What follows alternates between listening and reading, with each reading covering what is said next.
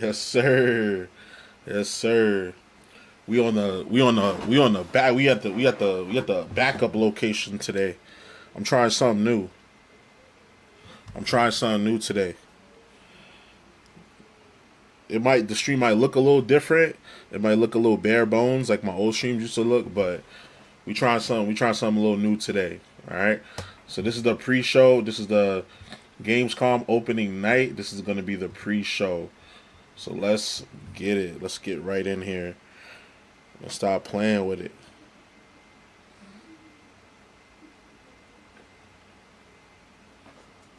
Kyle Bossman. How's it going, Kyle? Mr. Bossman?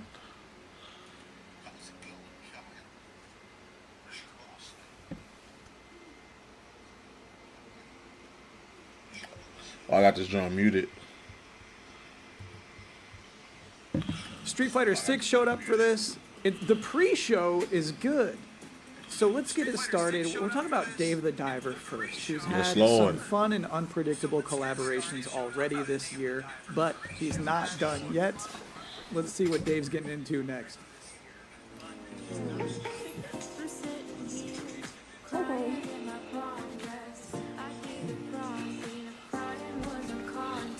Get on here, I'm Maya. Tablet.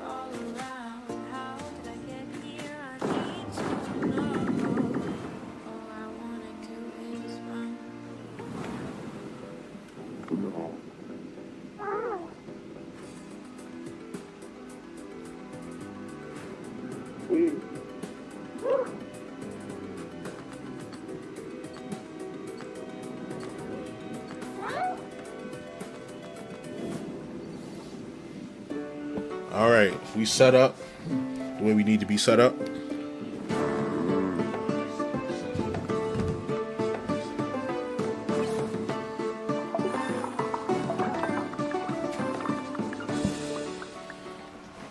If you're just joining us here at the pre-show, you're still relatively early. You only missed one trailer so far. And our next one is for a brand new game in a storied franchise, well known for its depiction of long-distance relationships. Let me throw these headphones in.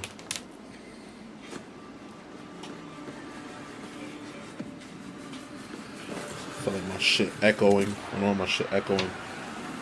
1944.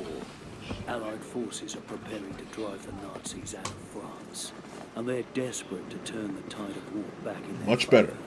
The French resistance have With the uncovered Sniper a Elite? rumor of a secret weapon so ruthless, Looks like so Sniper Elite. severe, it could make it impossible to reclaim France. This threat can't go ignored.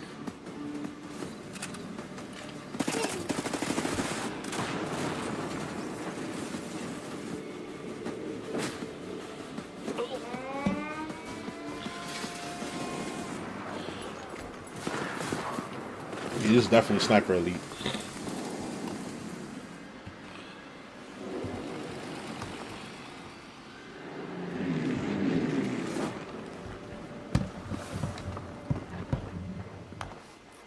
Welcome back to the Opening Night Live 2024 pre-show. The main event is close. It will have the big games. It will have the big game announcements. better. But for now, this pre-show is bustling along.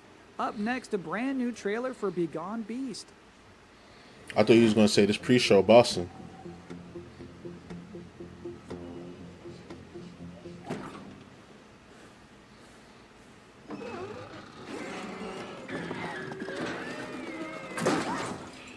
See why you can't control the live from here.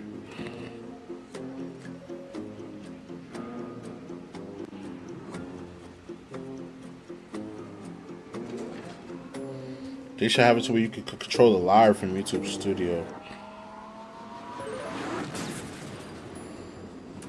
Alright, I'm gonna have to do something. I'm gonna have to get creative.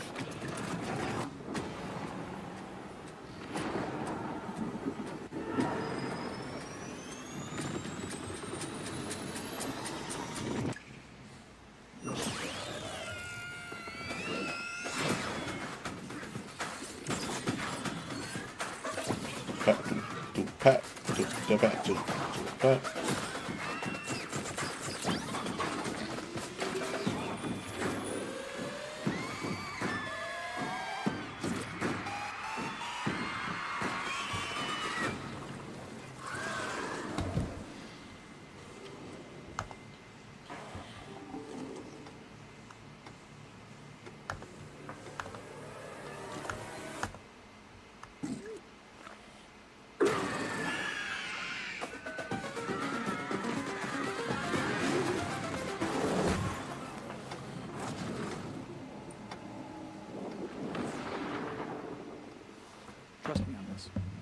You're about to see the most thrilling trailer for a road building simulator Why is he you've acting ever like that? seen in your life, right now.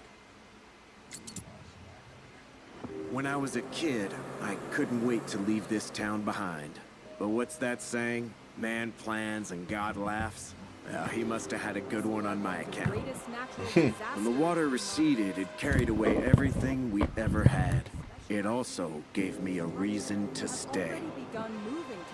Truth is, we can't stop what's coming. The important thing is that we rebuild.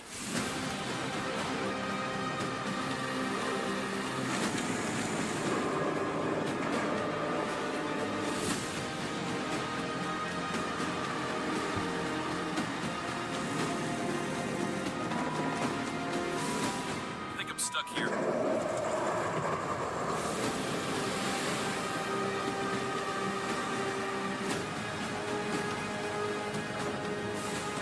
What's the Farming Simulator 25?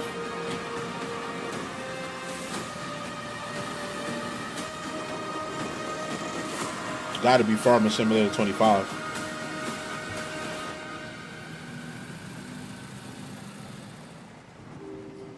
Oh, Roadcraft. Excuse me. And now you're about to see a couple of games that will make you say, Why he acting weird? Like, I feel like he acting a little weird. Something off. He might have, like, he did a bump or two before he started.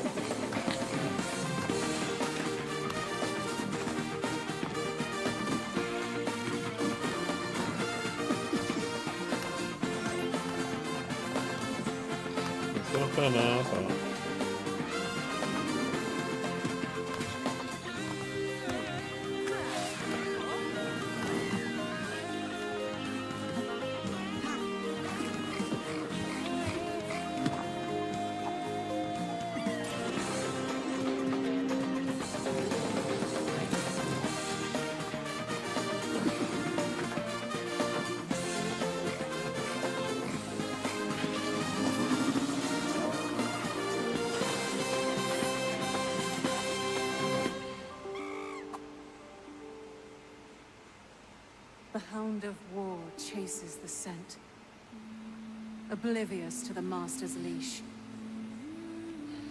True balance lies beyond the edge of a blade. Do not take free will for granted. I know I... And not, Latin, Souls, Demon Souls. This looked alright. I meant to play the demo. I watched a few people stream it. It looks okay.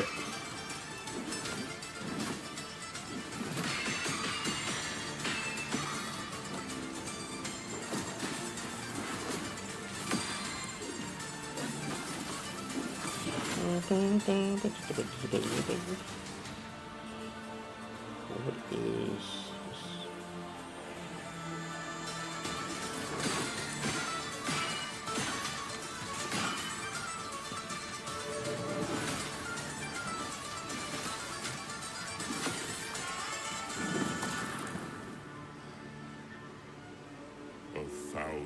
words and tales worn as medals avail naught for a hero's self-proclaimed. And what of you, trespasser? Have you come to pry the stone from his boot? It matters not. Your fate is sealed by weapon drawn. This day, a bloodline ends. Noctua, the last song. It looks alright.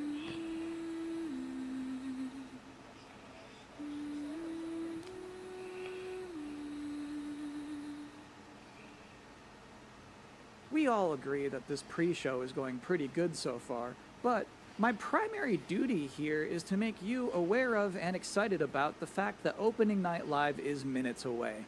So here they are, the top 10 reasons to look forward to exhausted Gamescom opening and night annoyed. live 2024.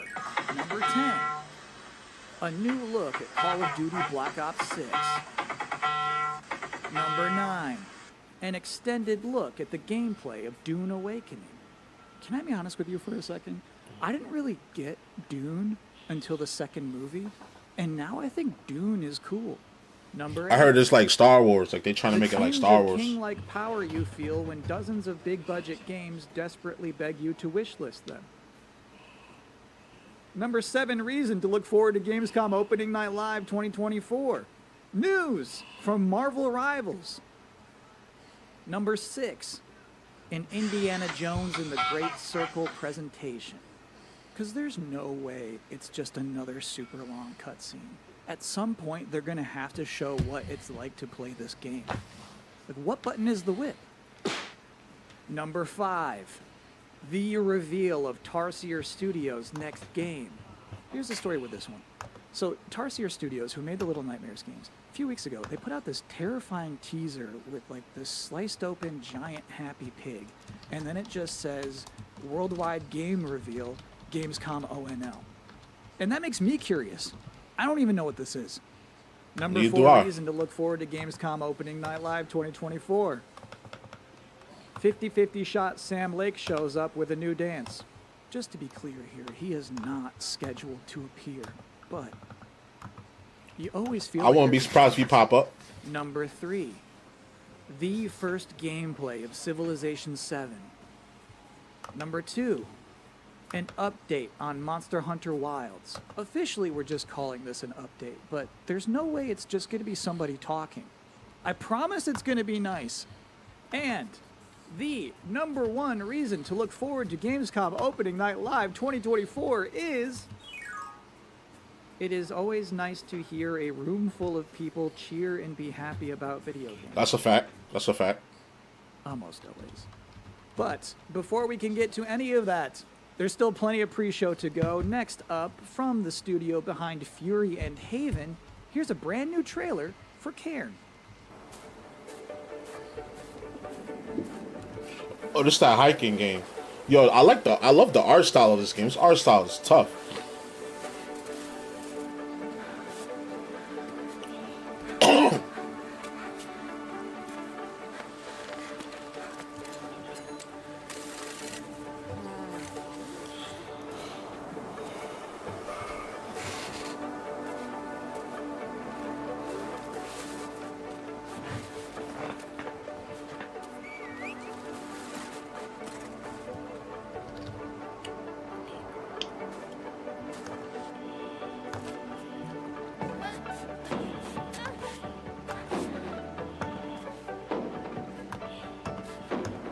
This is definitely a chill stream vibes kind of game.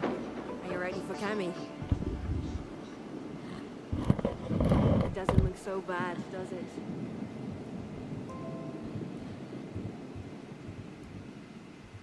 This next part is cool. You're going to see a mysterious trailer for an unannounced game, and then immediately after that, I have an interview with that game's developer.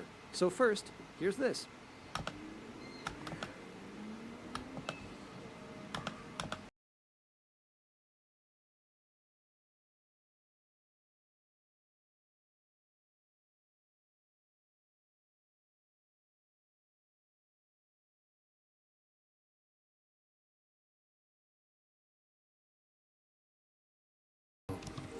Unsettling.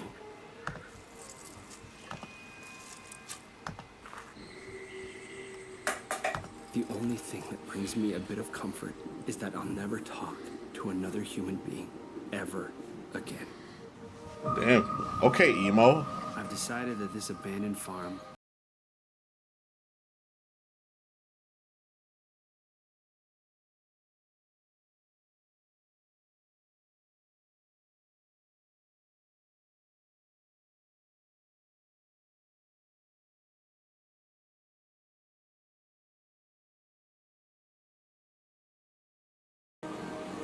it gets your mind off things, like the things you've lost.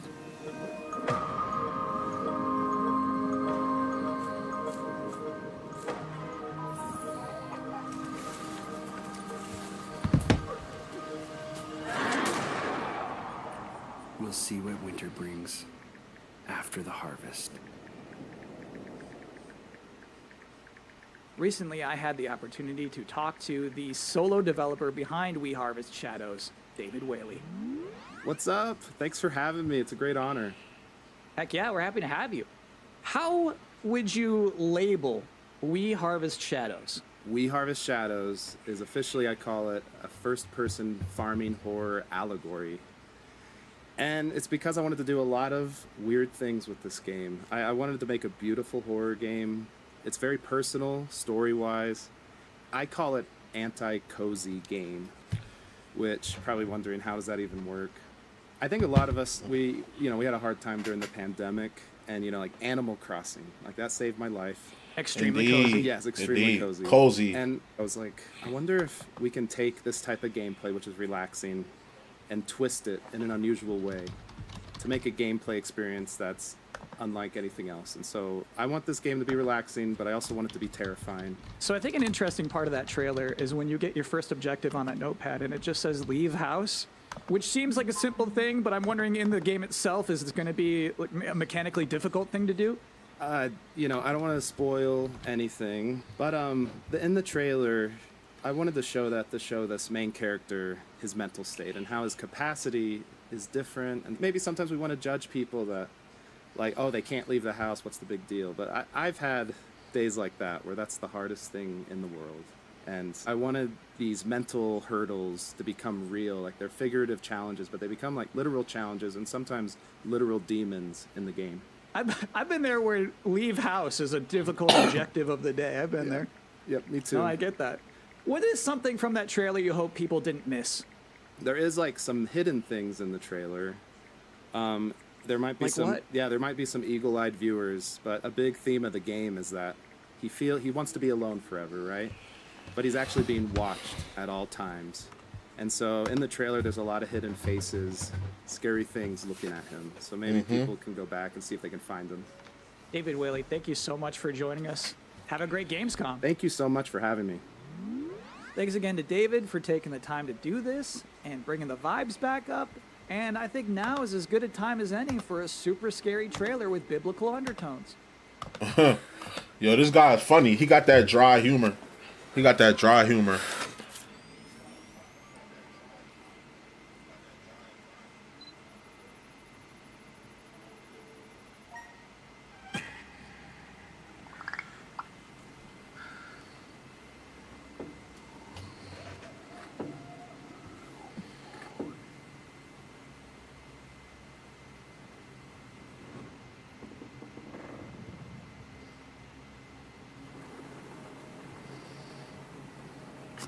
True horror often doesn't present itself in the way we expect or desire.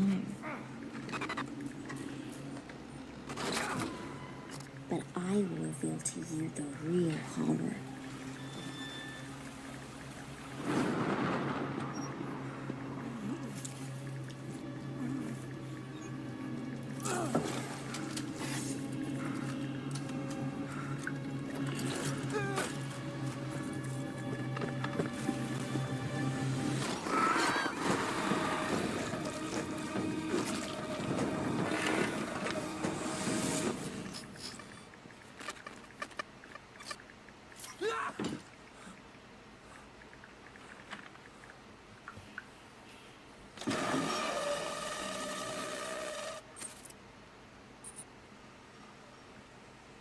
Bellissimo.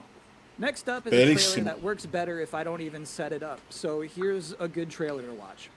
Stuck on a planet with nowhere to poop? The juiciest burgers in the galaxy. Burger Squirt. Flappy Extreme Learning Smartbot from Hot Whiz. I smush it down my throat. Our new Hey, yo. Ding dong! Greetings, brave explorer. We here at Alta Interglobal would like to welcome you to our newest venture, the colonization of space. You've spent almost a century hurtling through the universe in cryosleep, ready to begin your work on this strange alien planet. Unfortunately, changing market conditions have led us to the realization that space exploration is far too costly and unpredictable, and Alta has decided to cancel all future plans in space. I regret to inform you that you have therefore been made redundant. Your final check has been sent. We thank you for your service, and we hope you eventually find a way home. Good luck.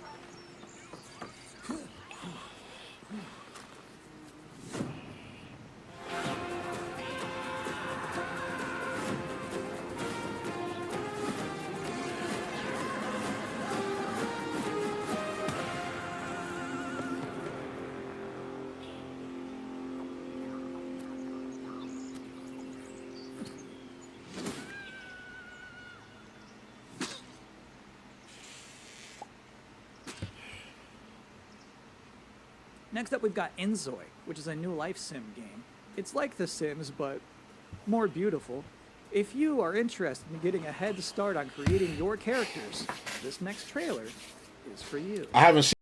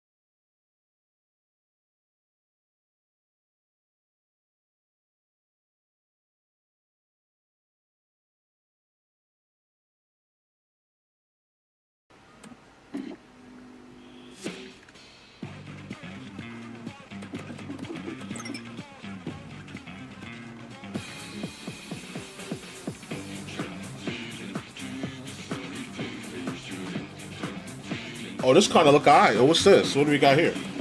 We got mechs. I fuck with anything with mechs in it.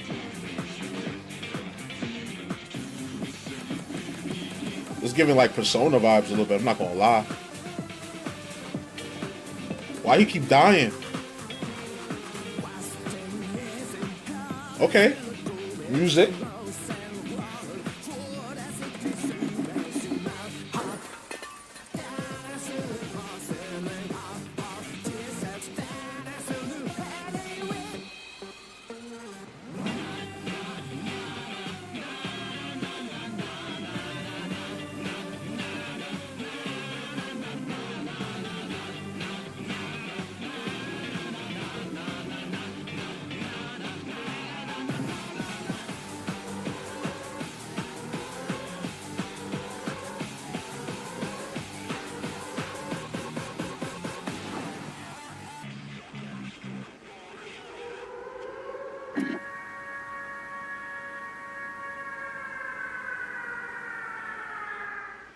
Welcome back to the Gamescom Opening Night Live 2024 pre-show, where we are getting people excited for a big night of video game trailers by showing you more and more game trailers.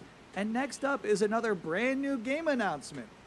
I've always wanted to fly. A brand new game? The joy of it, the freedom of it. To just take your life in your hands and soar. Take your life in your I hands. think that's in us all, isn't it? At least that's what my dad taught me.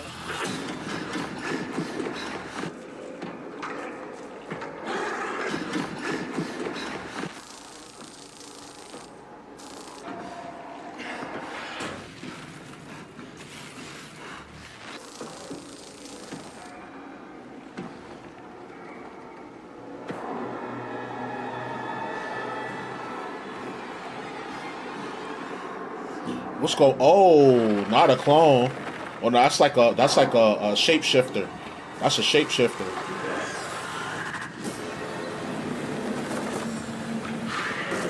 Oh, hold on. Directive 8020. This Okay. might be hard for you to believe, but we have just one trailer left in this pre-show. You might remember, back at Summer Game Fest, Capcom announced that Terry Bogard would be joining Season 2 of Street Fighter 6. Then, last month at EVO, we all got to see what his in-game character model looks like. But tonight, now, in this moment, Terry's about to power dunk all doubts. Power Here is dunk! The Street Fighter 6 Terry Bogard gameplay Power reveal. wave! Blast the wolf! Come on!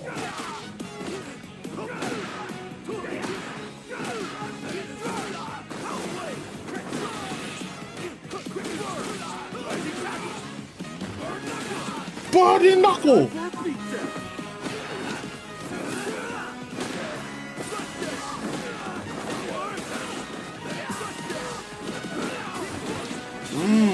He makes you. Okay.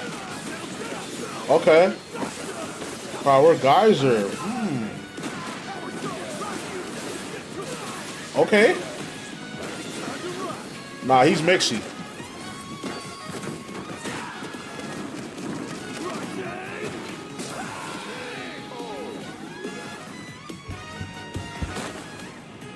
Now, where to tomorrow? Good stuff, Terry. And that's it for the pre-show. Gamescom Opening Night Live 2024 is now officially just seconds away. Thank you for hanging out with me here and Mucho too. Hope you enjoy. Thanks for watching.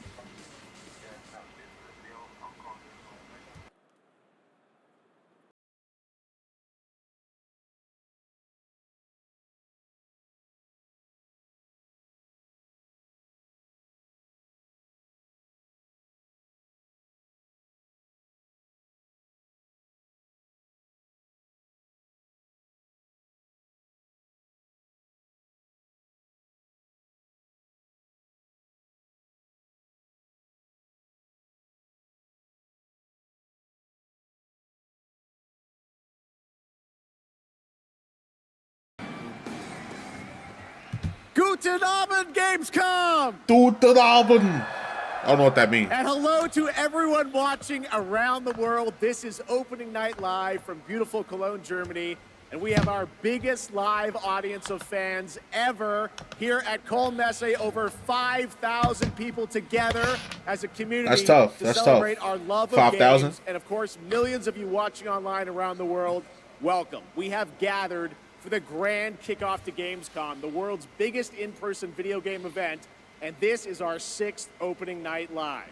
Now tonight, for the first time, we have a live sign language stream of ONL to make the show even more accessible. Thank you to Kaborski, who's signing the show right now. Thank you, Kaborski. That's what's up. That's what's up. We like accessibility. We like diversity. Now, while the game industry certainly has faced challenges this year, I know that ONL will get you excited about what's to come later this year and in 2025 and beyond. Now, over the next 2 hours, you're going to see world premieres from studios big and small, including, yes, some new game announcements you're not expecting, and some surprises, so get ready.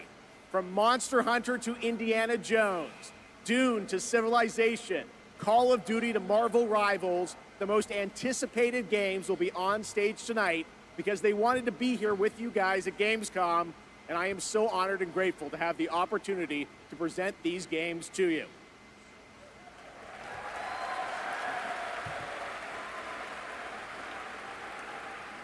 So Gamescom, Sensi bereit for the world premiere?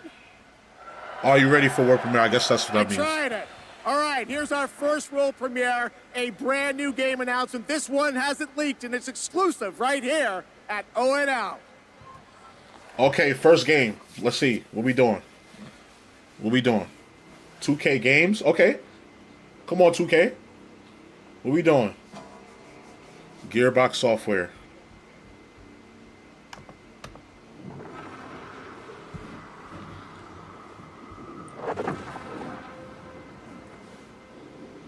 $2K games, Gearbox. I think Gearbox made what games they made? They didn't make I forget what games they made.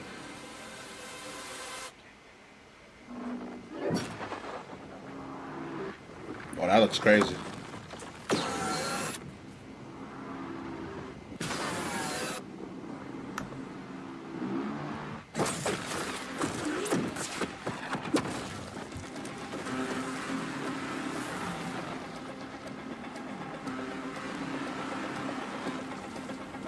What do we have here? A helmet?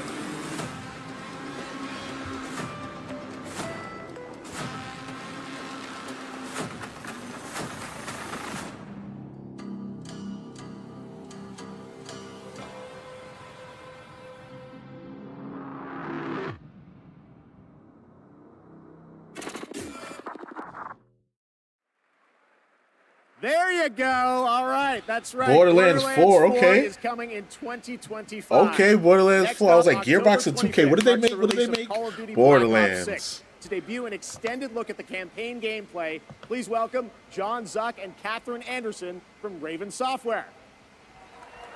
That's tough. I like that.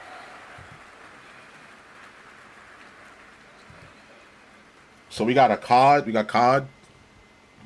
Black Ops returns with an epic story and signature blockbuster action where players question everything and trust no one.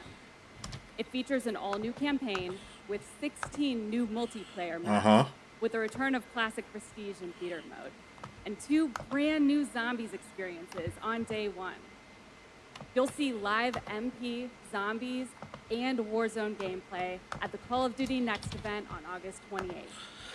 Yeah, And that'd be on getting August boring to me. 30th, you'll be able to join the MP open beta to try out the brand new Omni movement system for yourself. That's gonna be a game changer. Today, On movement. We're here representing the Raven team, who's leading the campaign in partnership with Treyarch. The Black Ops 6 campaign is set in the early 90s, a time of global turmoil and uncertainty as the Cold War comes to an end. Yep. You're joined by legendary characters Frank Woods, the grizzled vet, and Russell Adler, the ultimate wild card. Together, with new allies Troy Marshall and Jane Harrow, and unbound by normal rules of engagement, you'll unravel a mind-bending conspiracy.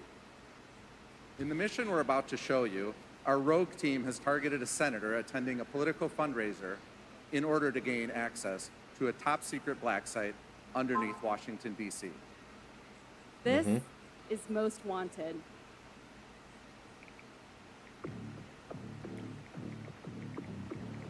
So we're gonna show up to this fundraiser, get what we need from the senator, then grab Adler from the black site before anyone knows what's happened. Camera actually works. Okay. Sometimes I surprise even We get active. Let's just hope Sav and Case can get the retinal scan. Senator's on stage now. Use your camera to get a better look. The senator isn't giving interviews tonight, and he doesn't go anywhere without his security detail. I've marked a few leads that could help get you close enough to do the retinal scan. Take your pick. I got it on good authority that the senator stole some sensitive information from the people I work for. Who the hell are you? Blackmailing a senator with sex tapes. Can't beat the classics. I've cleaned up another of your messes. Lee Grisham, head of security for All Drain Energy. Grisham might be our way to McKenna.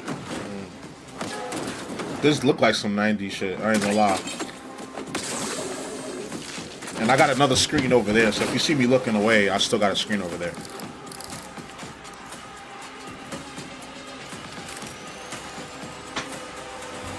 I have like a whole super mega setup over here. Capillaries in the senator's retina. It should have just enough resolution.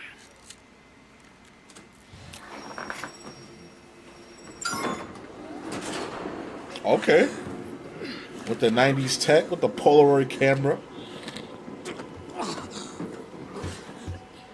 Please help. Well, that wasn't Polaroid, but y'all know what I mean. Knew our schedule somehow. Started shooting. It must be Pantheon. Gotta be. What's bro name? We don't know his name. Let's get it. That was a fire transition. I like that. I love how cinematic it is.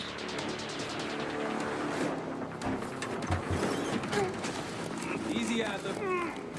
We're here to help. Guess Woods got my message. The old man says you're worth it. You better be right. Sev, we got the prize. Good. Now get out. Fast. We've got party crashers up here. You know they ain't getting out. You know they ain't getting out easy. Good to go. You know they gonna have to fight their way out. Am now.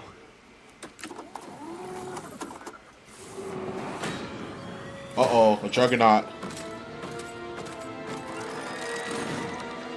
Take cover. Stay low until that minigun stops spinning.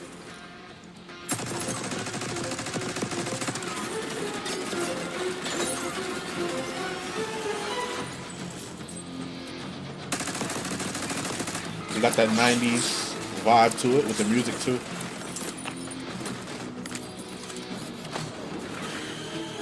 Did they have all this advanced shit in the 90s? I don't think they did. Stay down. Nice work. These Pantheon guys literally set the big guns. Somebody will probably comment and let me know if I'm right or wrong, though. Like progress. I'm not like a big military buff, weapons buff. I don't know. First. I'll give you a boost. You first, Adler. Come on, Case. That shit gonna collapse.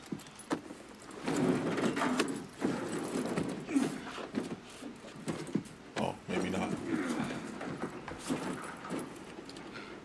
Easier coming down. Here.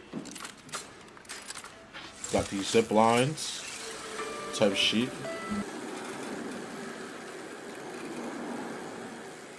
Almost home free.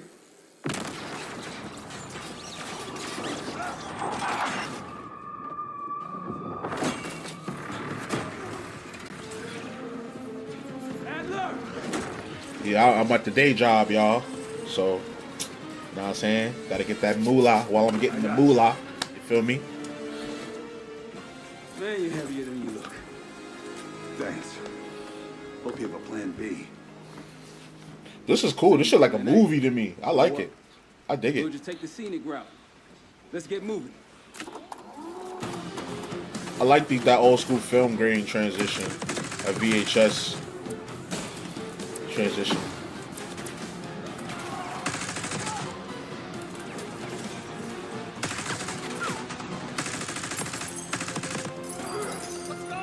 The frame drop and the stutter is on purpose. They have a VHS like film grain filter over the gameplay, so don't be like, oh, it's laggy. Like if you was born in '90, if you was around in the '90s, you understand what they're doing here.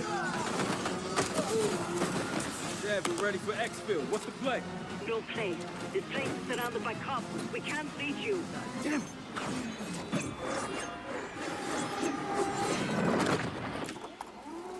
That throwing knife gonna be deadly. Just like that, huh? Just like that. Type shit. Ever do anything like this before? No. But I don't see any better options, and I'm running out of bullets.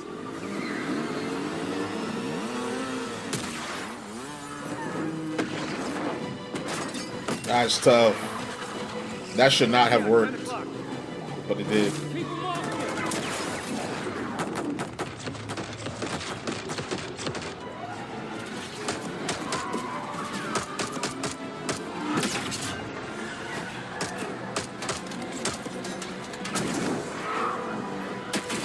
You know what kind of aim you gotta have to be shooting off of the car like that?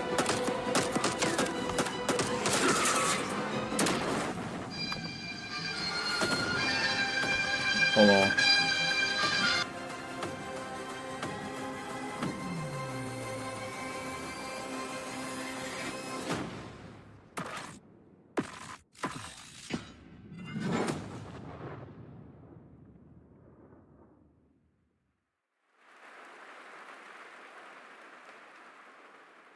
There you go, Black Ops 6, more coming at Call of Duty next. And now I'm honored to introduce my co-host for Opening Night Live. You know her from her years of hosting League of Legends esports around the world. Did you know that she got her start as a competitive Unreal Tournament player? That's right, please join me in welcoming to ONL, Shocks!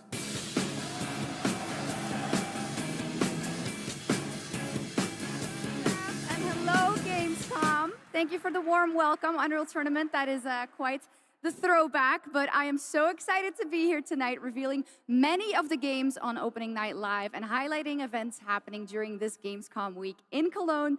Gamescom really is the best week for games worldwide every year, and I am so stoked to be back here with you all celebrating it. Now, it is my pleasure to share a message from Gamescom to you, our gaming community.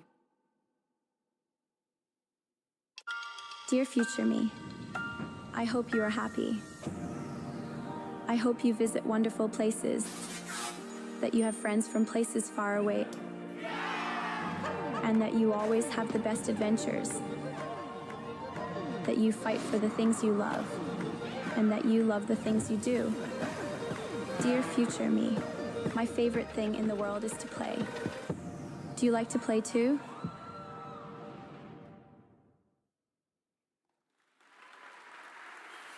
Yes, the future is here, and we are ready to play. Let's take a look at this fun trailer.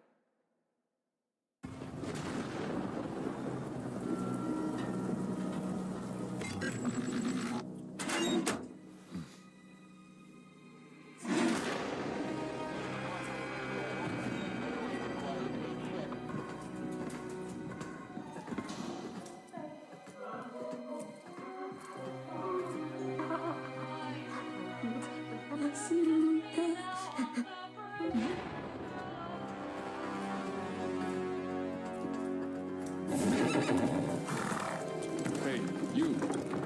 You're finally awake. You were trying to cross the border. Hey, you. You're finally awake. You were trying to cross the border.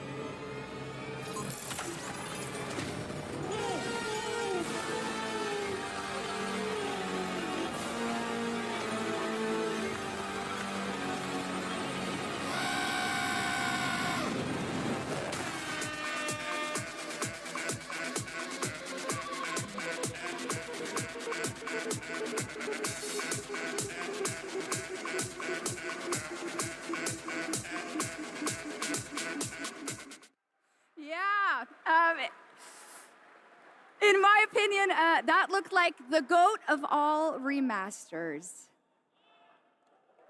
Okay. Well, we are expecting hundreds of thousands of fans at Gamescom this year in person, but if you cannot be here with us, don't worry. You can join us virtually by going to Gamescom Global, where you can explore and discover what the world's gaming industry has in store for you. And our very own Gamescom studio is here with all-day coverage of the event, so tune in to Gamescom Studio's broadcast by IGN on Twitch or on YouTube. Now, we have some news on Persona 3 Reload and its next DLC episode, Aegis, The Answer, coming on September 10th. It's time to reveal a surprising boss fight coming to the game. Tomorrow and all the days after it will be March 31st. It's like Tartarus all over again. There is a strong connection between all of you and what's happening. Let's just open it. Then we'll know. Something's wrong. Ravage them! You'll never see it coming. Why is it after us? Persona! Here it comes.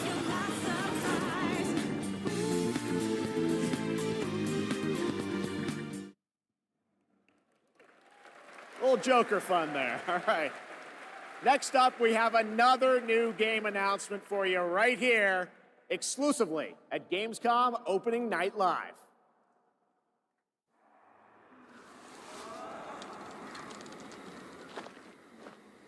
The tracks lead this way.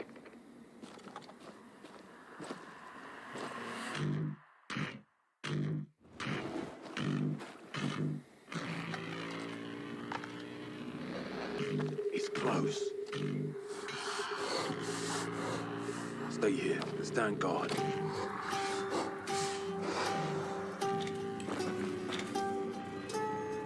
On me. Well, for you, I had to take a work call. Luckily, I missed the trailer that I didn't really care for.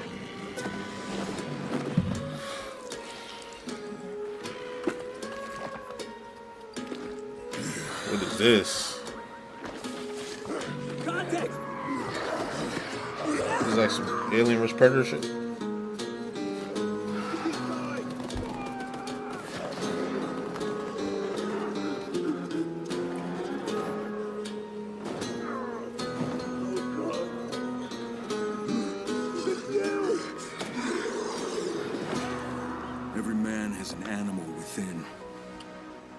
you push too much, you might unleash the beast.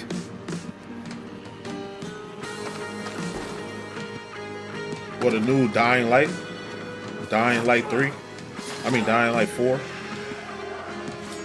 No, Dying Light 3. I'm bugging.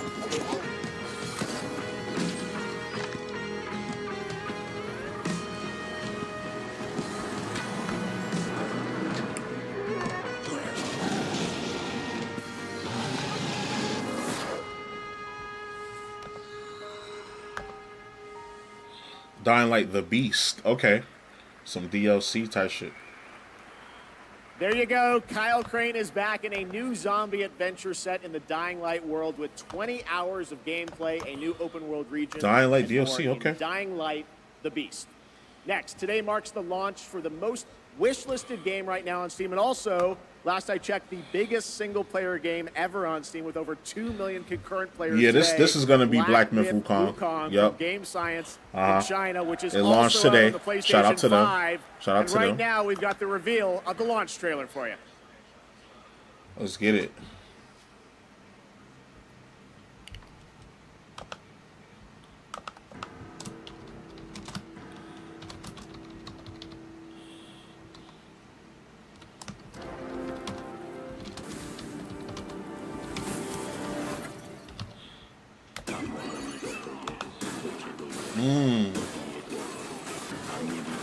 I can't wait to dig into this, man.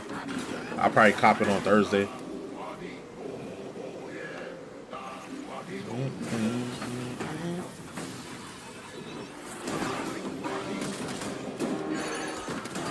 The combos is gonna be crazy, and the abilities, man.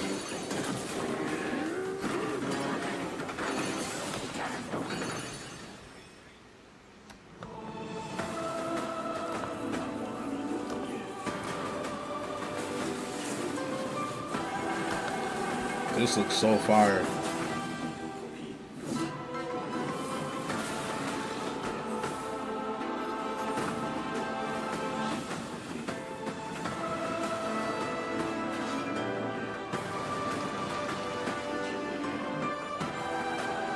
I heard it's like a boss rush kind of game.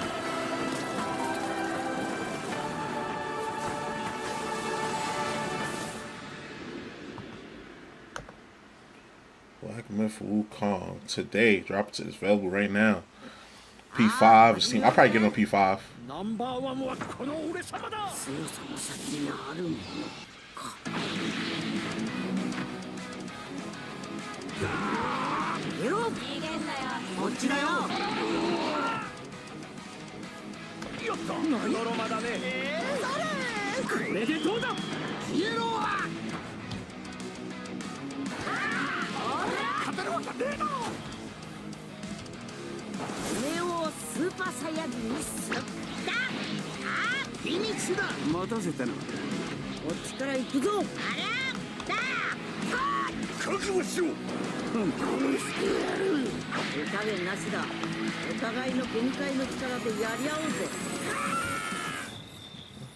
Dragon Ball Sparking Zero October 11th. Share your energy with me. Yeah, I can't wait for that. That's gonna be fire. Like I don't even look at that because I already know it's gonna be. I already know what it's hitting for. Welcome back to Gamescom Opening Night Live here in beautiful Wargok. Who's ready to roll? Live from the Construct Coliseum, it's time for everyone's favorite game, King of Meat! We joined recently kidnapped celebrity guest contender Jeff Keighley at the starting line. Wait, starting line? And that battle cry proves how committed Jeff is to any project. Let's check the soch with our sideline reporter. This dungeon is throwing everything at these contenders, but the JK machine is leading the way to the finish line, and the chat is blowing. What is all this? Death traps, unapproved nicknames, and a giant horse trying to hoof me? An eloquent and marketing-friendly description of the game, not to mention a perfectly timed transition to the world premiere trailer for King of Meat. Ready for action? Ready for mayhem? Ready for gold and fame pouring from the sky? Challenge challenges from the most twisted minds of the most ghoulish dungeon creators are transformed into monstrous reality. It's like a nightmare in dungeon form. Okay, nice little party game for the homies. Tried to come in my home, take my chrome, I took your ass on.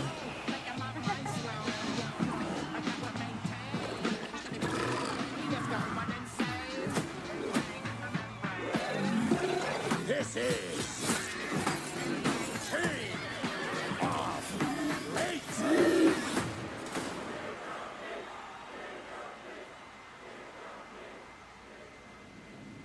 Still got it, Keely. Still got it.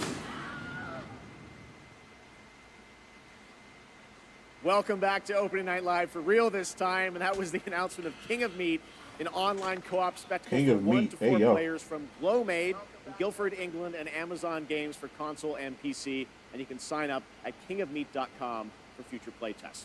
Now, one of the things I absolutely love about making these shows is that we get to introduce you to brand new games and teams, like this one. To reveal their first game from their new studio, FuzzyBot, please welcome Tatania Dislova and Max Spielberg.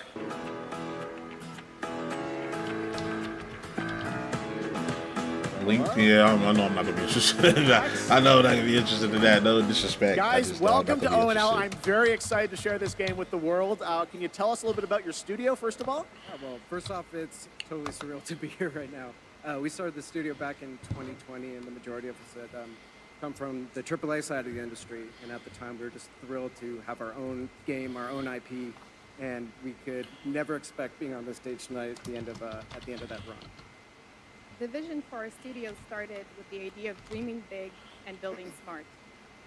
The concept for our first game, even early on, felt very unique and full of heart, and this helped us bring together a very passionate team of talented developers.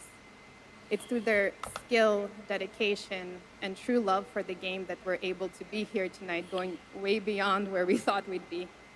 Well, I got to play this a few months ago with you guys. I had a ton of fun. Tell us a bit about your game, Linked. Yeah, so our debut game is called Linked, Banner of the Spark. It's a co-op action hack and slash with a bit of roguelite and town building elements.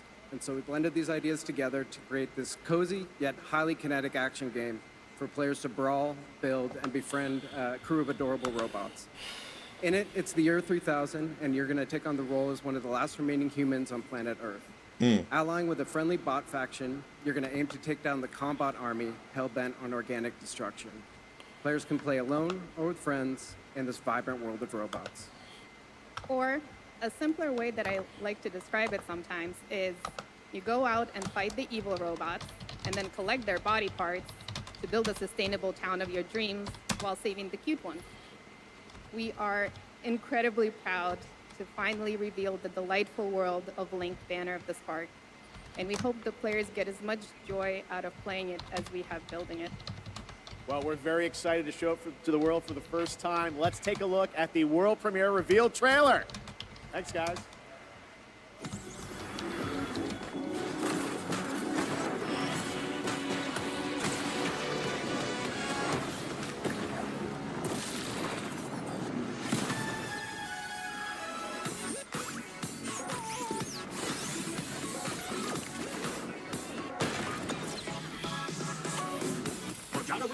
Yo, Luna Smith, thank you for the follow on Twitch. Luna Smith, thank you for the follow. Appreciate you. Luna Smith, 0. I'm assuming you had to put the underscore in the 0 because the name was already taken.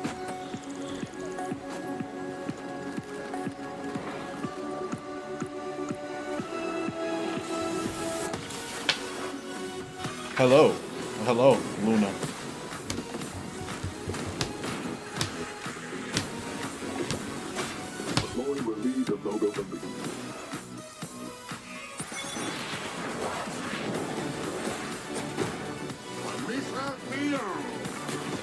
How are you doing? I'm doing sensational. Sensational. How are you doing?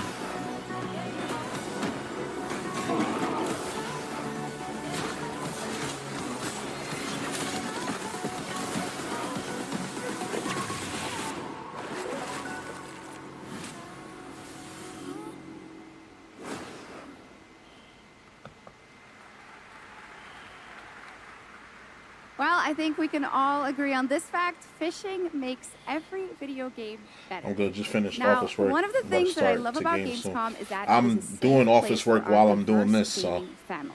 And there is an amazing platform called Gamescom that's what's Cares up. Which game you about to play? shares About to play social Black and Myth? environmental Black Myth responsibility Wukong? projects that we care deeply about.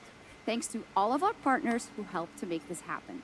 You can learn more by scanning the QR code below. And now, the first look at the gameplay of Lost Records, Bloom and Rage, a narrative adventure from the creative minds Yeah, I'm not gonna be behind interested in Life that. is As soon as you said narrative adventure. By the way, which game do you play the most? I don't know. It'd have to be between a couple games. I've been playing Final Fantasy Rebirth I'm glad, but slightly surprised. and Persona that you showed 3. up tonight. Those have been taking up a lot of my time. When I saw your text, all these memories came flooding back.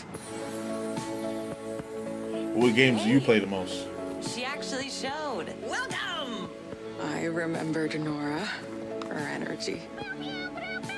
Shit! Where's my fucking pick? The Tharp one's her favorite. I remembered you. Nice one, Autumn. You were the coolest. Skateboarder's wisdom. Never land on your wrist. I want to see you skateboard, Autumn. I remembered Kat. Whoa, watch out! She was like a firecracker. Fuck! This is serious. We're gonna need a real band name. How about Bloom and Rage? How could I forget? Whoa. Guys.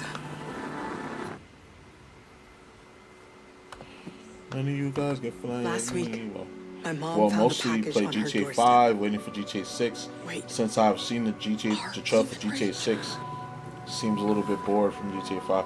I know. I bet. It's a long wait. We gotta wait till probably the end. We gotta wait till the end of next year. Crazy. I'm just trying not to think about it. I'm gonna just not think about it till it comes out. Then when I get it, I'm gonna stream. I'll probably stream that game every single day. Every day. That'll probably be my new game. I'll just stream that every day. Because GTA 6, bro, like, oh man. GTA 6.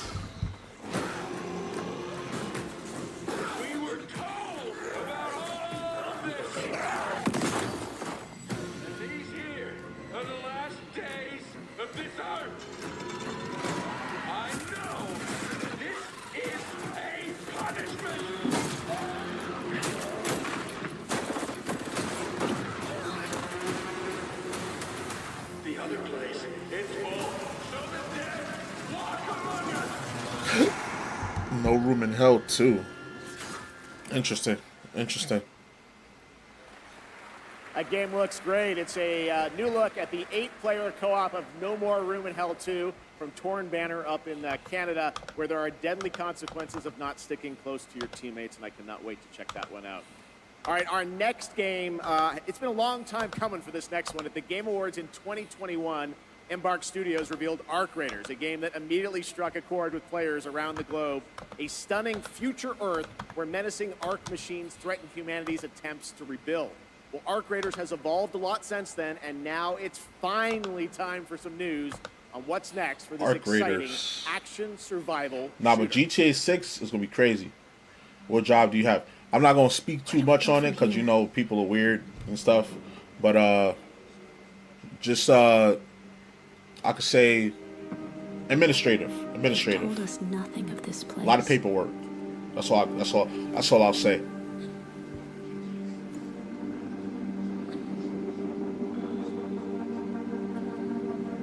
Look at us now. Like, I'm working as I'm doing this right now. Nice job, by the way. Thanks. Raiders. It allows me to stream at the same time, so I love it. I'll get to work from home, chilling. Everything to lose, Forever grateful for this gig. but even more to gain. I've only seen a few games. Are you part-time streamer or full-time? Well, I stream every day, and I stream at least 6 hours a day. At least 6 hours a day. So I'd consider myself a full-time streamer, but as far as like income, definitely part-time. Definitely part-time. My day job is what pays the bills. I'm trying to get to the point where I'm full-time streaming though.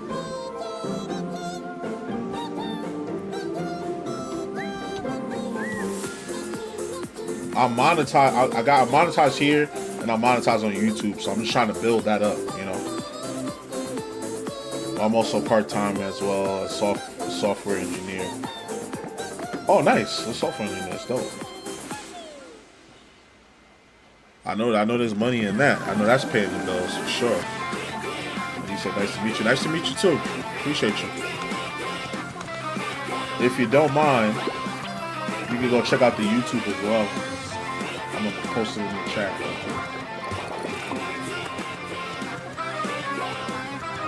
I do like reactions, I do playthroughs, unboxings, reviews, all gaming related. All gaming related.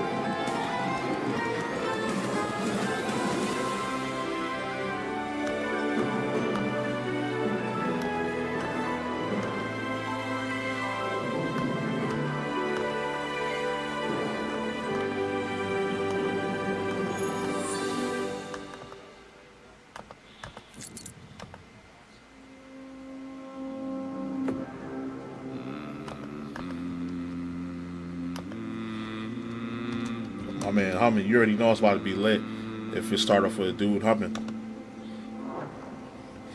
What is this, Warhammer?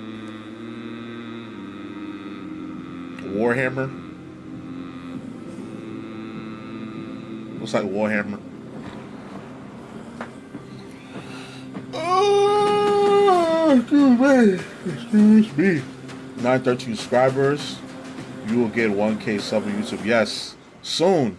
I'm working towards it. I've been doing this for like 4 years, but like the past, I want to say year and a half, I've been like really going hard. So I got the first tier of monetization with the 500 subscribers. And then now I gotta get the second tier so I can get the ad revenue. You said, well, I'm also a professional graphic designer. Oh, would you like to check some of my work? Yeah, sure. What's your you got like Twitter or something? Twitter or Instagram?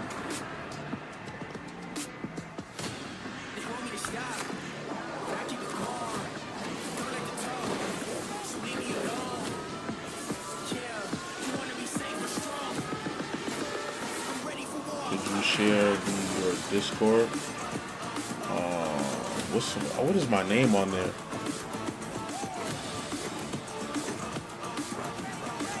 It should be the same name. It should just be JusticeXFalls. Do you got to put the numbers after it?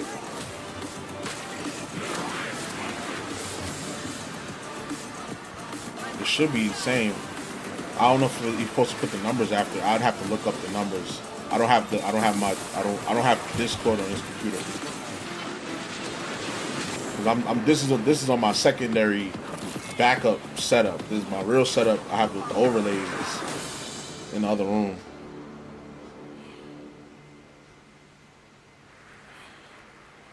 What you saw right there was see if that worked though. See if that worked. Shooter built by an indie team from the ashes of I think the numbers is 3411 or something like that. Something like that.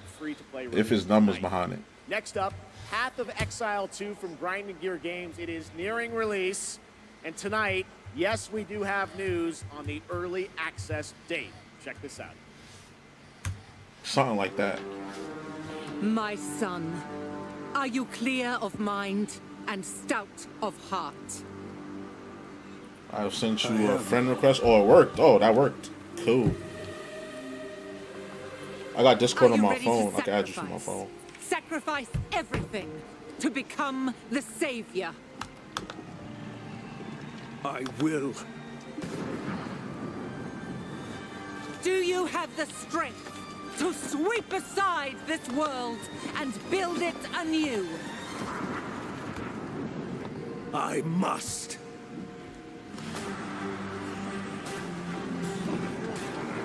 Another Souls-like? I'm gonna just be the guy and say it, like, these companies is dragging it with the Souls-like game. I mean, I know the Souls-like games are fun, they're cool. Oh no, this is like a Diablo kind of vibe. Oh, this is like the Diablo Vessel of something. Vessel of whatever. I got bored with Diablo. I'm not gonna lie. Now, I put mad hours into that. Are you ready to fulfill Just got bored. your destiny?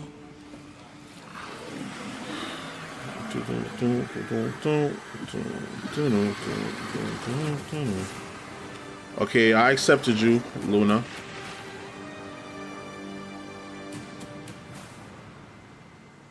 Yes. I am ready. Well, that looks absolutely great. Can't wait for that one. And now, Gamescom is known for the cosplay. The vision and dedication cosplayers put into their craft is an inspiration to us all.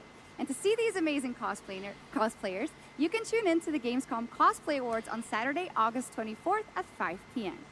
And if you're into indie games, who isn't, you can watch the best indies of Gamescom in our Gamescom Awesome Indie Show tomorrow at 8 p.m. on Twitch and YouTube. Enjoy exclusive announcements and interviews all packed into an exciting one-hour show hosted by Shay.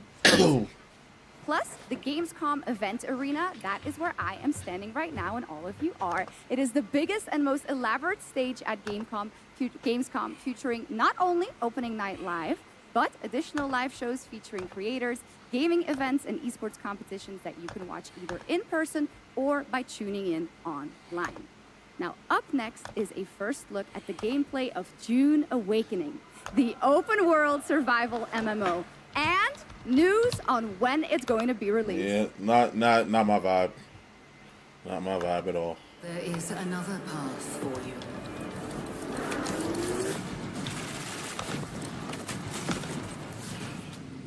Awaken.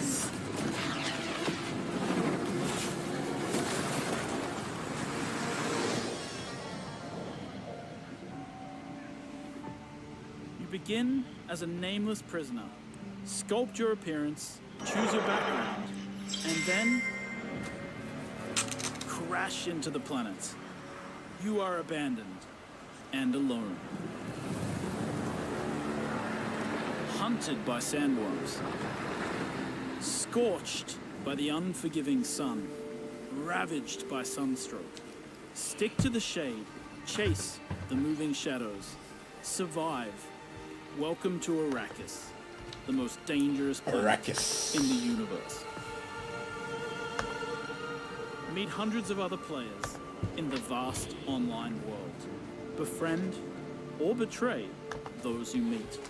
Form a wary alliance, in this case, a spit dart rifle and a still suit, for your help taking down territorial deserters.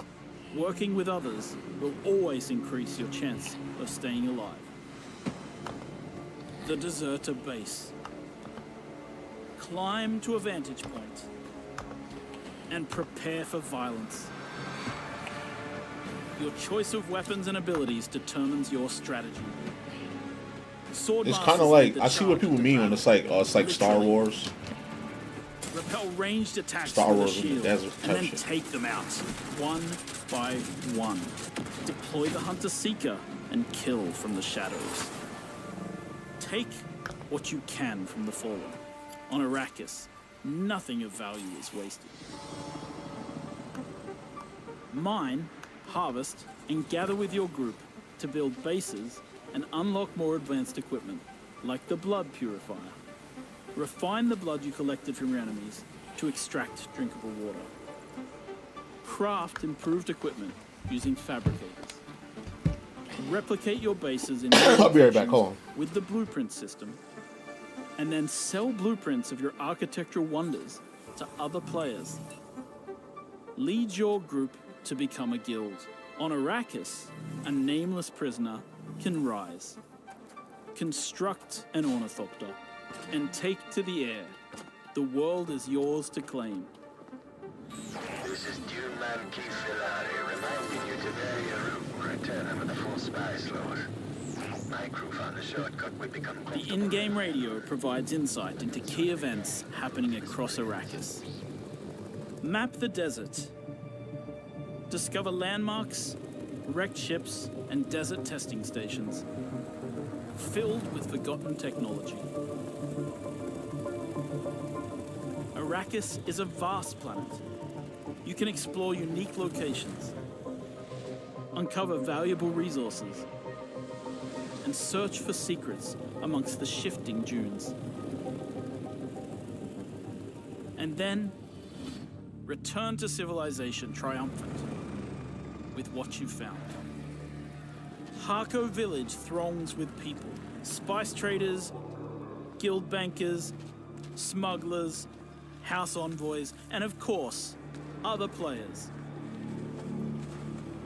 Here, you will pledge allegiance to one of the great houses of Dune, the Harkonnen.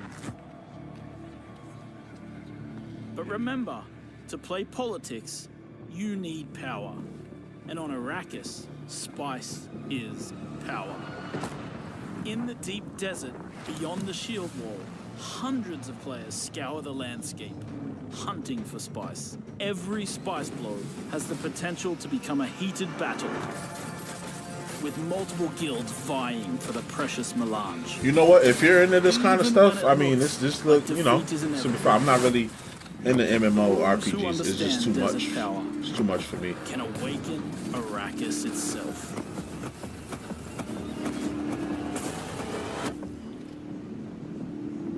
I've subscribed on YouTube as well. Appreciate you. Thank you. I'm gonna check out your art. So what I've seen so far looks dope. I might need a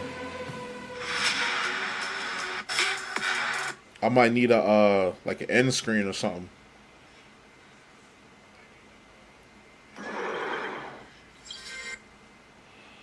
Well, you can't have a Dune game without the sandworms, and the sandworm summoning. I kind of want to redo my logo over. Drops on PC early. Like you see what I have them as my Twitch logo. I kind of want to do that over.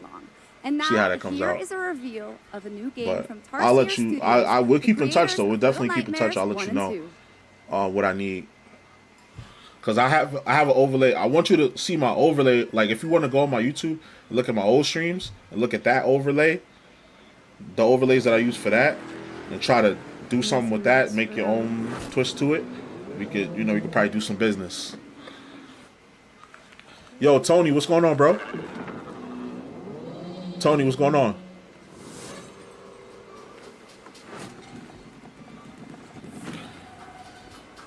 I'm on my alternate setup. That's why I don't got my my overlays and all of that. Cause I had to start work early, but I wasn't going to miss Gamescom. Definitely wasn't going to miss Gamescom. This is free money. This is free views right here.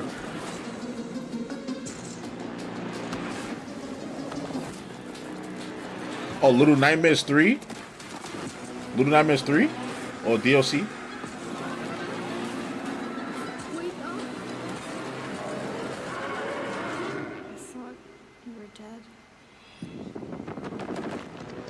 Reanimal. Man, that's a Little Nightmares clone, man. Come on. I thought that was Little Nightmares 3. I copped a monitor today from my ROG Ally, and I got 2 screens. Reanimal, the next big entry. I feel like it's necessary to have 2 screens, easier to look up in game. Yeah, definitely it's easier. It's definitely easier that way. I would recommend. I definitely recommend Meet Epi, the robot 2 monitors. That's what's up, though. RPG How you liking the ROG so far? The Ally so far. Solve tricky puzzles, win prizes, gather trading cards, digital trading cards. Well, I see you have your channel. I have some ideas related to your channel that will not only lift your Twitch stream as well as attract the many viewers. Okay. Would you like to? Sure, tell me. As an evolving open-world adventure, today Genshin Impact is unveiling more about the 6th Nation of Natlan, which will be released on August 28th. And we also have some news about when the game will be coming to Xbox. Man, I don't really. Genshin Impact coming to Xbox. That's kind of big. That's kind of big. I'm not gonna lie.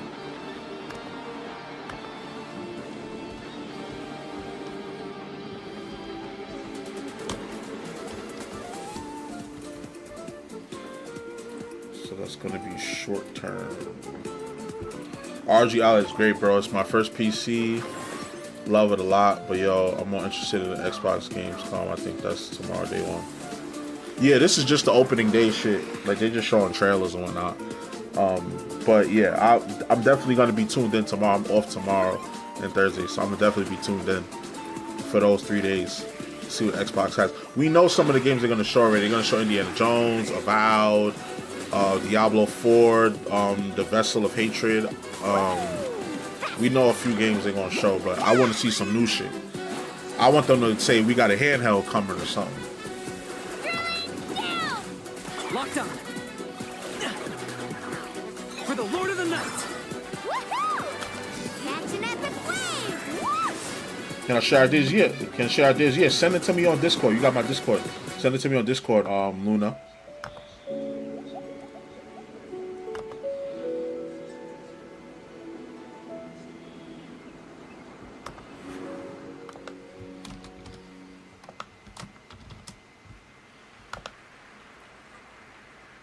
Alright, okay. There you go, Genshin Impact, and also That RG. Hold on, I'm gonna show you mine. I got mine. All right, I got mine right here. Head into the wilds I'm in the room Monster today. Hunter, which is playable for fans for the first time here at Gamescom. Capcom has an incredible booth. But now, to tell us more and show us more, please welcome to the Gamescom ONL stage, Ryozo Tujimoto from Capcom. Ryozo-san. Which chip did you get? Did you get the Z1 or the Z1 Extreme? I got the Z1 Extreme. はい、ドイツの皆様、配信をご覧の皆さん、こんにちは。今日は、モンスターハンターワイルズの最新の映像を持ってきました。まずは、この、時間を作っていただきましたジェフさん、本当にありがとうございます。Hello to all of my friends in Germany and to the millions watching around the globe. I'm really thankful that Jeff has invited me to the opening night live stage so I can share a new Monster Hunter Wilds trailer with everyone. Man, I'm not really into Monster Hunter. I'm not gonna lie. ゲームズコンでは、初 Not の really into プレイヤー that. 出展も行っています。今後ですね、世界の、いろんな様々な地域で、このようなプレイヤー Nice when you got it. I got it when it dropped. I got it when it originally dropped. I've had it all this time. それでは最新の映像をご覧ください。 I ain't gonna lie, I almost pre-ordered it, but I was like, nah, let me wait for it to come out. Let me do some research, and then I just copped it. I was like, yeah, it's just dope. I got the Steam Deck too. Hold on. Now, let's take a look at the latest trailer. I got the Steam Deck too. My word. Is this a Lollabarina floret? With the D brand skins and the D brand case, fire. If you need cases and stuff, go to D brand, dbrand.com.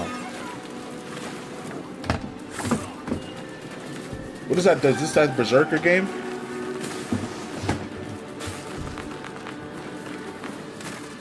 Kazan, I think it's like called Kazam, the first Berserker, something like that. Oh no, this is Monster Hunter. I'm bugging.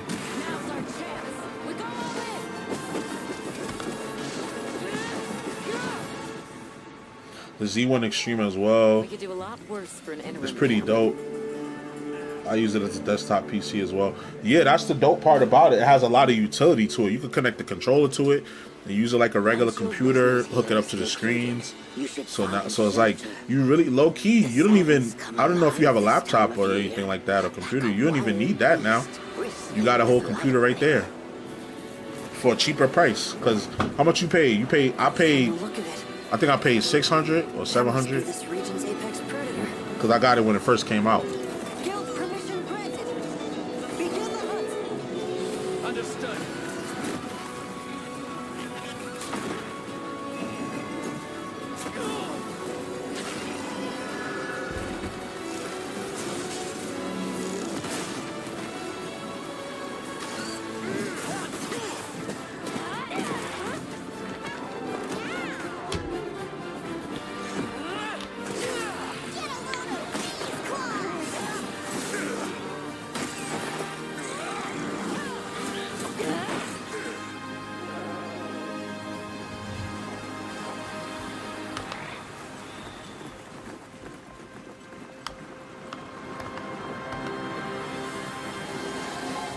Monster Hunter Wilds. I mean, that kind of looked kind of fire. I'm not gonna lie. I might have to get into it. So tasty.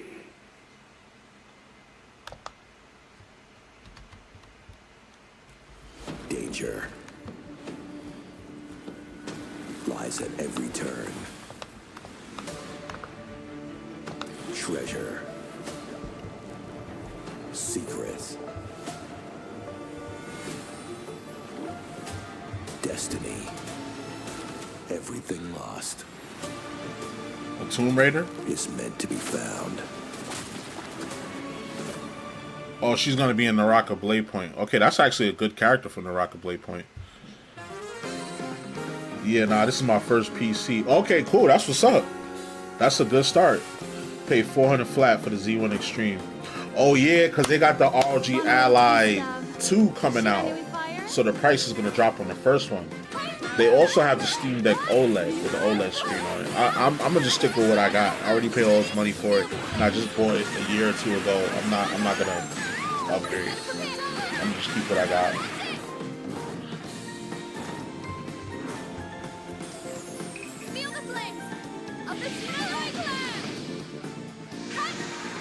Oh, this is the new what you call it? The Fatal Fury, yeah. City of the Wolves. What is that? April? What did I say? April 24th, 2025? Escort reactor core and upgrade Bunker City's power facilities.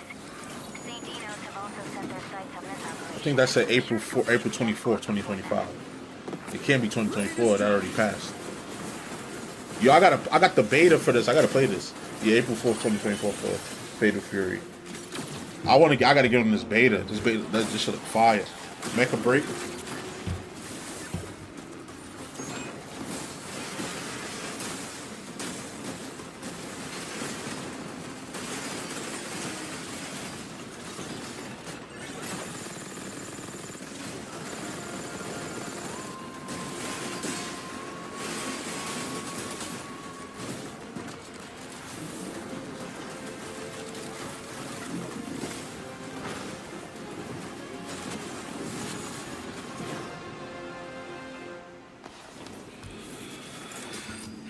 Oh, it's coming to Xbox? Good.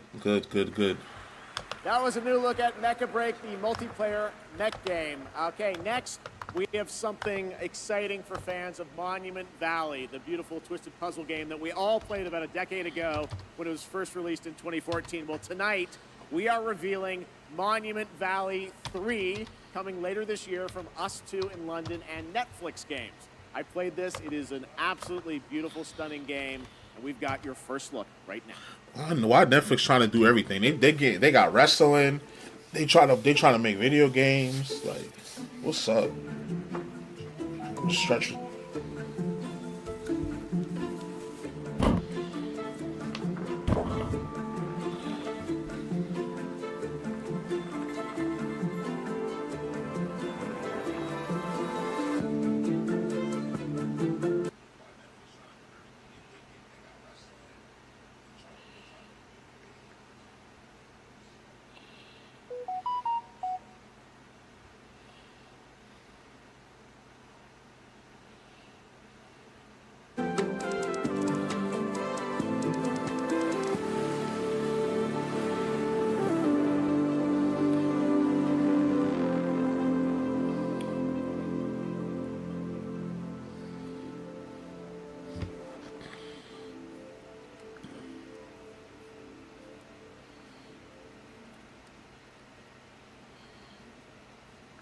Monument Valley 3 drops exclusively on Netflix December 10th, 2024.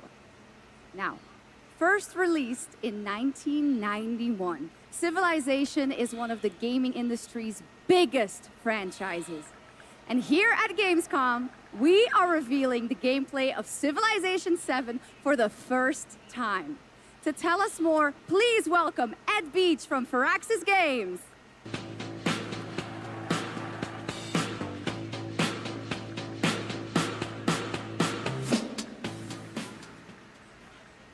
Thank you, Shocks. Thank you, Gamescom. It's hard to believe that it's been almost 8 years since Firaxis released our last Civilization game. People so love Civilization, bro. I don't know. To be here tonight at Gamescom. I just can't. I can't. About Civilization I'm not interested 7. in playing God. Civ 7. It's a lot of work. That's a lot of work. Civ 7 is by far the biggest, most ambitious game Firaxis has ever made. Everything from its new gameplay features to its gorgeous new art style is designed to immerse you in your own journey through history. Please join us after opening night live on the Firaxis Game Twitch channel for our official gameplay showcase, where we'll deep dive into what's new in Civ 7 and finally reveal our new in-game narrator. On behalf of the team at Firaxis Games who has worked so hard on this game, I'm so excited to finally give the world its first look at Sid Meier's Civilization 7. Please, enjoy. Civilization was a game that was created during a time when we were just discovering what games could be. And we said, let's put the entire history of the world into a game and make it fun.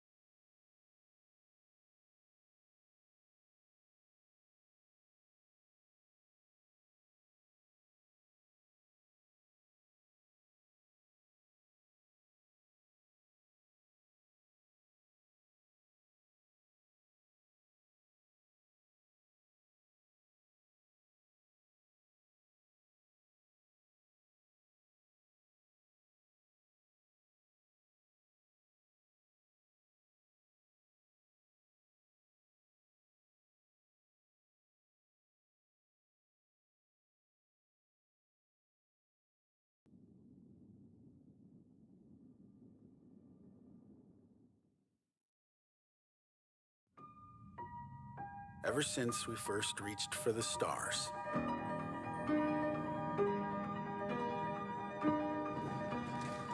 we've been asking ourselves, what else is out there? And more importantly, can we drive on it? Space.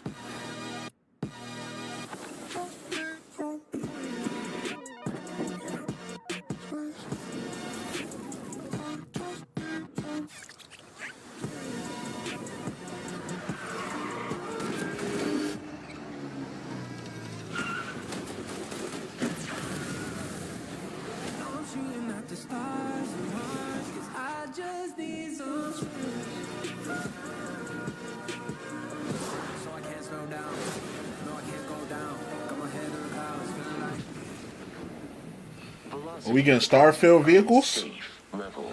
We getting Starfield vehicles? This is what the game should have launched with. Like, niggas done been played this. The Rev 8 has landed. We done played this should that it, like that should have launched with the game. With DLC? Shattered Space. I'll probably go and play that. I did enjoy Starfield, I'm not gonna lie. There's 2 bits of Starfield news for you and a confirmation of the expansion Shattered Space that is coming out on September 30th. Now it's time for an exclusive update on Marvel Rivals, the upcoming hero shooter from NetEase Games and Marvel Games. Tonight at ONL, we're revealing 2 new heroes who are joining the game with a first look at their gameplay.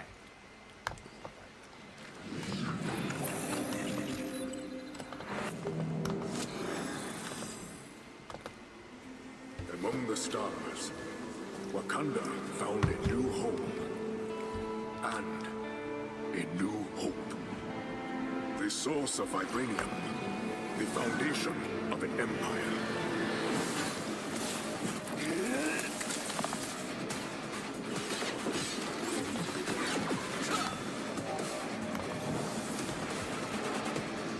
Snap out of it, Bucky.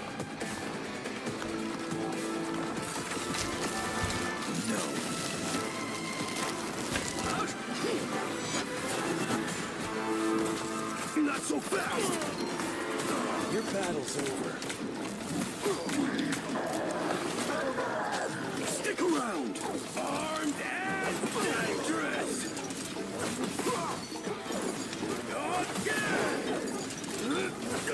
Together to victory!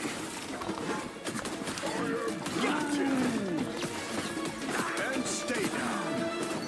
Maximum pulse! I can do this all day. That's kind of cool. That's kind of fire. I'm not gonna lie.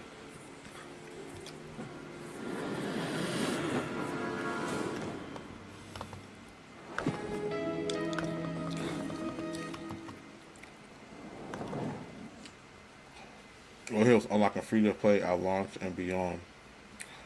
That's fire. Well, I'm sure everyone who played the beta wanted to know Marvel Rivals will launch on December 6th, 2024.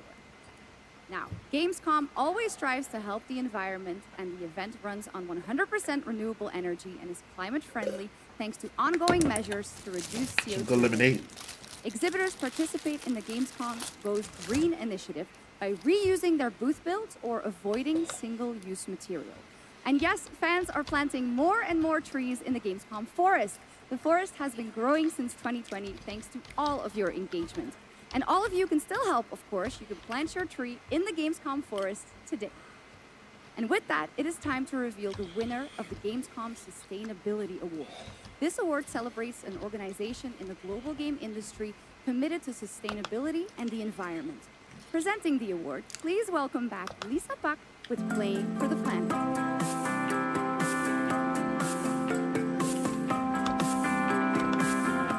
Hi, Shux, and hello, Gamescom. Thank you for having me again. Well, it is our absolute pleasure, Lisa. And in case some people don't know and need a quick refresher, Lisa represents Playing for the Planet, an alliance of gaming organizations committed to taking climate action under the official umbrella of the United Nations. So how are things, Lisa? Things are going great, thank you. With 3.3 billion people around the world playing video games, we encourage everyone to make a difference wherever possible. Absolutely, and 3.3 billion players is so much. So do you have any tips for our players on supporting this great initiative? Yes, definitely. It's as easy as remembering to set up energy-saving modes to avoid unnecessary energy consumption, or switching to renewable energy electricity services at home to reduce your carbon footprint.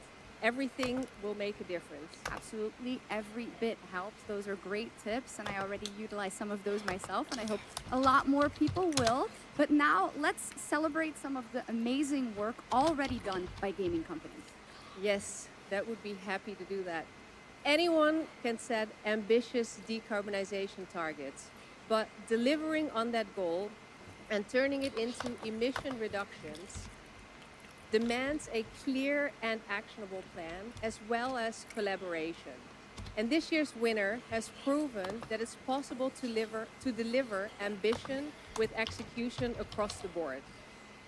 And this year's winner of the Gamescom Sustainability Award is Tencent Games. And here to accept the award is Brand Irvine, the Vice Chairman of Tencent Games.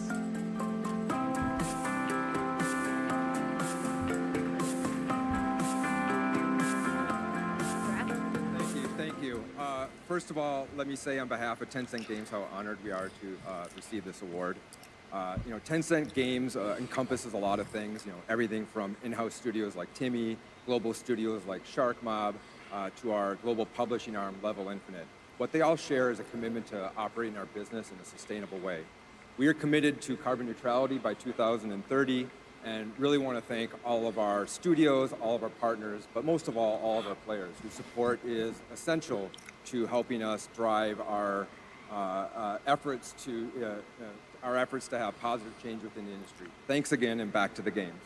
Congratulations, Tencent and Brent Irvin.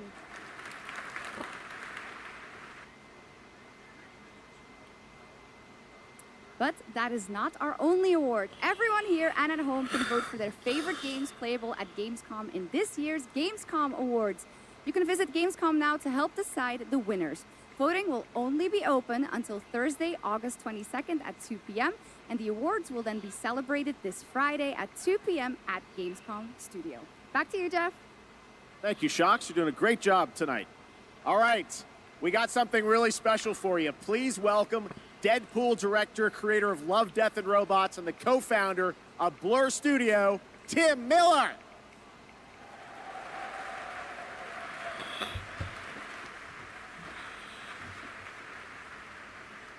Thank you, Jeff. Blur Studio has been making cinematics for over 30 years now.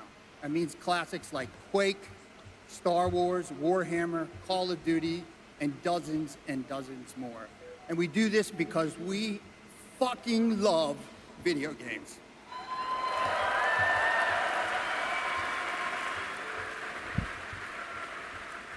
And every time a trailer comes online, we see hundreds and hundreds of comments from the fans, like, why don't we see a movie like this? Or why can't we have a series like this? And we could not agree more, which is why we are so excited to share this series with you. 15 original episodes created in collaboration with Amazon Studios and the publishers and developers of some of the world's greatest games. I'm talking new titles, existing games, indies, and classics. So we've been working on this show for 3 years. I get a little upset, choked up, sorry. I cry a lot. Come on, you got it, you got it, you got it. It's still passion. That's how you're supposed to feel. That's the reaction you're supposed to give. All right, we've been working on it for 3 years, and I'm very emotional because I'm so excited. And it's finally time, so please enjoy the world premiere teaser of Secret Level.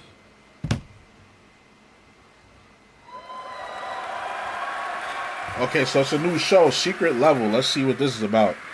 He getting real emotional about it. They've been working hard on this for 3 years, he said. It is our love letter to games. And you can watch the love letter series to on Amazon Prime Video on December 10th. Not too far now. So enjoy. All right. Thank you. Okay. Come in. You have a game to play. Secret Level. I think I'm gonna check that out. I'll check that out. It's on Prime. I already have Prime. Young hero, the gods have taken an interest in your odyssey. Gotta love the graphics from the Netflix disappoint company. us. Yeah, I didn't really pay attention to that game. The game that Netflix worked on. No matter what armies you face. Netflix. They trying to do their own gaming division, but we ain't jacking that. We ain't jacking that. Well, I'm not jacking it. We trust you will find a way to write your own legend. I'll be watching. What you be watching? What you talking about?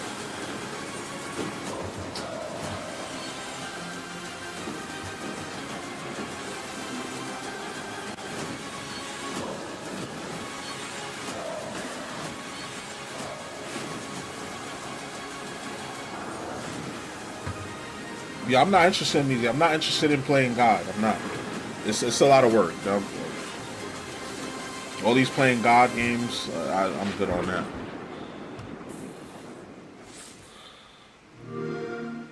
Play it day one with Game Pass. Oh, day one on Game Pass. Okay. The tower is the only sanctuary we have left. Together, we can give our people the hope we need to survive.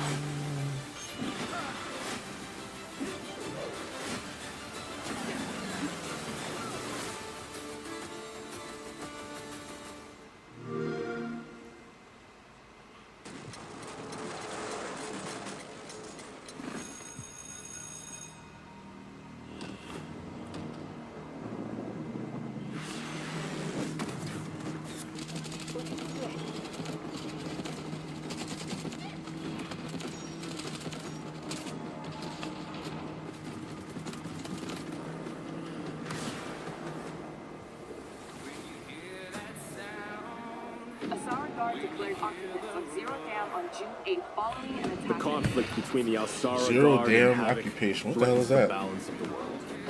Love it until they all die The on me. Alsara Guard is a tempest of What are you talking about? sowing chaos wherever it roams. But we are honed to strike at their very core.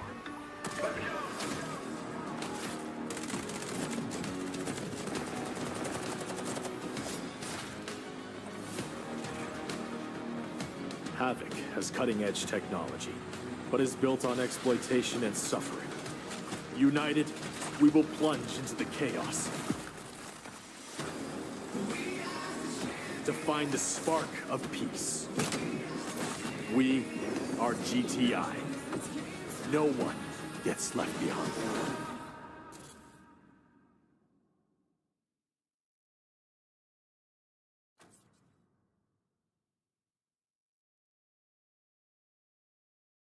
Which we are announcing is coming to Steam Next Fest in October in advance of its early access release later this year. All right, let's head back to the Middle Ages for a new look at Kingdom Come Deliverance 2 with its authentic rendition of 15th century Bohemia as an action role-playing game.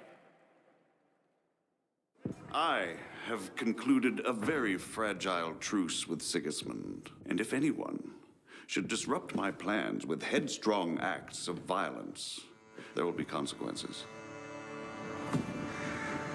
I intend to wage war, not parley. Everything all right, eh? We need more people. Oh yeah, my mic is muted. Thank you, damn. BS Creative, you said the Civilization games. Yeah, that's not really my vibe. Will you help us, Henry? And he said, wish I could have a Steam Deck. They have the Steam Deck OLED, and then they have the regular one. The regular one, you should be able to get for cheap now, like $300.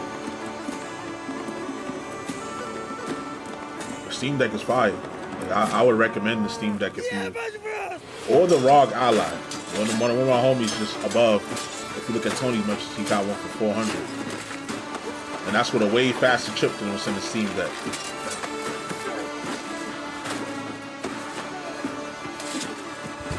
But yeah, Luna, I'm gonna check out your Discord in a little bit. Give me a second.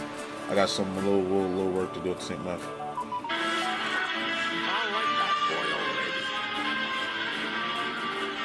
Okay, I see this. Okay. There's much more from that game coming in Week 1. Now, last month, the ARPG Zenless Zone Zero was released from Hoyoverse, and now we got the debut of a brand new area of new Eridus. Check it out. That's what's up. I like that. I dig it. That's a dope video. Now, what game were they playing? What game was that? That was like a Harry Potter MMO. That wasn't Hogwarts Legacy. It didn't look like Hogwarts Legacy.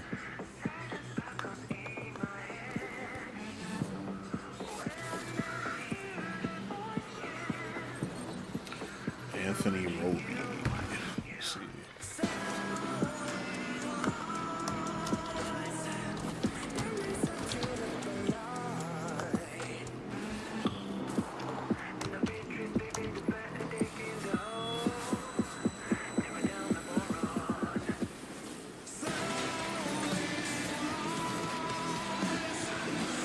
Oh, this music busting. What game is this?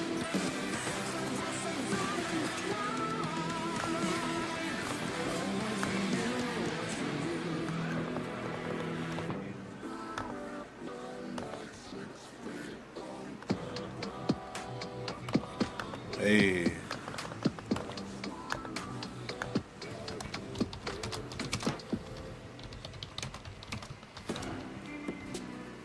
Oh, Zenless Zone Zero. Okay. I think it's free. I think that's free to play too.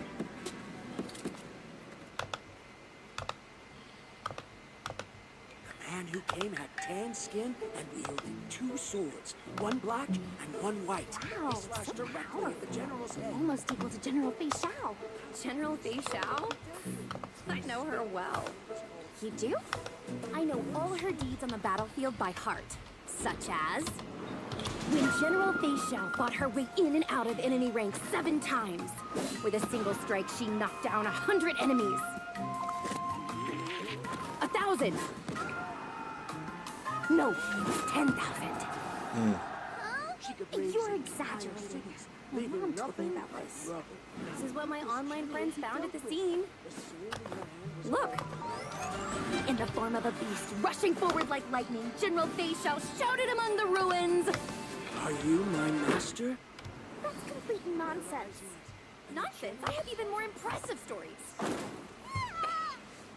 Rose. Oh, it's good. What's good, bro? Do you know how to get to the seat of the Appreciate you popping up to the stream, my boy. What's up with you?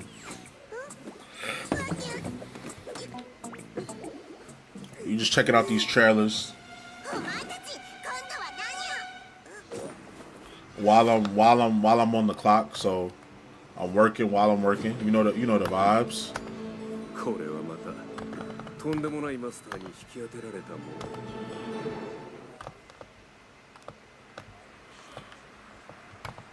There's a fun little tease, and that was a new look at the space fantasy of Honkai Star Rail and Fei Xiao, a female general known for her prowess in martial arts. Fei Xiao. Okay, now we're heading to the Arkhamverse for Batman Arkham Shadow. Oh yeah. Arrives later this year. This is what I'm waiting for. Story exclusive. Batman Arkham Shadow exclusively on the MetaQuest 3. This is what I was waiting for. Camouflage has done an incredible job bringing the world of combat into VR. And here is your first look at the actual gameplay, a gameplay trailer for Batman Arkham Shadow. Let's get it.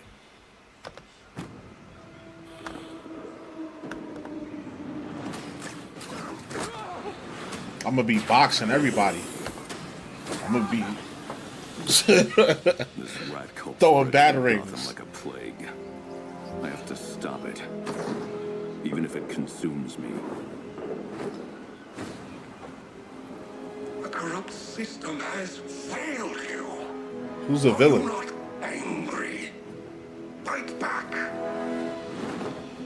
It's the freaking bat! We aren't afraid of you! Oh yeah. The bat dies tonight! He putting hands and feet on him. Be anywhere. A face in the crowd, a foot soldier in his own fanatical mob. So how in the hell do we find him? Targets are all city employees, civil servants, public officials. You could have been more than a symbol. You could have been a god. Oh, this is gonna go crazy. This is gonna go crazy. Oh my god. Alfred, we tried it your way, now we do it mine. Something big's going down tonight. Barbara to go Barbara.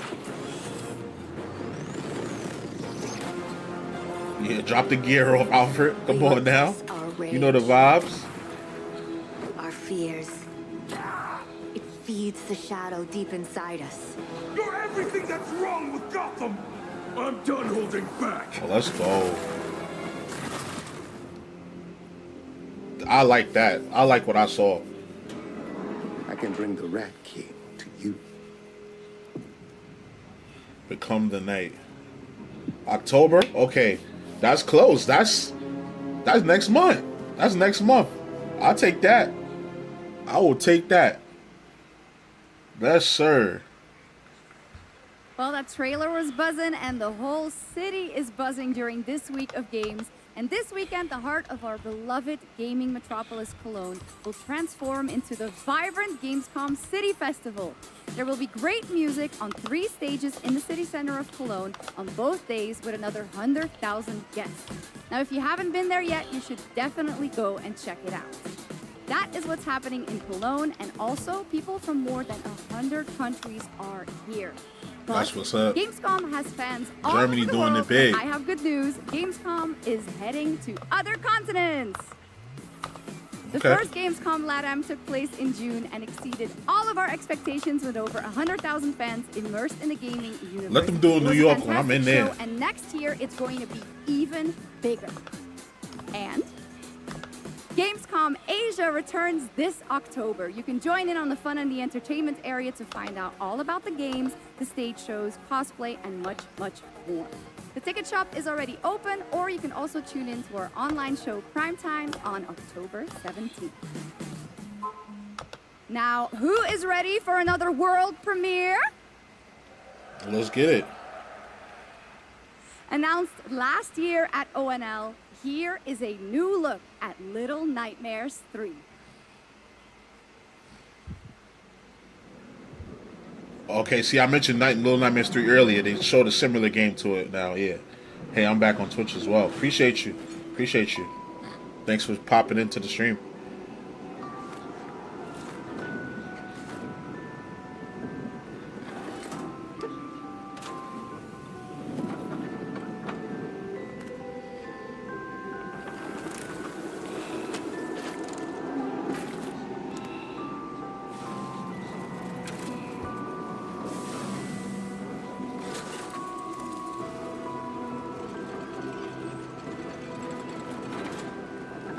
What do you think about the intro? It looks dope. I like it.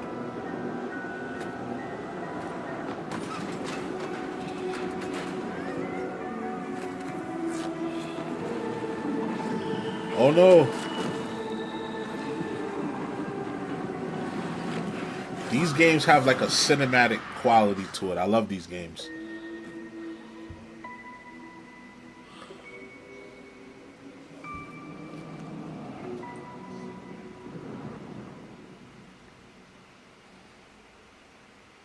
That's cool.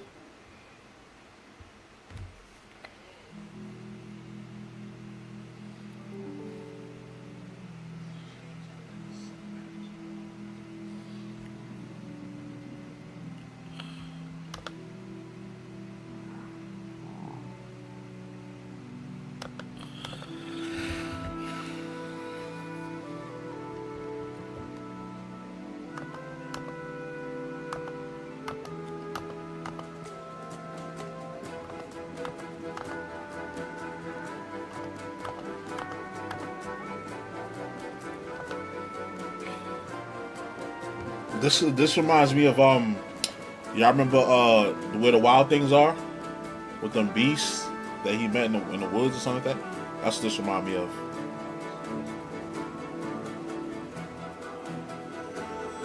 Check Discord. I've sent you a message. All right, give me a second.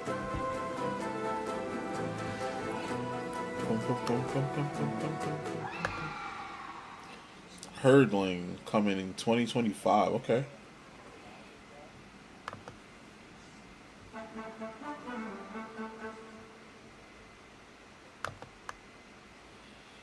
You guys like that one? That's a beautiful game, Herdling from Panic and Okamotive, and I'm so glad we could share that with you tonight.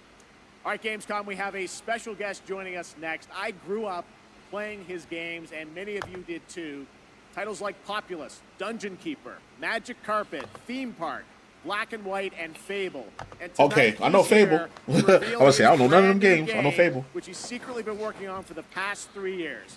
Please join me, Gamescom, in welcoming to ONL, Peter Molyneux. Okay, Peter Molyneux. We know who that is. We know Mr. Molyneux. Masters of Albion. Wow. He's back.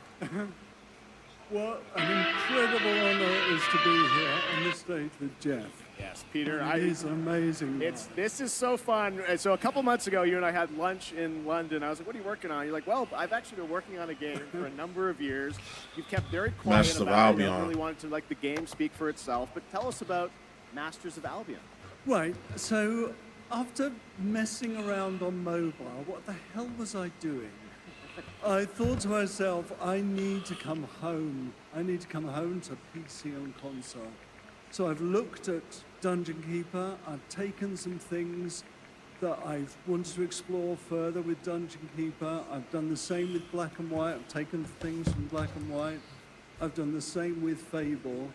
And this is what I'm showing to you. And to your credit, you've self-funded this project yourself. You put together a team of a lot of veterans from those games. Yeah, I mean, I think my first realization is I needed to bring the old team back together again. So Got to get I'm the working band back with people together. Like Mark Healy Tight shit. and Russell Shaw and Ian Wright, people that helped on and created Black and White, Dungeon Keeper, and Fable. Anyway, let's have a look at Masters of Albion. All right, here's the world premiere, Masters of Albion from Peter Mullen. All right, Masters of Albion from Peter Molyneux. Let's see. The guy that made This Fable. is Masters of Albion. We're a team of 20 people dedicated to making something new, unique, and different. Okay. Here we are in the familiar, vast world of Albion, packed with stories, quests, treasures, and monsters. Mm-hmm. He said we try to make something different, then immediately starts with, okay, here goes a familiar world. This is Oak Ridge. By day, you're tasked with building the town up, gaining resources, and earning money. By night, your town will be attacked by many of Albion's creatures. You can design anything. All right, The food, I'm good the off this. I ain't even the gonna record no clothes they more. wear, the Playing weapons God, they use, playing God the Simulator. armor they fight with. There is a strategy behind every creature. No disrespect, it's just I not can my even not feed my them cup of tea. rats. My town's working hard to make that food. I can help out, or not.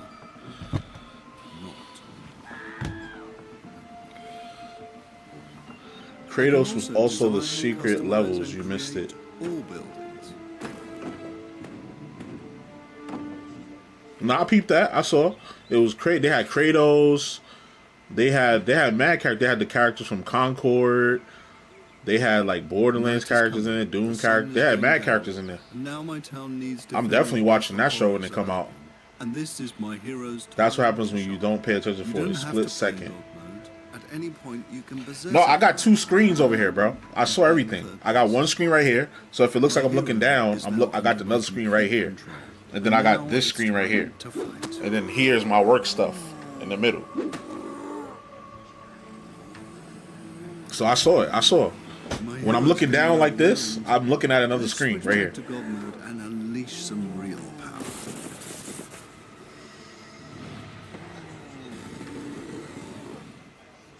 Okay, we survived the night. Now, let's design a better weapon for my hero.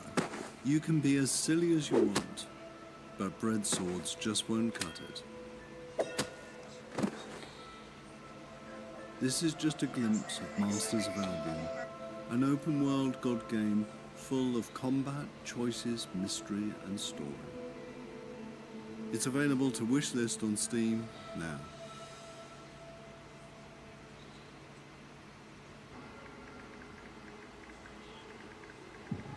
I've been here before.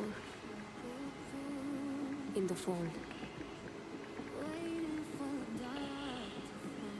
Countless times. Who I was. Who I might become. All possible futures existing in motion.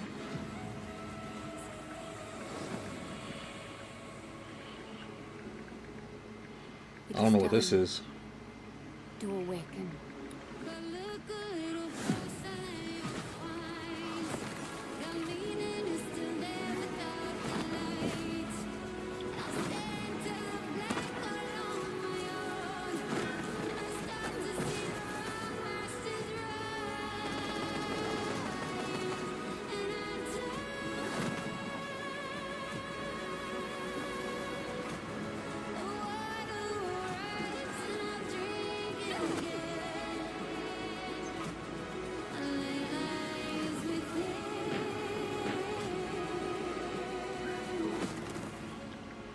And it is my duty, my journey, to step into the unknown.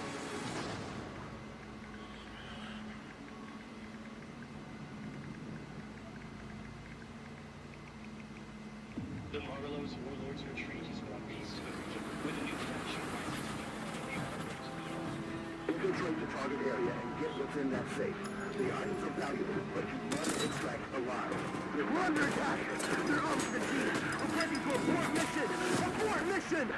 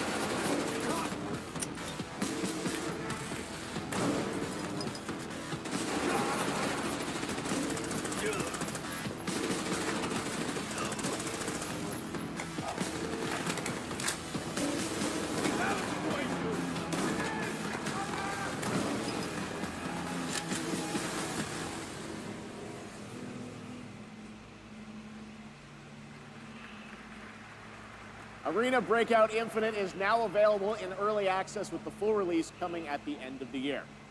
Now, over the years, Blizzard has been a big part of Gamescom history, and this week we are thrilled to welcome them back for the first time since 2019. And to tell us more, here's the president of Blizzard, Johanna Ferris.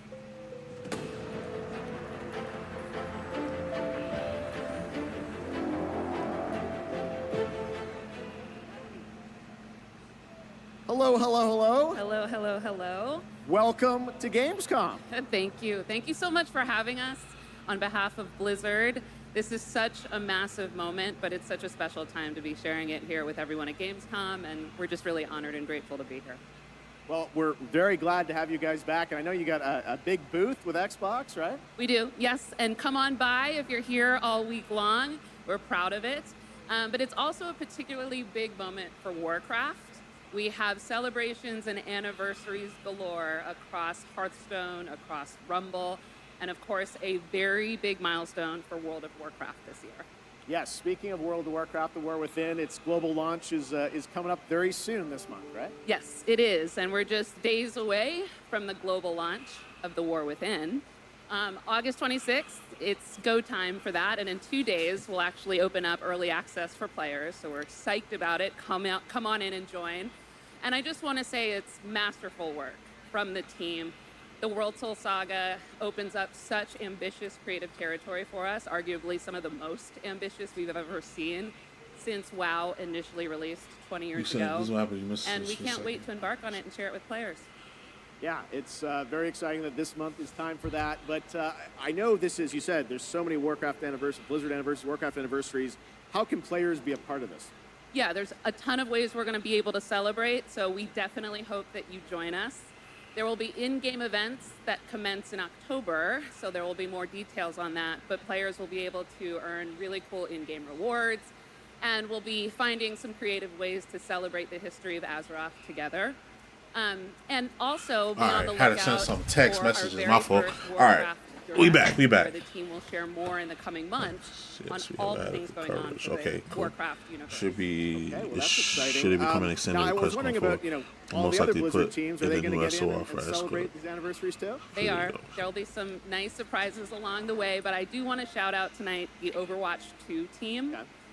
They've been doing some amazing work to show their honoring of World of Warcraft and the legacy that it brings. There'll be a new collab in September. We wanted to share tonight with all of you a sneak peek of the very first new skin. It's Widowmaker, and she's embracing her allegiance for the Horde as Sylvanas Windrunner. So be on the lookout for more details from the Overwatch team on that. Okay, thanks for bringing a little scoop along with you. That's fantastic. Now let's move to another franchise that has a big year, Diablo. Oh yes, all eyes on October 8th. Yes. We are super excited for the Vessel of Hatred, and we're even more excited that here at Gamescom... Man, Diablo got boring for me. I'm not gonna lie. to have Diablo the got hella first boring for ever me. live hands-on experience with our very new Spiritborn class. It's beautiful. It's awesome to play, and it's definitely a key part of what makes the Vessel of Hatred so special for us. All right, well, I understand you might have brought a little something special with you as well. Here's a look at our mercenary companions. So take a look on behalf of the Vessel of Hatred. The Vessel of Hatred. That sounds like a thrash metal band name or like song name or album name. Suffering, desolation, horror. This is the road we know in Sanctuary. However, some of us have taken a different path. Bound by secrecy, ready to stand and fight for those who seek us out.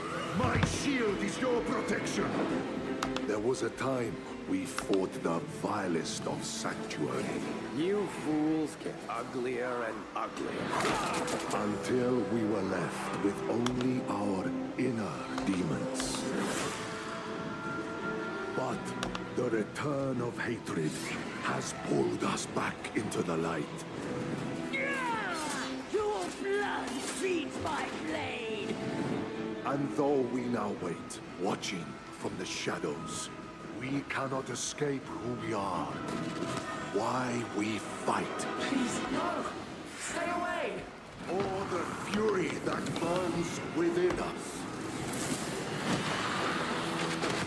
I have your back. It looked like they added some new classes, yeah.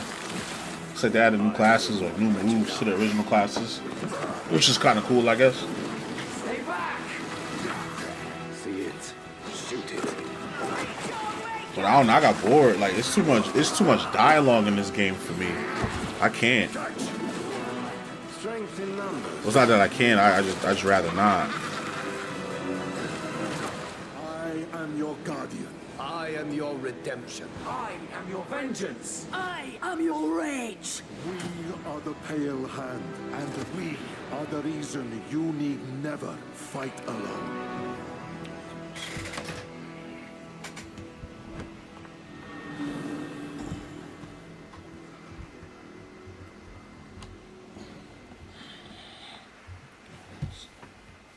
That looks great. Thanks for the sneak peek. Of course, and it's my esteemed pleasure to introduce Brent Gibson, Game Director of Diablo 4, Vessel of Hatred. Hello, Gamescom! The team and I are so proud that Diablo 4 is the type of game that has something for all gamers. And in Vessel of Hatred, it's no exception. We are hard at work at adding new ways to play and new ways to grow in power. Like mercenaries. Ordinary people with extraordinary skills that you can hire to fight alongside you in your battle against Hell. We're also adding the Kurast Undercity, an all-new multi-layered dungeon that gives you the control on the types of challenges you're going to see, as well as the rewards you may get. And we also have the Dark Citadel, our brand new co-op PvE dungeon that challenges everything you know about combat in Diablo through a gauntlet of multiplayer puzzles and mechanics. We're talking about all of it right I feel like here at Diablo Gamescom. is more fun with And friends. So stay tuned I if feel you like want to see all any, the things well, you're really gonna any see game is more fun in with Vessel friends. of Hatred launching October 8th. And I hope to Move see this out the every way. single one of you on the floor all the way through the show. So thank you very much. See you on the floor. Is this behind? Meets breathtaking 3D cell animation in a brutal world from Nexon. Coming to PC and console, let's witness the chaos that awaits.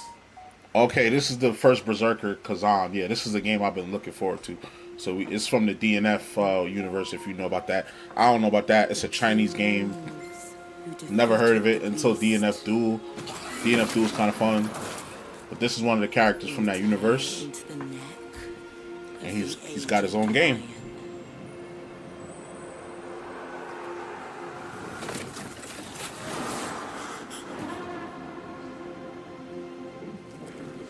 For years, I faced unrelenting fury, made countless sacrifices.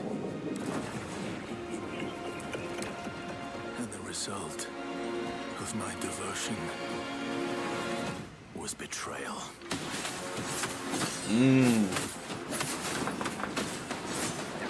This is like some Viking, Devil May Barbarian, Devil May Cry type shit. At this rate, you will die. Emperor, you will pay for this. Oh, he ran up. Join me, Blade Phantom, and I will help you.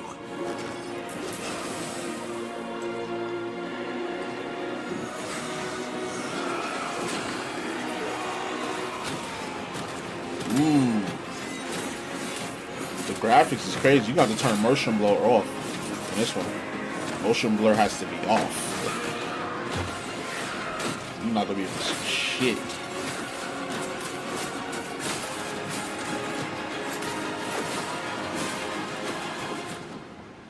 Our alliance has been formed. Oh, he's working together with him. Okay, early 2025. All right. Oh, beta. October 20th. Cool. The constraints of the past are history. Here, you rule the way you've always wanted. Oh, I gotta make a work call. Your Give me a second. choices will remake the world. And every turn becomes an opportunity to triumph.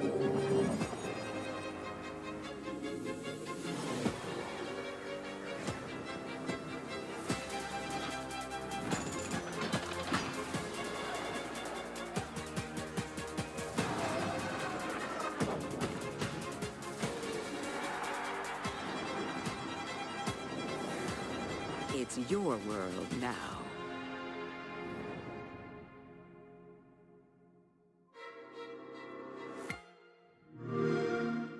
Play it day one with PC Game Pass. Follow my lead! Shut up! You can't even run properly!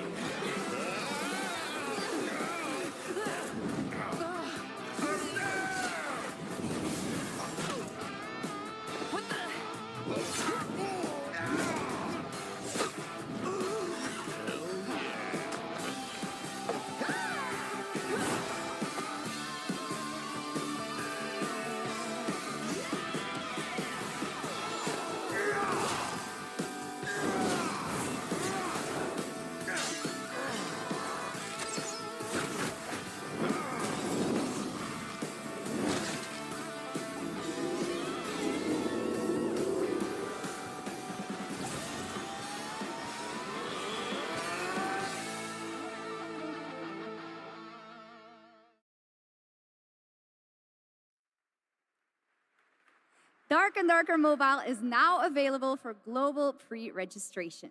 Now from NetEase Games, this next trailer is a new life simulation game where players can travel among super-powered worlds to craft their island and engage with friends. Let's take a look.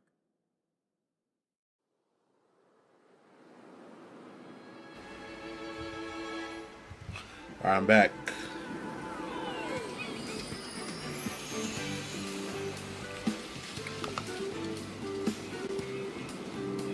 Is this Dokev? No. I've been waiting for Dokev, man. We need some information on that game. If you know, you know.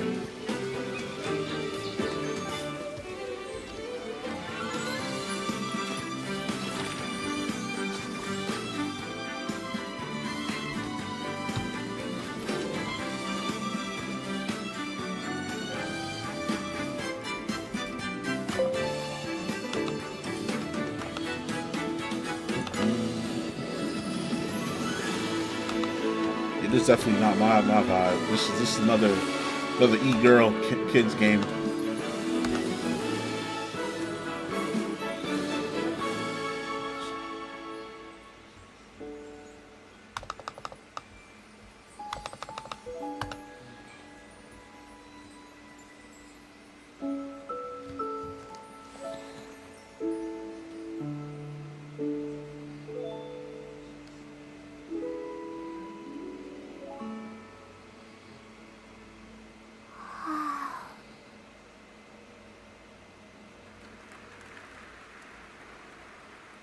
right, we got another game to show you which will take you on an epic global adventure. Indiana Jones and the Great Circle. Check this out. Okay, Indiana Jones. Indiana Jones. You said check Discord. All right, What if I told you there was a connection between ancient cultures around the world? A great circle. I can't wait to play this game. This game looks good, like it's gonna be fun. Is it I'm the not key gonna to lie. some lost power? That's up to you to uncover. I'm Troy Baker, and I play Indy.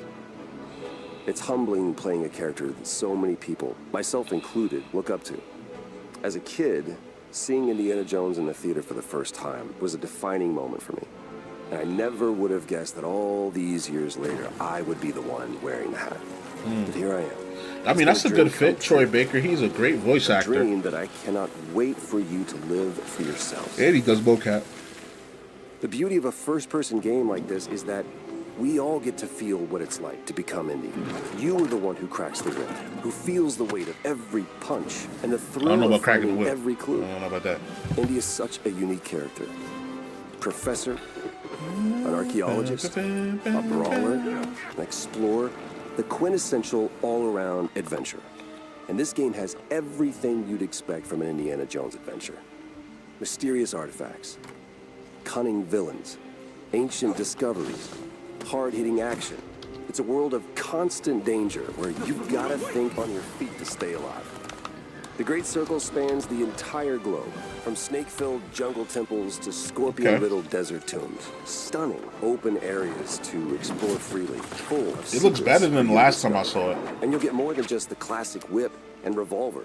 Indy's journal and his camera will immerse you in the mystery, providing extra info on all of your finds so you can appreciate all of the little historical details he obsesses over.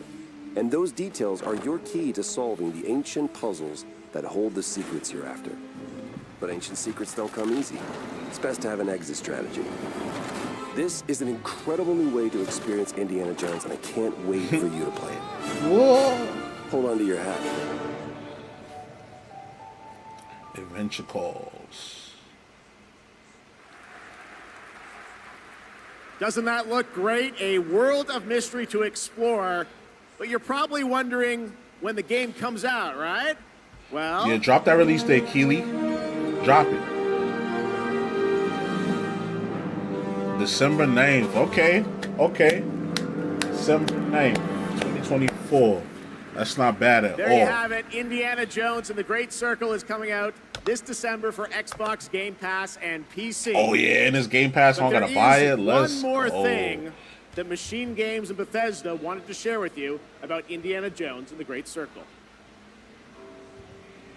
Oh, wait, hold on. I stopped the video, and then they wanted to show something else. Oh, spring 2025 for The game's coming PS5. to PlayStation 5 in spring of 2025. So they did that timed exclusive shit. All right, before we wrap up O&L, we do have one final game announcement for you. Check this out. Okay, so this is the last game of opening night. This thing of ours. What we doing? It's a brotherhood. Treachery. What we doing? And deceit do not exist among us. Do you wish to commit yourself, your life, to this family?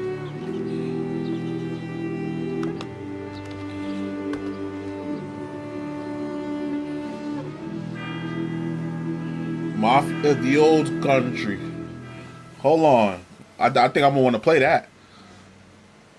December 2024. I like the Mafia games, so we're going way back. President of Hangar 13. What you just saw is the first early look at Mafia, the old country. A thrilling story set in 1900 Sicily during the origins of the Mafia. Okay. We're going back to the roots of what fans love about the Mafia franchise, crafting a deep linear narrative with that classic mob movie feeling. Mafia's success is built on our players' passion for the franchise, and we're so proud to return to Mafia with the old country. We can't wait to show you all more. Thanks for watching. Oh, I thought it was going to show That was something. a fun Come on, man. surprise, right? All right, well, that is a wrap on Opening Night Live from here in Cologne, Germany. And we hope to see you again this December, December 12th, when the Game Awards streams live everywhere for our 10th anniversary show. It is going to be a very special night as we give you a sense of where games are going in the next decade. We don't want to say much now, but trust me, it's going to be a very special show. Game All right, Awards, well, thanks December. again to my co-host, Shocks. Didn't she do a great job? Yeah, she did a great job. Thank you so much, Jeff. It was really Shout out great to her. to be here. I hope everyone had She did a great an job. amazing So time. waiting for your And Discord. can I say something Yeah, I said hold on, too? relax, hold on, Don't wanna relax. show you up, but, Don't rush. Vielen Dank, ihr Lieben. Ich hoffe, Just hold ihr on. hattet eine super, super Zeit und viel Spaß I'm not going auf der nowhere. Gamescom. I'm gonna be streaming for a little while. Well done, Jeremy, check as it. opposed Just to hold mine. on. I'm learning. All right. Thanks so much, Shocks. Thanks to everyone. Enjoy Gamescom. Have a great night.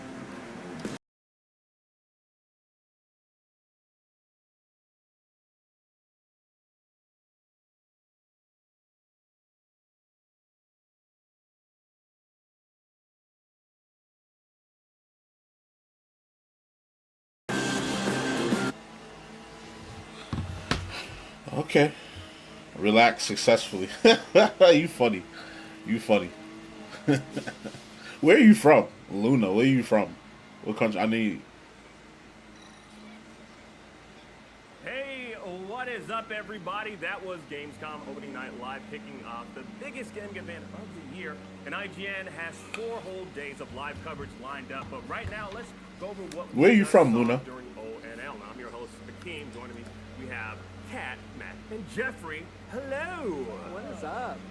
The games are up. I mean, like 2025 is looking like it's going to be a jam-packed year. So I want to talk about one of the first reveals that we saw, and that was Borderlands 4, which is coming out in 2025. Of course, you know, they had a movie that came out recently, which was met with lukewarm responses from, you know, the people out there. But I want to start there. What do we think about this, Borderlands 4? Jeffrey, what's your take? I just want to clarify, lukewarm means bad, right, to you? Well, I mean, lukewarm feels good, though, doesn't it, sometimes? Yeah, I think it's very funny to start off with Borderlands 4 for Gamescom, because I feel like maybe the executives were like, this is going to be the biggest box office smash hit. Video game movies are continuing to be back. And then, unfortunately, look, I wanted the movie to be good, but it wasn't good. And you guys know I love every movie ever. It's true. I love every movie ever. Borderlands was not good. For Borderlands 4 to be announced, I feel like maybe they're now like U.S. distracting. Yeah, I'm from the U.S. as well. Where at? I'm from New York. Where you from? Yeah, I see it. They're like, remember the games, remember the games that you love. Don't remember the movie, but remember the video games. And it's coming. And I just responded to you on Discord. Matt, I'm curious though, your takeaway on this. Do you think that this was something that they already, like Gearbox already had planned to announce, or, you know, I mean, do you think it's just like let's just, like Jeffrey was saying, is it just a distraction? No, for sure. Like games are made way in advance. They had this in the pipeline for probably a couple years now. The timing and the circumstances around the timing, they can't control that. That's unplanned, but they definitely were working on Borderlands 4 for a while, probably. Yeah, Kat, what are you? Yeah, probably a long time. Oh, they had to have been planning to release the movie and then ride the wave of hype around box office smash Borderlands into the announcement of Borderlands 4. But instead, maybe Borderlands 4 will wash some of the bad taste of the movie. Yeah, because people said everybody was saying that movie was trash. Excited. I didn't see it though. A lot of very excited sentiment. A lot of people saying, I hope we go to multiple planets in this one. Yep. I hope that we get back to a little more of the flavor of Borderlands 1, which maybe had a little bit more of a darker edge to it. Borderlands kind of got silly over the years, so maybe this is a great opportunity to get back to the basics. Yeah, and I'm looking at some of our notes here. Apparently, there's a small chance that Lilith did not actually die, but she, you know, she died? Oh, did I just ruin it for you? Oh my God! I haven't played them yet. You haven't played them, so you only saw the movie, is what you're saying? Yeah, I only did see the movie. Oh, I watched my girlfriend play the first game, and it was very. Look, I will say with Borderlands 4, I want to give credit to that team, because I feel like when they have video game adaptations come out, like Mario movie, Nintendo didn't make a new Mario game in that moment. Sonic, they didn't capitalize on those things, and I feel like that was like a big online sentiment. It was like, it's the biggest movie ever, like, let's make a thing. So kudos to the the Gearbox team for making Borderlands 4. It's just a bummer that the movie wasn't. No one wanted a game for it. Yeah, I feel like, I mean, like, and that's the thing. Like, it's based on a video property, so I mean, you have to kind of cater to that audience to begin with, and I feel like the movie kind of again, lukewarm responses from both fans and just viewers of movies and moviegoers alike. But I want to move on to the other big announcement that we got towards the end of ONL, and that was Indiana Jones and the Great Circle. Oh my goodness! What did we think of that? I mean, I thought it looked phenomenal, and the fact that, again, like I own all consoles, so I'm not, what is it? I'm console agnostic. Is that the right term that I'm using? You do not worship any console god. Well, yeah, no. But hey, I mean, I'm on Beyond, which is a PlayStation focused podcast, and I gotta say, I was pretty happy to see that it's coming out next year on PS5. But of course, Xbox fans out there, you're gonna be getting it later on this year, I do believe, December 9th, 2024. Kat, what's your takeaway on this? I mean, my takeaway is, when is it coming out on Nintendo Switch? We're going to put it on PlayStation. The time is now. Put Indie on there. But I think that is one of the most impressive looking games of the show. Troy Baker does a killer Luna played applause for 30 seconds. Do you have some oh, snap. Thank you for the applause. Using your channel points paying channel points is good use. It's probably it's a delay though. It's probably gonna play like later. I don't know. And it feels like it's a franchise that's really for a certain age, but it's clear that Machine Games is approaching it from a place of love. I will say that it will never top Fate of Atlantis, which is forever and always the best Indiana Jones game ever made. That's what I keep hearing. Matt, what's your, I guess, takeaway from this particular game? And also, like, do you have like are you an indie guy? I like the indie movies. I don't know if I'm an indie guy, but I don't know what that means. Like, I don't own a hat or a You don't own a fedora? I don't own a Do you own any leather jackets? I don't or own the leather whips? jackets. I don't know if that's like a aesthetic for me, so I don't know if I can call myself. I do not own a fedora either. Not my style. I don't really wear hats anymore anyway. Because, gotta preserve my hair. Because if you wear hats all the time, it could push your hairline back and it could dry your hair out. And that's how dudes begin going bald so fast. Wearing hats all the time. Weren't you running from a boulder the other day? Yeah, that was just no, because I'm not an indie. Once I learned that, once I figured out, once the old head told me that, I basically stopped wearing hats after that. Only like certain occasions, like if I don't have no haircut, then I gotta go out somewhere. It's not a hot take, but I think I will wait to play it on PlayStation 5. Hear me out, Phil Spencer. I know you're watching. I have an Xbox Series X. I have Game Pass till like 2026. But PlayStation 5 is like is where everything I have is. My games, my screenshots, like trophies. Like I know we have achievements and stuff, but I think I'm gonna wait to play it. I mean, like maybe I'll check it out because I have Game Pass, but like. No, I'm gonna check it out. I think I'm definitely gonna check it out. Console wars, it's not real, but like, PlayStation. It never was, 5 to be honest. Kind of like where I play everything, and I don't want to have to like switch over to Xbox, which I know is like kind of like what they don't want because they're making these games for Xbox and Steam and PC, and I appreciate that, but I really do think it would be so fun for all my PS friends to see that I'm playing Indiana Jones and the Great Circle. Yes, and I want to speak. I want to speak to that. I would love for us to speak to that. So, like, I mean, this initiative that Xbox is doing, where they're going to be releasing, and they have been releasing certain titles on the PlayStation 5. Unity, man, we need it. Obviously, this means more people can enjoy these games. Kat, why in particular, though, do you think that they chose such, I guess, like a AAA title like this to release this on PS5? I think that they're pivoting their strategy. They've been They're getting out of the console game. They're never really in it. They sell the Xbox Series X at a loss. But being that Windows makes so much money, it doesn't matter. They can keep putting out consoles. Timed exclusive strategy. So that's why I think it's pretty notable that Indiana Jones is coming out in the spring on PS5, so that they can privilege kind of the in-house consoles first. Personally, I would be playing it on PC, but that's just my my preference. I hope it runs well on Steam Deck. Honestly, it could be really cool on it. Okay, yeah, and I'm gonna call you out. Yo, PC people be so elitist, and it's crazy because you're gonna wait a lot of times when games get ported to PC, or even when they just straight up release on PC, they be ass. Look, you don't need it on Steam Deck. You gotta wait like 6 months for it to even work properly. It'd be worse than the console version. No, I think I will. I mean, like, I'm not a huge Indiana Jones. Like, it's not something I think about ever, but I will say it looks really fun. I love Troy Baker. He does an incredible Harrison Ford impression. I don't even. No, that's an Indiana Jones impression, not a. Harrison Ford. Yeah. No, he's doing his best Han Solo. Harrison Ford as. But the first person I remember kind of turned me off when we first saw it. Yeah. But like. Honestly, I'm warming up to it. I mean, I loved, this is such a deep pull, but I loved the GoldenEye 007 remake for the Wii, the Daniel Craig version, and it was very fun. And this reminds me of that. And I just like it looks very fun. You're punching Nazis, like that's great. I want that. Whether it be on the PlayStation 5 or Xbox or PC, you can choose whatever, and it's fine. Or real life. Yeah, exactly. But no, I'm not. I feel like the consensus is. Shout out to everyone at home, by the way. If you are an indie fan, I think the consensus yes, sir. We're I'm an indie fan. To go back to I ain't gonna lie, I didn't we're watch like lukewarm indie all the fans, movies, except for but Kat. like the character, I'm You're interested in the huge. character. I'm pretty sure in your closet you got lots of fedoras and leather. You're wearing a leather jacket right now.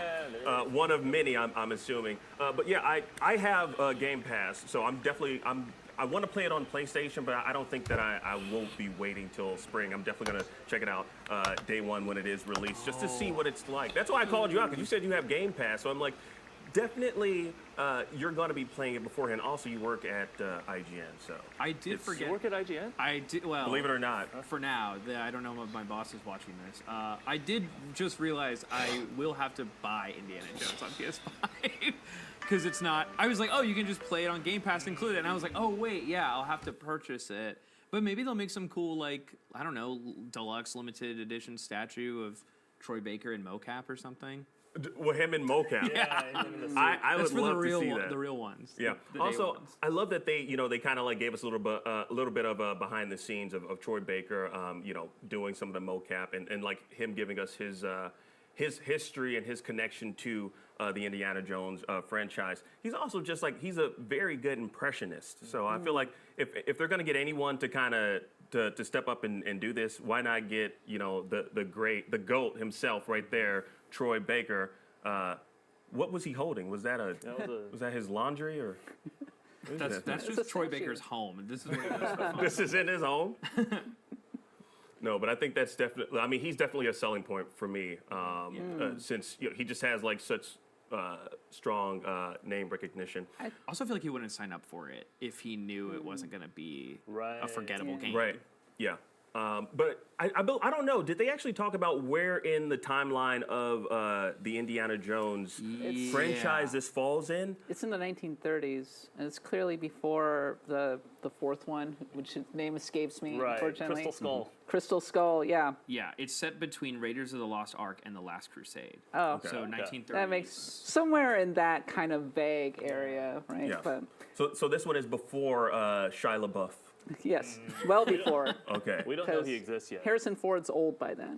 Yeah. I was gonna ask, is like a little baby Shia LaBeouf gonna appear in this game? As a post-credit I think they've conveniently forgotten about him because he wasn't the most popular character when he was introduced in Kingdom of the Crystal Skull. Kind of. Well, I don't. I'm hoping for a DLC though, Kat. Come on now. There were Shia LaBeouf apologists, but I think broadly, it was kind of negatively received as a successor to Indiana Jones. But the actual game, I think definitely, I mean, Todd Howard is an acknowledged huge Indiana Jones fan, and so he's bringing so much of that passion to this project as one of the main producers. Yeah. I think the graphics are incredible. I mean, just look at this beautiful. thing. It's one of the most beautiful games of this generation. Mm-hmm. And we've had relatively few graphics showcases this generation. When they've come out, they've really stood out. But by and large, this has been kind of a tough generation for that. So I'm really glad to have a kind of a showcase game coming out this fall. Yeah, and it was mentioned earlier, we touched on it very briefly, the gameplay. It's first person, but there is instances where you're taken out of that and it gets to becomes a third person perspective. I believe that's when you're climbing. Mm-hmm. Yeah. Platforming. I still don't understand the logic of that particular section. I don't mind climbing in first person. I think platforming in first person is really hard. See Turok Dinosaur Hunter. So we don't want another one of those, is what you're saying. Yeah, pretty much. I don't know a lot about mods, but could people mod the PC version to make it all third person? Oh, definitely. Oh, yeah, haven't you? In fact, I'm sure that's going to be one of the first mods. All right, I take it back. I'm not playing it on PlayStation 5. I'm playing it on PC. On PC, yeah, for all the mods. I mean, yeah, they did that with Cyberpunk 2077. Oh, yeah, that's But right. it looked very... It was very janky. Very janky. Yeah. The question that I have is how will it compare to Tomb Raider and Uncharted? Because those two franchises really took the kind of the mantle of the Indiana Jones game, the next gen Indiana Jones game. So to literally have an Indiana Jones game, it's naturally going to kind of beg comparisons to those two franchises. So I'm wondering how it's going to end up holding up. Yeah, and to that, I'm curious to know what you all think. Like, let's talk about like the relevancy of a game like this in this current day and age with games like Tomb Raider that exist, that have been doing it for several years. Do we think we really need this?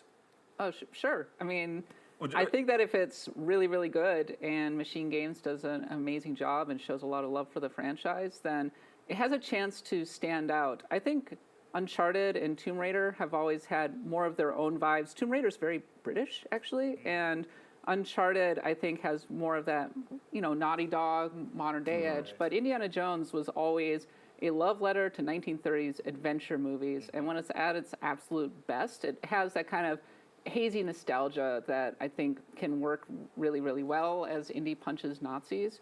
I just wondering, is that kind of nostalgia still relevant to today's audience? Because obviously they didn't grow up in the 1930s watching those kinds of movies. Right, exactly. That's why, like, I'm wondering, like that's what, again, that's why I talk about like the relevancy, because like I feel like obviously it has name recognition because it's, I mean, Indiana Jones, but you can't just. You can't bank on that being like the selling point for the overall audience. Again, like 3 out of 4 of us are lukewarm. That's going to be the word of the day. You're using that word very.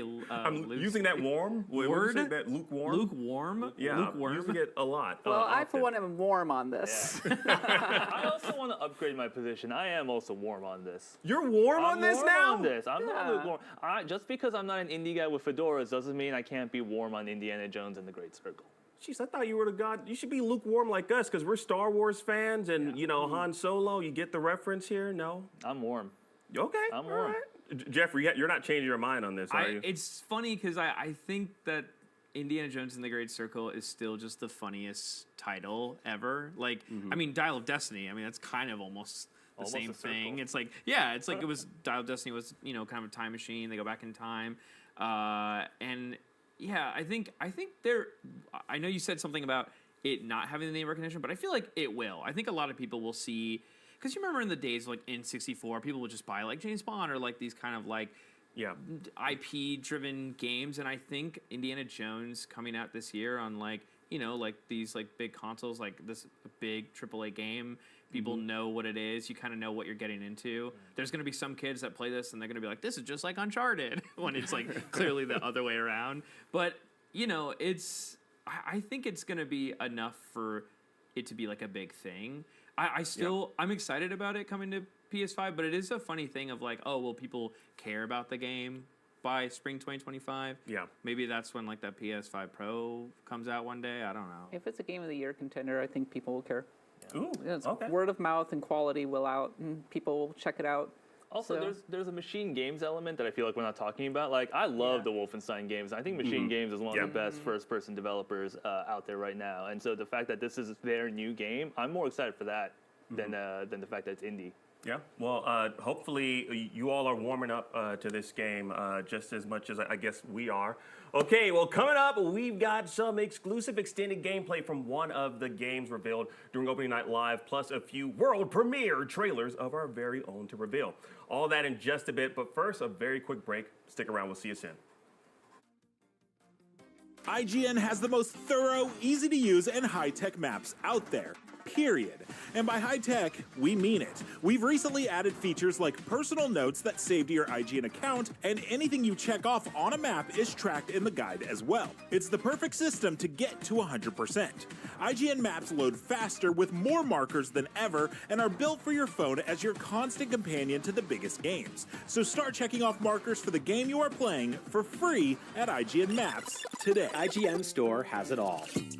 From clothes and collectibles to vinyl records, accessories, model kits, and action figures from the biggest and best franchises like The Legend of Zelda, Star Wars, Fallout, Dungeons and Dragons, and more. Whatever your pop culture passion, you're guaranteed to find something you love.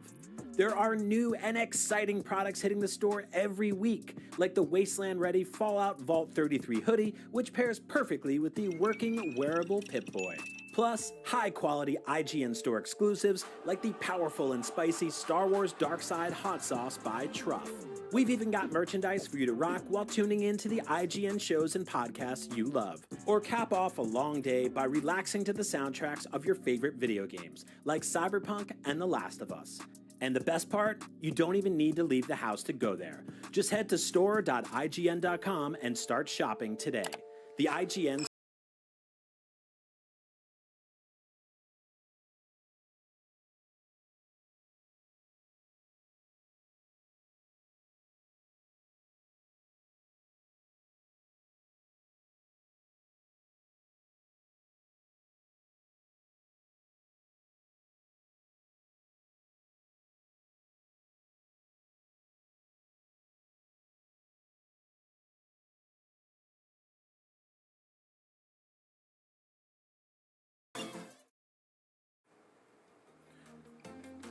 Well, hello! We are back, and you're watching IGN's recap show of Opening Night Live, all part of our Gamescom 2024 coverage. Now, up next, we've got some new gameplay and trailers for you to gaze upon. But first up is a look at a game that understandably got a lot of people's attention when we described it as Metal Gear Solid meets Portal. And we've got a fresh look at Black State. Now, a quick note from the developers that this is an RTX tech demo, not a finished gameplay or full trailer for Black State. It's a brief look at how the game feels with RTX enabled. The team at Motion Blur appreciates your understanding and support. Now, here's a new look at Black State.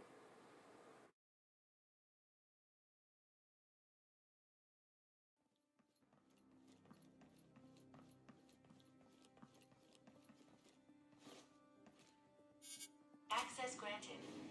I think I found a new portal.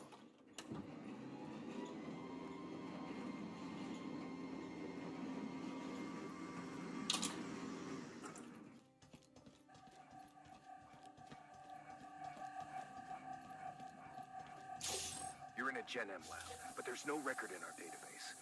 Must be a secret. Search everywhere. All right. What is this? Stay alert. It's packed with hostiles. Hold on, what is this? This looks kind of fire.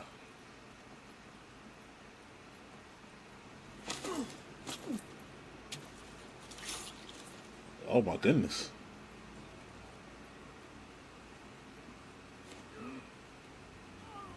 This looks like some Metal Gear Solid shit.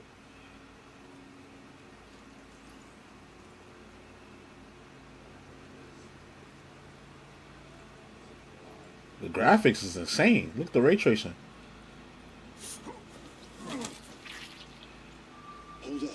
Oh, time to go loud.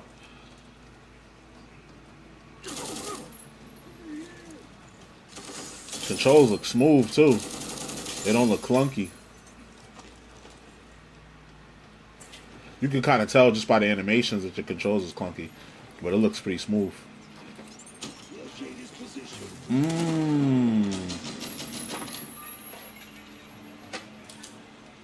What is this?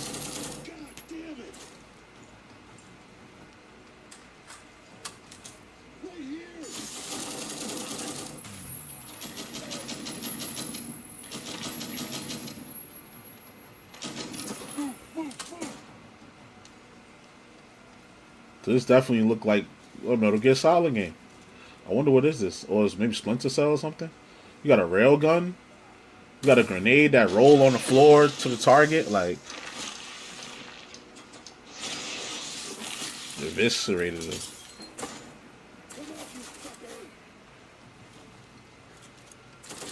Smart enemies. Enemies are actually smart. They flanking properly. They're flushing you out. Yeah.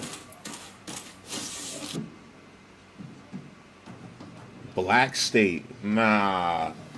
That look Epic Games. Okay.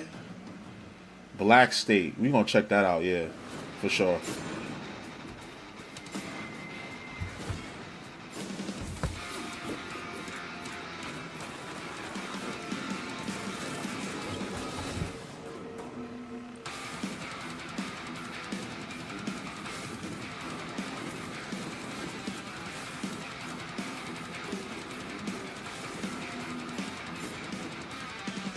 Oh fuck no, this ain't no mobile game. This talking about mobile game. I don't know if y'all can read that. No, y'all not gonna be able to read that. I'm gonna leave that open.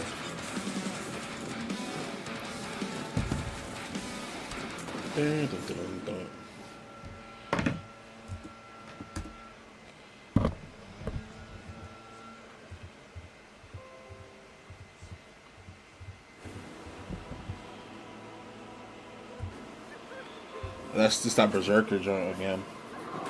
This gameplay. Oh, so this is like the Kazan last Berserker gameplay.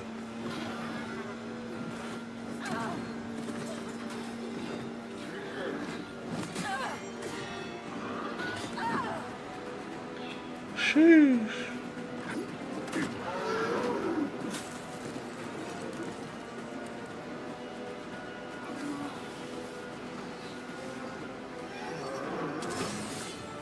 Damn. Damn. Damn.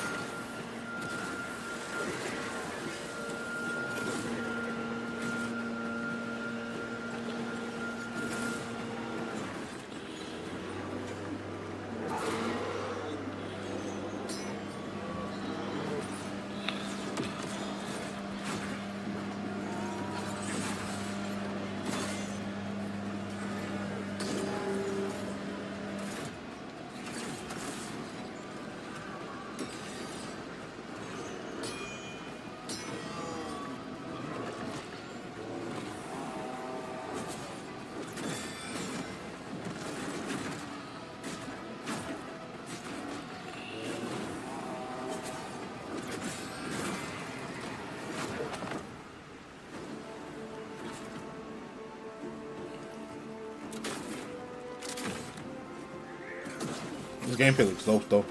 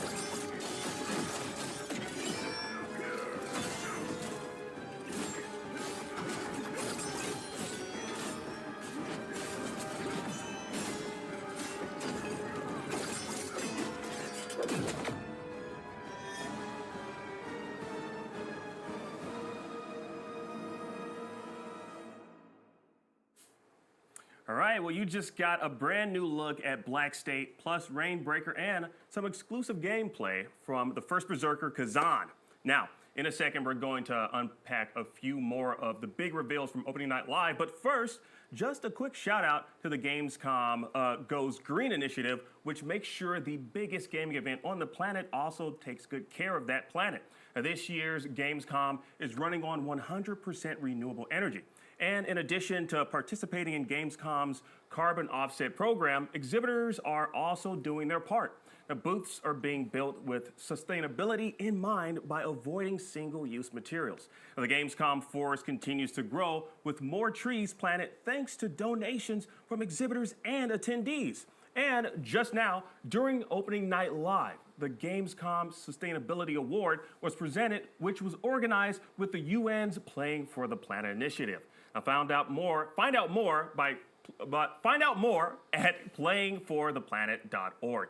All right, now let's get into some of the cool trailers that we saw. I really want to talk about. We missed one off top, and of course that is Mafia: The Old Country, which takes place in 1900 Sicily. It's taking us back to the beginning of the, I guess, like where the Mafia kind of like started. Of course, like Kat, you were talking about just how much of a beloved franchise Mafia is. What do you think about this announcement that we saw? Yeah, Mafia is one of the OG open world sandbox games. Yeah. It came out in 2002 on the PlayStation 2, so it's almost as old as Grand Theft Auto in many ways. And it doesn't have, it's obviously not as high profile, but I do think it has a very loyal following. The 2020 game had really impressive graphics. It was really strong in that particular regard. Mafia 3 was maybe a bit less successful. I think that's a great idea to set it in kind of the turn of the century, 1900s. First of all, it has big Godfather 2 vibes, which I think will really capture a lot of people who want to be playing these particular games. And I think it'll help separate it out much more from some of your other typical open world games. And not forgetting that games like Red Dead Redemption 2 are very popular. I think it can kind of sit very nicely in the middle between the Red Dead feel and then the Grand Theft Auto feel. I'm really looking forward to this one.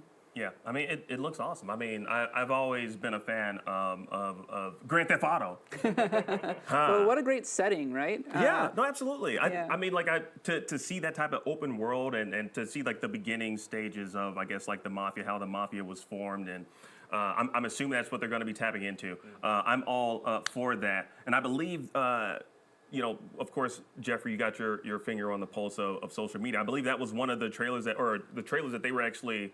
Our audience on YouTube, they were happy to see that one more than any of the other trailers that we saw towards the end. Yeah, we were doing some polls on YouTube, and I think everyone was most excited for Mafia: The Old Country, which honestly I would not even expect as like a one more thing, which is like kind of a nice surprise. I've never played the Mafia game, so when I saw Mafia, I thought it was like the One Night Werewolf game. I'm gonna be canceled for that, but I'm really excited because like the sentiment online is that it's like it's going back to its roots, but like I guess like I don't know where it goes across the series for it to go back to its roots. So like The original was much more of the Al Capone, Tommy Gun, 1930s style. Okay. So this is going even further back, right? Turn of the century kind of situations. So it could be anything really. Like I said, Godfather 2 vibes, exploding cars, origin of the Mafia. Yeah, no, I'm excited. I'm excited for that. Just to hope, I'm excited to see just gameplay footage and see how this all plays out. But you know what? Let's dial things back and talk about some of the trailers that we saw off top. The first one being Black State, which again looks like Metal Gear Solid mixed with a little Control, mixed with I guess Portal. I guess we said that here at IGN. We said it with a question mark. Okay, so it's not official. Well, because like in that regard. Yeah. The portal was like they open a door and you're at a different place. Yeah, That's the portal. Oh, okay. I was wondering why did we say that? It wasn't like Portal the game where it's like you do this, and you walk through. Although that would be cool too. Mm-hmm. But yeah, I think it was very much like a very nice showcase of the visual of just opening a door in a room and you're on a train suddenly. Yeah. Okay, I kind of want to give our audience, before we dive deeper into Black State, I want to kind of remind them of what this game is all about. And on the official Steam site that I'm looking at right now, Steam store site, it says a secret group of scientists called the Architects summons you for a mysterious mission. Save the captives and uncover the truth behind a cataclysmic event. But none of you know what's behind the doors.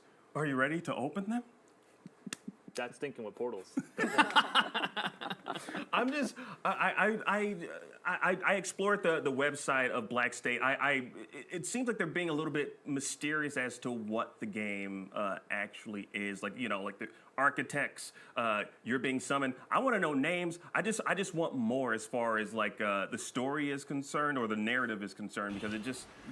This game looks actually fire. I get the portal aspect visually. I need this one. Why do these exist? Matt, like, do you know? I know you have the answer. Like, why is these dudes working in the lab and they're so heavily armed? Like, what are you guarding? What are you guarding down there? Or are you expecting this guy to invade? Like, no, to be announced. Yes. What's the word? No, what's the word? I think the sci-fi setting is cool. I'm actually really more excited about the stealth gameplay. Like, I just like stealth games. I love Metal Gear. It's good to see, because we haven't had a flipping Splinter Cell game in so long. So like, several years, yeah. All we have is like this and the Metal Gear 3 remake that's coming up at some point. So more stealth games. That's all I want. Yeah, and this is again, this is very reminiscent to just like the Metal Gear franchise. The combat system looks amazing, and just like even the environments look awesome. I think what the first trailer that we showed was this character outside, like you said, Jeffrey. He was on a subway station, or he was on a train, and he just ran through it. I would have loved for him to just explore that train. I think he's just melting these guys with a Tesla. He's like, exploding them. Sensational. Exploding. Yeah, those guys are ex-people. They used to be formerly known as people. The Black State stuff. I think a lot of people also compared it to Ratchet and Clank Rift Apart, because where they were exploding bodies. Well, no, not that part. I don't remember that. Going through kind of different dimensions and portals and that, but like it is crazy. Like it feels like one of those games that just looks like a concept. Like obviously they're like really early in. This is alpha footage, but like it's so. There's almost like an uncanny to it. Like it's so clean. Like, and obviously like the gameplay looks very Metal Gear Solid. Like even the character, the way he moves, the way he moves, the way he's dressed, guns on the back. Like it's very, I miss like Ground Zeroes, Phantom Pain, like Death Stranding, even like to have something like this again. Like everyone's excited for Hideo Kojima's like stealth espionage game coming and like all of his OD with Microsoft. And I feel like this is like what I hope it is. So, because it looks really good.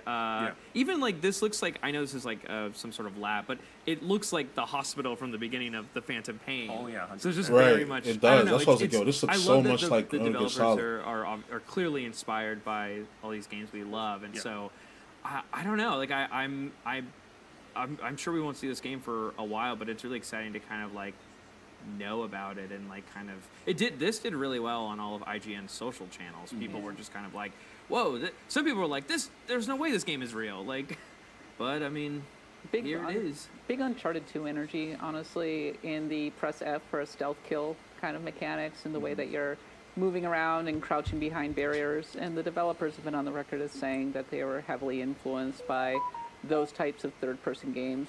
I think the character is supposed to be a soldier, a super soldier, so a little bit of a Solid Snake like kind of vibe, but then they look like Norman Reedus. Right. So they're kind of intentionally capturing a particular mood with this game.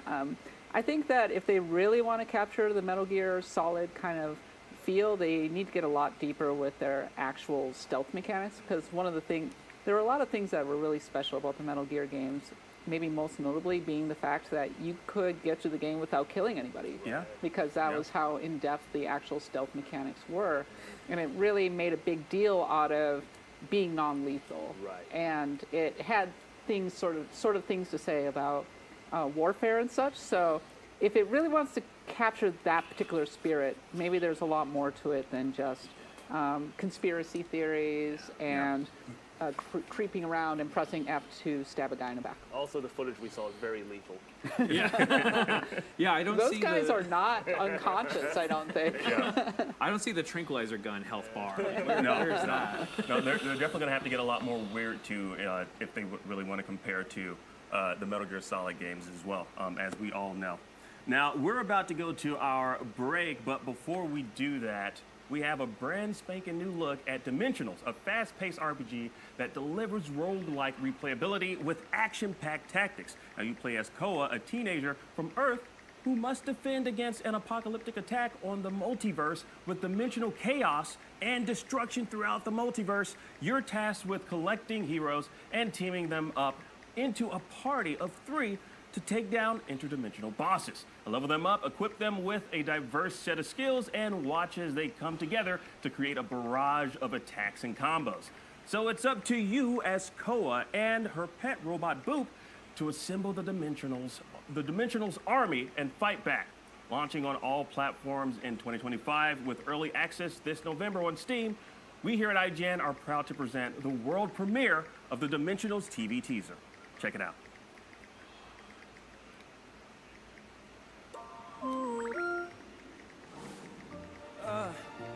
Hello?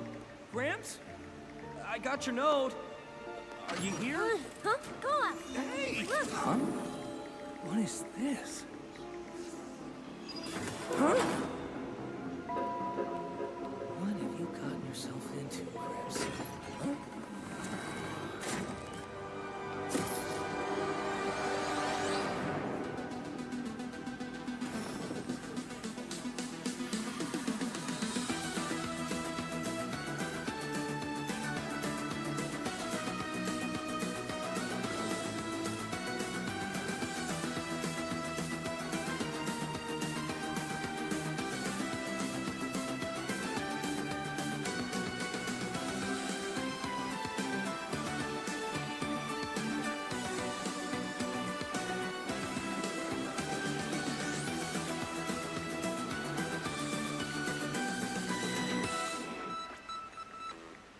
That was awesome!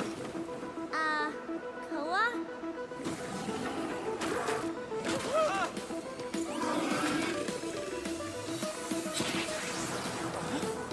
Oh, are these the Dimensionals? Stand back, kid. We've got this.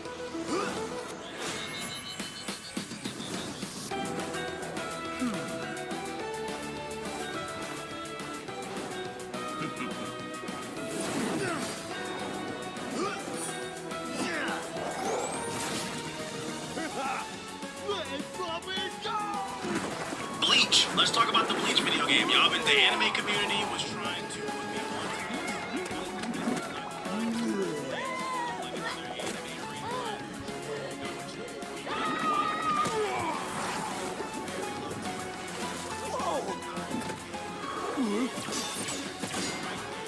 Turbo Shell!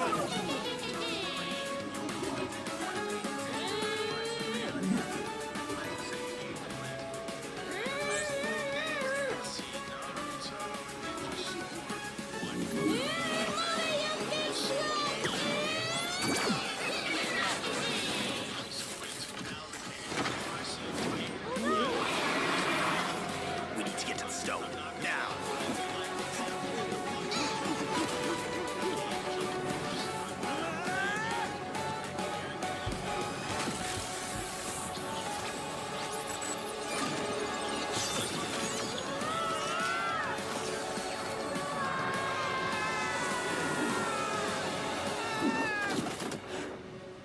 My boy!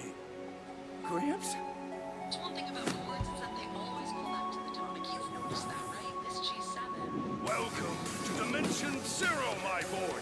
Home of the Dimensionals Army.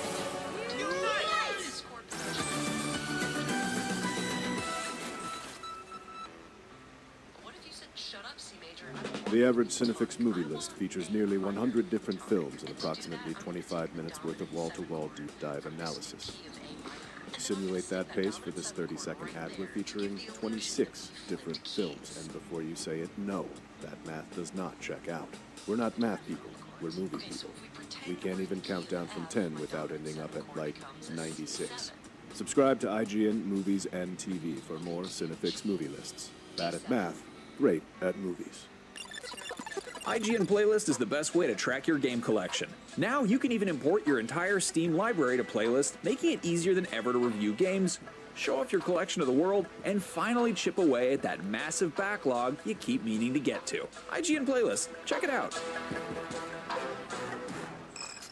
Want the ultimate IGN experience? Check out IGN Plus. Members get exclusive deals and giveaways, ad-free browsing, unlimited tracking on IGN Maps, discounts at the IGN store and with IGN partners. And best of all, free games. Get 30 days of IGN Plus for just $1. Head to plus.ign.com. IGN has the most thorough, easy-to-use, and high-tech maps out there. IGN maps load faster with more markers than ever and are built for your phone as your constant companion to the biggest games. So start checking off markers for the game you are playing today. Can't find that final collectible you're missing? IGN strategy guides and interactive maps are here to help. IGN guides are trusted by millions, easy to use, and best of all, free. You can even track your progress with interactive checklists so you know you reached that 100% completion. IGN has the very best, most complete, and accurate guides. Every guide is tested and verified for you by experts. Just search for IGN when you search for guides. Hey, welcome back, everybody. Now, before we get back into the discussions on all the announcements at Opening Night Live, we got another set of exclusive trailers just for you. Take a look. So nasty. I still remember the highlight he hit a layup against us when I was on the Wolves. You talking about the step through when he hit the layup that he pointed at all of us? Said, bitch, I fuck with Kai being cold. Kyrie so nasty. I still remember the highlight he hit a layup against us when I was on the Wolves. You talking about the step.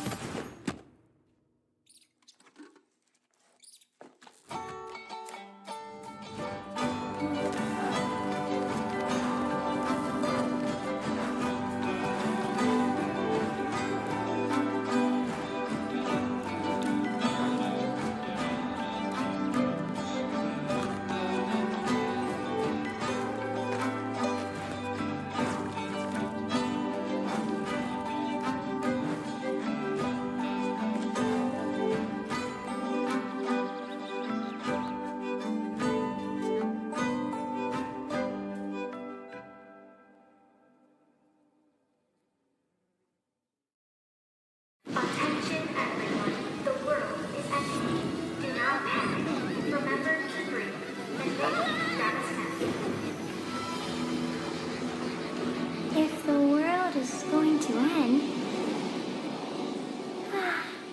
that means I don't need to go to work. Join our world tour and enjoy idyllic floating island life.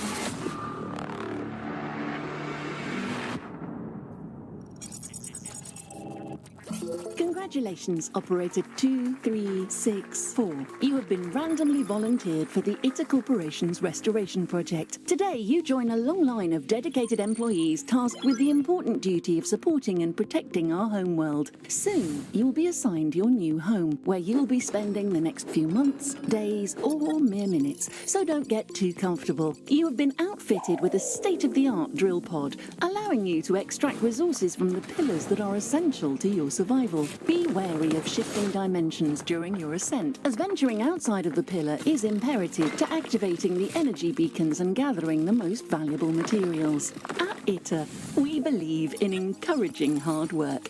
Make use of our generous rewards program, offering employees the opportunity to trade resources for corporate-approved upgrades. Should the baseless rumors of a mechanoid threat on the surface prove to be true, we have implemented the option to construct automated defense systems. If you happen to find yourself in a life-threatening situation, replacement of your base is as cheap and expendable as you are, Operator 2364. Thank you for your continued dedication to the ITA Corporation, and remember, in space, no one can hear you scream, and to do so would be a waste of valuable company time. Hey everybody, we are back and recapping more from Opening Night Live right here in IGN, which is kicking off this year's Gamescom Studio live show.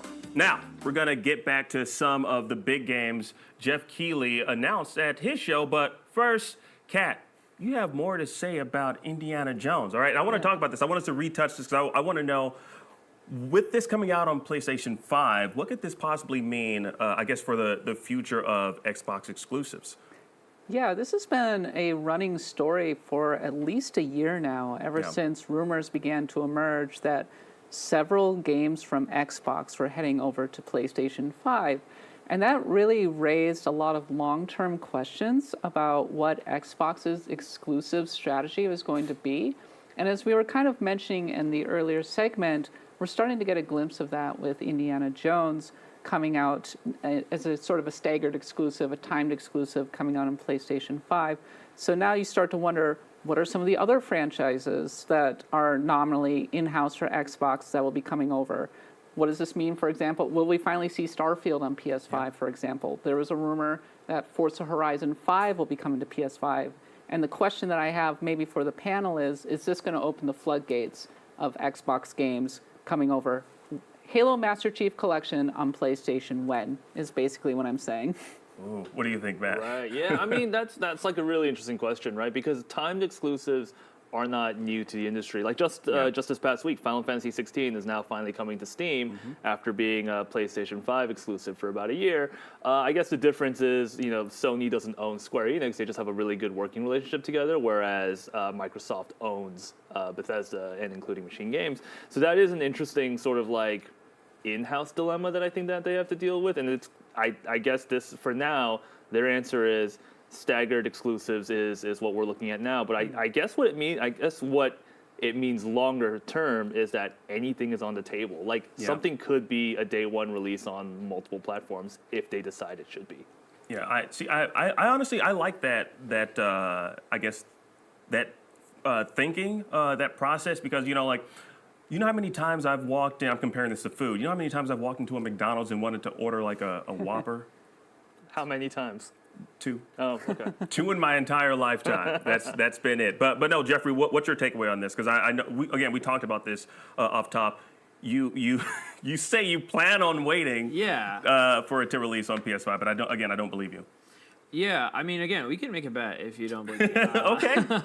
No, I liked the time exclusive thing because, like, it's not hurting anybody. I guess maybe some business people, executives, but it's not. It's good that it's on other platforms. Like I don't know the data of 2024 where people were like, I gotta buy this console for this game. Like, I don't think that exists as much as it used to. Like, obviously Nintendo, you're gonna always have the Marios and the Zeldas, but like, I played Ori and the Blind Forest for the first time on Switch, and like that didn't come out at the same time as when it came out on Xbox, and like they run so well on Switch and it's beautiful, and I think that having it be a time exclusive is good for everybody. Like, no one can complain if you want to play it first.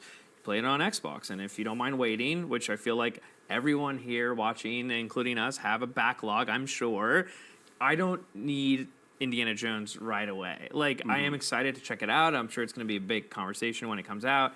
But it's like, I'll get to it eventually. And I think it's nice that you can kind of play it on your platform of choice. Because you know, I mean, you think about, like, you know, Spider-Man is a PlayStation exclusive, but, like, why can't that be on Xbox? You can play a Spider-Man on Xbox and Fortnite. What's the difference?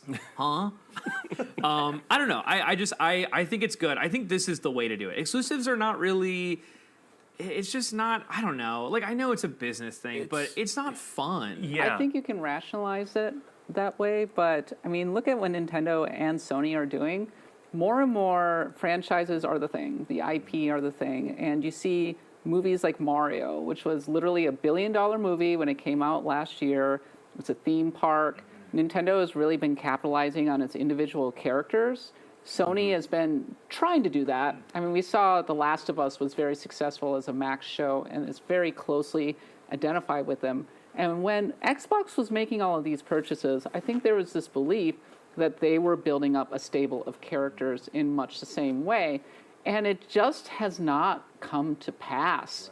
All of the hopes and dreams and thoughts that Xbox fans were maybe having 5 years ago, just, it hasn't really, we thought this would be a lot different than how it ultimately played out. And now Xbox is, in effect, farming out all of these characters that they purchased to other platforms. And it's a far cry from the Xbox that we knew back during the Xbox 360 days, for example, when Gears of War and Halo and things like that were frankly a really big deal. Xbox 360 was a really important console, and Xbox, maybe people thought Xbox was trying to get back to that, and it's sort of not. I also, and not to throw you under the bus here, but I'm going to respectfully disagree a little bit, right? Or half agree, half disagree. And one, I agree with you. I think the time for console exclusives might be like a bit over, a bit 10 years ago. But at the same time, I feel like the staggered release of Xbox first and then like a couple months later play feels like a half step. It feels like what they really want to do is launch it on all platforms day one, but they've thought it amongst themselves and say, oh, maybe it'll look better if we like stagger the release. It feels sort of like a half solution that doesn't really satisfy anybody, What about your backlog, Matt? My yeah. All right. Okay. Satisfies one person. It satisfies me. Meanwhile, they just raised the price of Game Pass again, or they're about to, I think. And that's a Call of Duty play, and the high-level strategy of Xbox is really confusing right now, and you're kind of just trying to read the tea leaves and figure out what they want, and a lot of that is down to it's sort of a pivot. What you're seeing is a real-time pivot away from what they were kind of hoping to do in the face of kind of a generation of console generation that hasn't quite gone to plan. And we'll see how this works out for it. But right now, the imperative for Xbox in particular is make that money back from the Activision Blizzard acquisition, which is like $69 billion. Yeah. That's a lot of money. And if I may try to throw you under the bus, Matt. After climbing out of the bus. Yeah. Right. So Hi-Fi Rush was an Xbox game that came to PlayStation 5. And did it move the needle? Like, do we know? Like, it's like, oh, now you can get it on PS5. And it was kind of no fanfare. I mean, granted, it wasn't. I think it was a longer window than what the Indiana Jones will be. But it's just nice to be able to have the option. Right, yeah. And also, I think that was just their way of kind of just like testing the waters to see if it would move the needle even slightly. It's funny because, like, I didn't touch it on my when I saw it pop up on PlayStation 5. Well, there you go. That's why you think I'm not going to play it. You know what I really want to know is I'm curious if, like, I want to be a fly on the wall when, like, Bethesda Machine Games is talking to Lucasfilm, which I guess is Disney. Like, are they saying, like, hey, we have to release this on, like, not the market leader console? Would Disney be like, no, we want it on every platform, we want to sell it? It's funny that you say that because MLB The Show was a PlayStation exclusive from Sony San Diego, and MLB said, if you want to keep the license, it has to come out on Xbox and Switch. Interesting. And Okay. they put that thing on Xbox and Switch. So they could do it, but they don't want to. Pretty Of much. course, they have the technology. Of course, they could do it. Yeah. You're telling me a game can be on more than one platform? Yeah. No, I'm just saying, like, I'm curious what Disney had to say, because it's like, do they understand, or do they care, or do they have a special deal with them that it's like, you know, because I know obviously like companies pay a lot of money to have their exclusive, like Sony will pay exclusive whatever.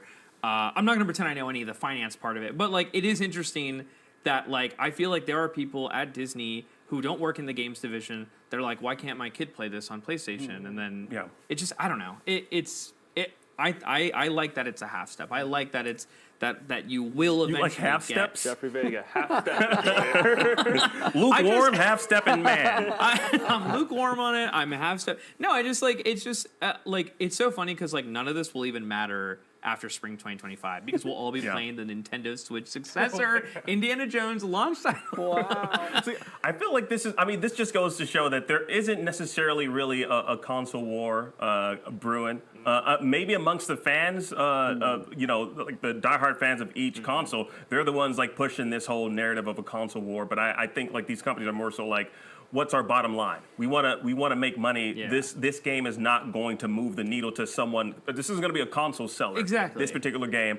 Let's just put it out on all consoles. Yeah. But let's, like you said, stagger it a little bit. And but what if Indiana Jones and the Great Circle comes out on PS5 and it makes more money on that than it did through Game Pass? Like, obviously, most people will probably play on Game Pass versus buying the digital, physical, whatever. But what if it made more money on PS5 than through the Game Pass deal? I feel like they would. Well, I mean, that means it went full Great Circle. Full Great Circle. Ah, yes, that's right. It went full Great Circle. Anyways, it's time for a quick break. IGN's live coverage of Gamescom opening night live will continue in just a second. But first, have a look at the upcoming multiplayer fantasy game, Dark and Darker.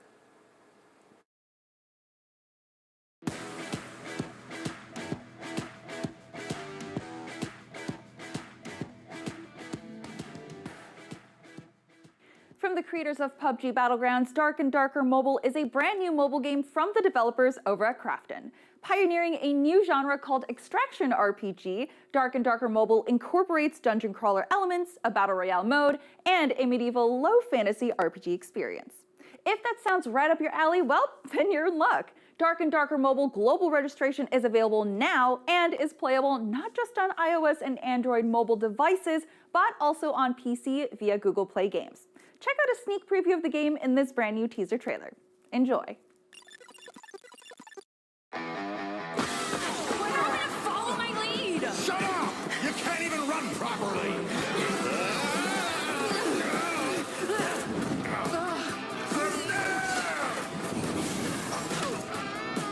What the?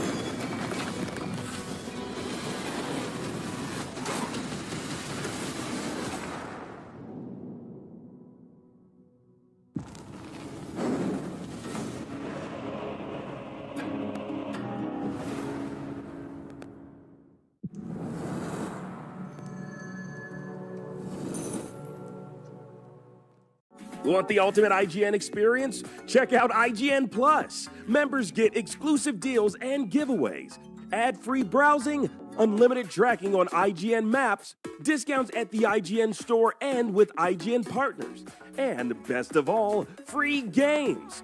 Get 30 days of IGN Plus for just $1. Head to plus.ign.com. IGN Playlist is the best way to track your game collection. Now you can even import your entire Steam library to Playlist, making it easier than ever to review games, show off your collection of the world, and finally chip away at that massive backlog you keep meaning to get to. IGN Playlist, check it out. IGN Store has it all. From clothes and collectibles to vinyl records, accessories, model kits, and action figures from the biggest and best franchises like The Legend of Zelda, Star Wars, Fallout, Dungeons & Dragons, and more. Whatever your pop culture passion, you're guaranteed to find something you love. There are new and exciting products hitting the store every week, like the Wasteland-ready Fallout Vault 33 hoodie, which pairs perfectly with the working wearable Pip-Boy. Plus, high-quality IGN Store exclusives like the powerful and spicy Star Wars Darkside Hot Sauce by Truff.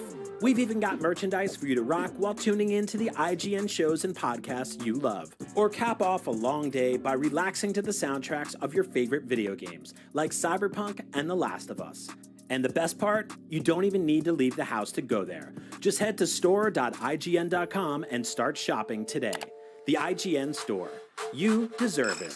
IGN has the most thorough, easy-to-use, and high-tech maps out there. IGN maps load faster with more markers than ever and are built for your phone as your constant companion to the biggest games. So start checking off markers for the game you are playing today.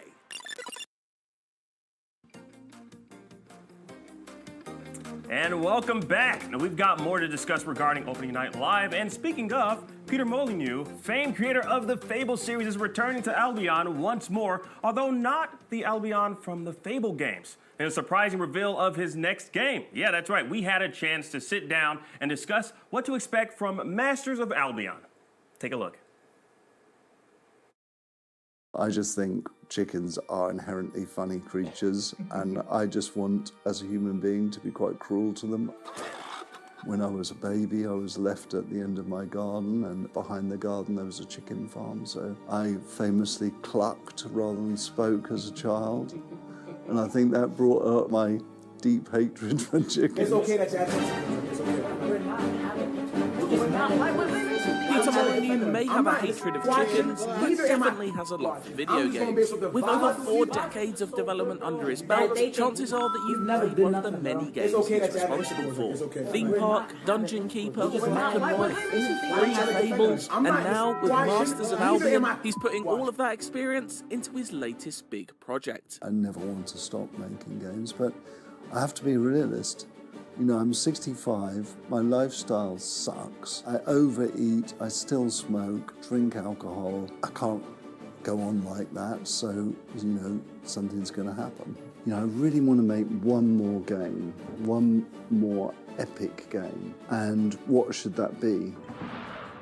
Masters of Albion is a god game, which is hardly surprising seeing as it's coming from practically the godfather of the genre. Part city builder, part RPG, part third-person action, it looks set to combine some of the most memorable aspects of Molyneux's vast library. So I went back and I looked at Dungeon Keeper and came up with a list of things that I loved from Dungeon Keeper. I looked at Black and White and came up with a list of things that I loved from Black and White. This is and the I Google looked at Pixel 9. Fable and came up with a list of things that I loved from Fable. And I asked myself, well, can I blend all these things together? So now you have a picture from the and family vacation. Create a with god the whole game. family. But what is a god game? The definition can vary depending on who you speak to. One thing is at the very core of the genre to Molyneux, however, the freedom to play how you want to. For me, a god game should be about giving the player freedom and the sense of power.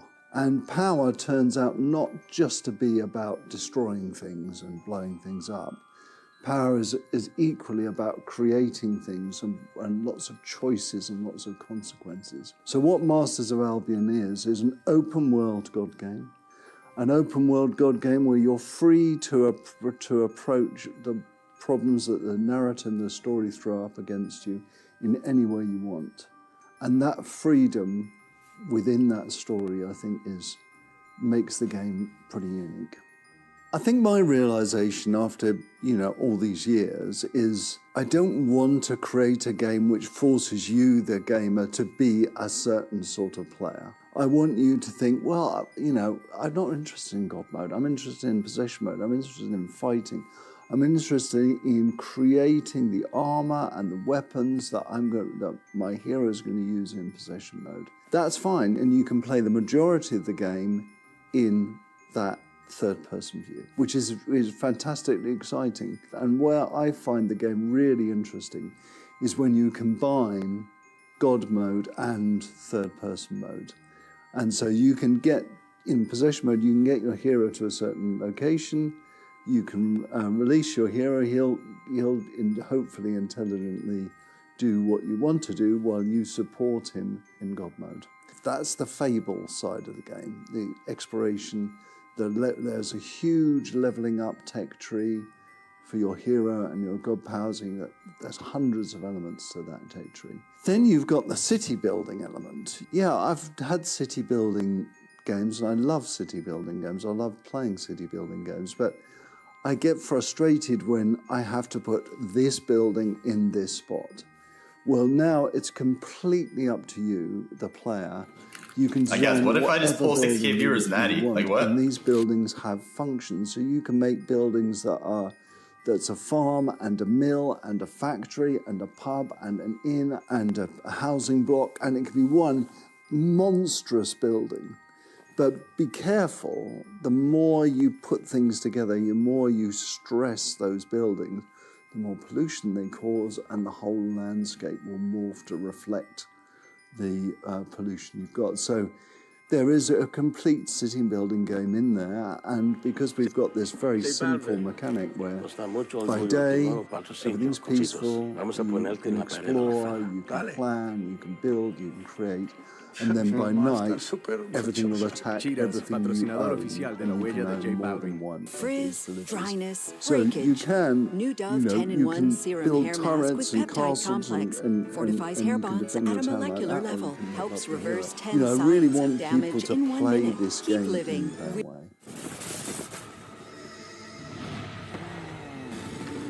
Masters of Albion is shaping up to be the greatest hits of Molyneux's work so far, a magnum opus of sorts that looks at what made each game shine so brightly, and reinvents those ideas for the present day. So in Dungeon Keeper, I loved the hand, I loved being able to pick things up, I loved being able to possess things, but it didn't feel like they comfortably lived together, especially the possession mode.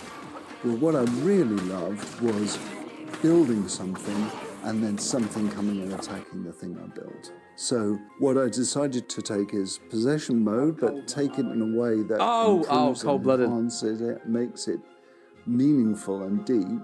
The rhythm of building and being attacked, and the ability to interact with different characters in different ways, as well as building. In Masters of Albion, possession enables you to play the game rather like the Fable combat system. So when you're in possession mode, you can use magic, this and that, but I do not feel like responding to them. You can blend the two styles together. And crucially, when you're in possession mode, you can possess almost anything. You can possess a chicken, of course. Then we come to black and white. I loved the hand. I think that was a real improvement from the Dungeon Keeper hand. I love the freedom to be able to pick things up and throw things, even though in black and white the physics system wasn't really robust as it should have been. So throwing often felt clumsy and a little bit clunky, but in today's world we've got the tech that allows us to do that. I loved the open world feel of it. I could go over here and do something here, or I could go over here and do something here. And I loved the minimalist interface. Those are my big three features. I think we can do a lot more with the hand. I think the hand can be a lot more than just picking things up. I think we can enhance it. We can make people feel really powerful with the hand, and we can make people feel creative. And then we've got Fable, the narrative line, the epic story. I love that. I definitely want to be inspired by that. The way that Fable laid out its story in this golden line, that everybody experienced certain points in that golden line, but how they got between those points was maybe a little bit different. I think we could take that and we can really enhance that and make that even more meaningful. I loved the humour. I adored the humour. I loved everyone called it British humour, but it was more humour invented by the player as much as it was by that. So we're going to take the narrative, we're going to take the tech tree. Yeah, Indiana Jones on PS5 is a little crazy, but it's because Xbox is exiting the console game. They're done with the console game. And in exploring, they even when they made the Xbox Series X, they just wanted to show that they can make a more powerful console because they got blown out in the last generation. With the PS4 was more powerful. No, the Xbox Series One really, I think Albion was not really up to par. So they made the Series X, but it's not to make up for that. Fable 5. Like they lose money. But if you played Fable, then they lose money on the. But what of Albion itself? Ever since its on the Xbox Series X, but it's just Windows, so it doesn't matter. Fable and its fairy tale setting have belonged to Windows makes so much money they could bleed money on the Xbox forever and it won't matter. No, if I'm honest, I don't. So they're trying to exit the console game. They're trying to just become a platform that just can be in every household, kind of like Windows. And I can see that happening. It's like saying if you said with how successful the Xbox games that have dropped on PlayStation have been coming out. Can't be copyrighted. It's crazy. It's the name.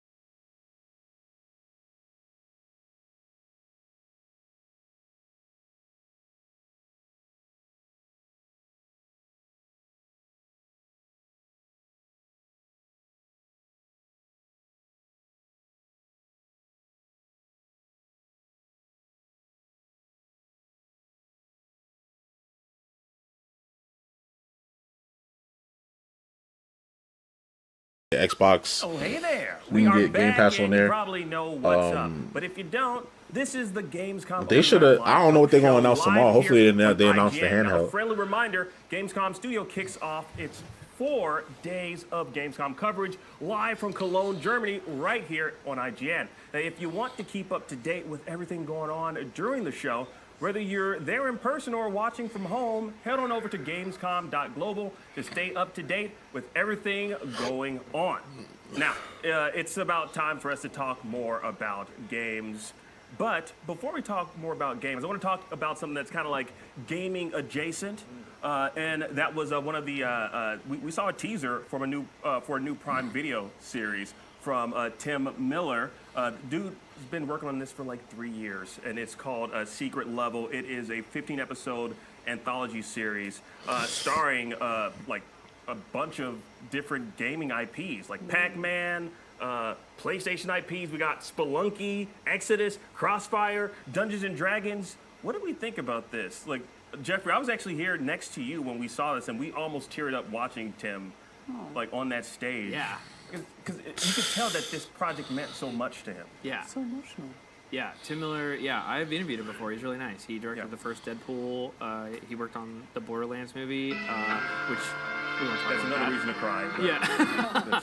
No, it was really exciting. I think, and I don't want to go too early on my roses and thorns, but I think this is the thing I was most excited from Opening Night Live. And it wasn't even a game. It was this show. And I love the idea of an anthology series about video games because it's like we talk about all the good, adaptations out there, like, Arcane, Last of Us, won Emmys, like, all this great stuff. And then to have a show where you can kind of just basically, I don't want to say, like, throw paint on the wall, see what sticks, but it's like you can kind of test these different animation styles, like Cyberpunk Edge Runners, like one of the best, like you reviewed that, like it was one of the best shows ever, and it's like, I want more of that, and I think we're gonna get that in Secret Level, that level of like, they really want to take this seriously, the fact that it must have been very hard to get all of these IPs. Like we saw Kratos in there. Which there's very already a God of War series at Amazon Prime Video. And so we're getting 2 Kratoses in 2 God, 2 War. I don't know. I'm really excited because Pac-Man was one of them, which is a very kind of funny because it's like the Love, Death, and Robots kind of. It's the creative team behind it. Yeah, so it's like, am I gonna cry at a Pac-Man episode? Probably. Yeah. That's what it sounds like when I cry. But yeah, I'm really excited, and it makes me think. I'm already excited. I'm already thinking what other what games could we possibly see? Like Matt, is there anyone that? Because of course we got we talked about the big titles, but I want us to kind of see if we can touch on some of the I guess wouldn't necessarily say smaller titles, but some that might get glossed over a little bit. We got Mecha Break. We got Delta Force, which is a campaign.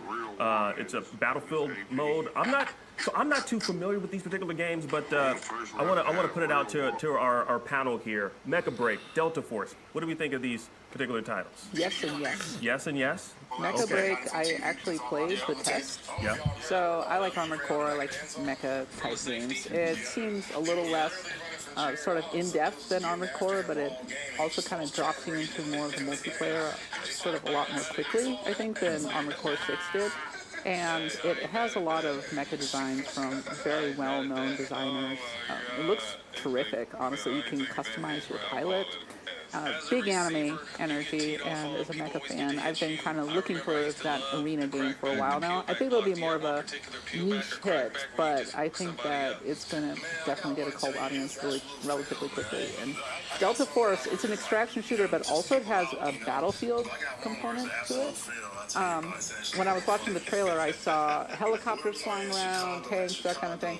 I'm going to say I'm a Battlefield fan, maybe more so than Call of Duty, because I like driving the tank or the planes, that kind of thing. So just seeing that, and Delta Force looks really, really good. No denying that. Like big, open scale, large, Yeah, Destin was talking to us and saying there are multiple modes, and one mode is just Battlefield, and the other mode is extraction shooter. And I thought to myself, okay, I'll just play the Battlefield mode. Sounds great. Yeah, what about what about Path of Exile 2, which I think is probably one of the most anticipated RPGs out there? Do we think it might dethrone Diablo 4, or has it already? I think so in many ways. Okay. Well, I think Diablo is more mainstream, but I think Path of Exile has been really, really successful in a way that maybe not a lot of people outside hardcore RPG circles can really grasp. It is a huge game, and when Path of Exile 2 comes out, I think it'll be really successful. I think the big difference between it is that it's a lot more action-focused than Diablo. Diablo is all about building really broken builds and just numbers go up, right? Whereas Path of Exile 2 has a little bit more of that Elden Ring flavor to it, but from a top-down isometric perspective, kind of something where you're rolling around a lot. They use your dodge roll a lot more, and it's a beautiful-looking game. It's going to be really good. I just think it's a good time for computer RPGs as a whole. Yeah. They're just eating well in terms of everything. We are eating. Yeah, and Diablo 4 is still very good, still very fun to play, and so now there's another one that you gotta figure out which one you want to play. And we'll have Vessel of Hatred coming out in October as well. Yeah. So much hell, and I'm like, where's the nice version of those games? Well, you want to know what the nice version is? Yeah. Marvel Rivals. Look at that. That's also coming out. I feel like we're eating way too good. This one, I got a free. What's up? All right, I got this. I got this one in Cali on hold. It's been on hold for a few hours. But I'm looking in the description of the SOR, and it says extension to previous after-hours assignment. So, Galactus's daughter. I'm still trying to get in contact with people. Should I just wait till they get back, or what? Galacta, I believe. Are they father-daughter? Yes, yeah. Oh. You didn't know? No, I know she's in the trailer. I just thought she was like a friend.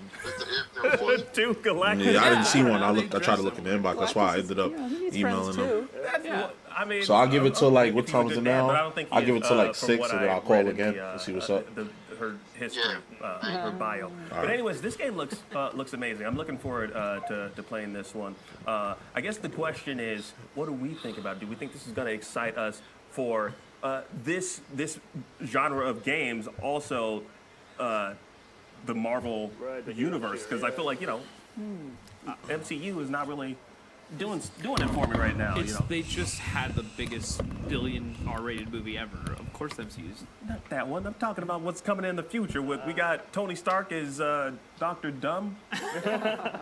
I'll take it from here. I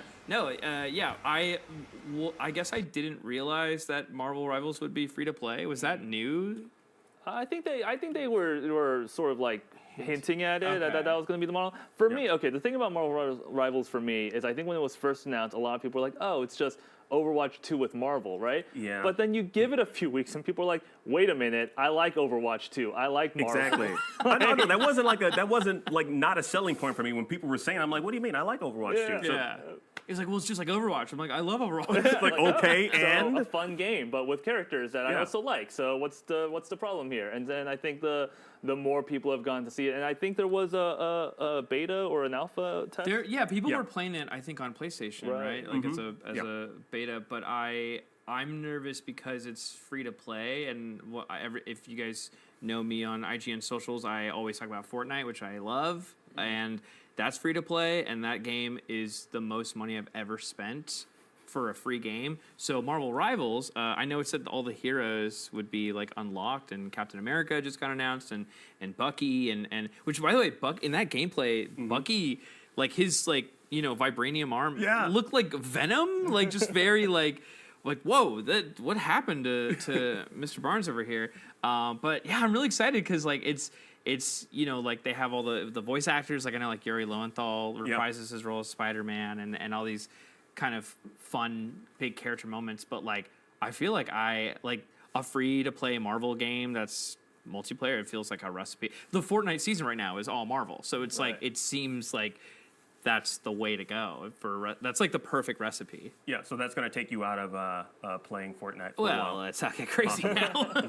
I mean, yeah, I do want to. I mean, especially if I can play it on PlayStation, which is my platform of choice. The platform you're going to play Indiana Jones. Yes. So if you guys are friends with me on PlayStation, you'll see my two most recently played games will be Indiana Jones and the Great Circle and Marvel Rivals.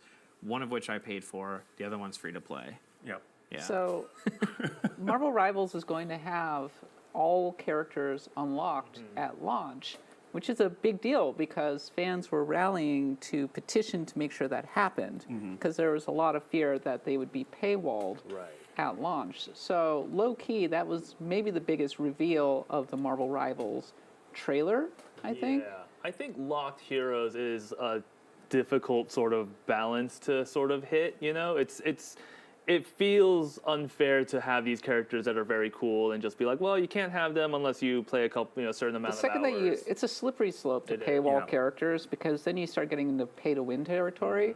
And frankly, nobody wants to grind through a battle pass just to be able to access a character that they want to play. Put them all out there, get people into the game, and then come up with really cool skins that people can then access. And then pay way too much money for, or just don't have microtransactions at all. Yeah, they really need Maybe to. That's the way. Everything you just said is what I do. Yeah. Well, in Fortnite, that's what you do. Yeah. I just unlocked War Machine, and man, his powers are overpowered. Well, let's Thanos snap that idea away, hopefully. But anyways, we need to take a quick break, just one more. Stick around. IGN's live post-show coverage of Opening Night Live returns right after this. IGN store has it all. From clothes and collectibles to vinyl records, accessories, model kits, and action figures from the biggest and best franchises like The Legend of Zelda, Star Wars, Fallout, Dungeons & Dragons, and more. Whatever your pop culture passion, you're guaranteed to find something you love. There are new and exciting products hitting the store every week, like the Wasteland-ready Fallout Vault 33 hoodie, which pairs perfectly with the working wearable Pip-Boy. Plus, high-quality IGN store exclusives like the powerful and spicy Star Wars Darkside Hot Sauce by Truff. We've even got merchandise for you to rock while tuning in to the IGN shows and podcasts you love. Or cap off a long day by relaxing to the soundtracks of your favorite video games, like Cyberpunk and The Last of Us. And the best part? You don't even need to leave the house to go there. Just head to store.ign.com and start shopping today. the IGN Store. The Cinefix Top 100. A list so secretive even we don't know what movies are on it or where they rank. What do you mean you don't know? Each episode will reveal one of the movies. Did I rush it? Felt like I rushed. No, it was good. I liked it. Talk about why it belongs and finally find out where it ranks. Are you not entertained? Are any of the movies we've shown here even on the list? I have no idea, and it drives me crazy. Join us as we find out on Cinefix, IGN, and wherever you get your podcasts. Why so serious?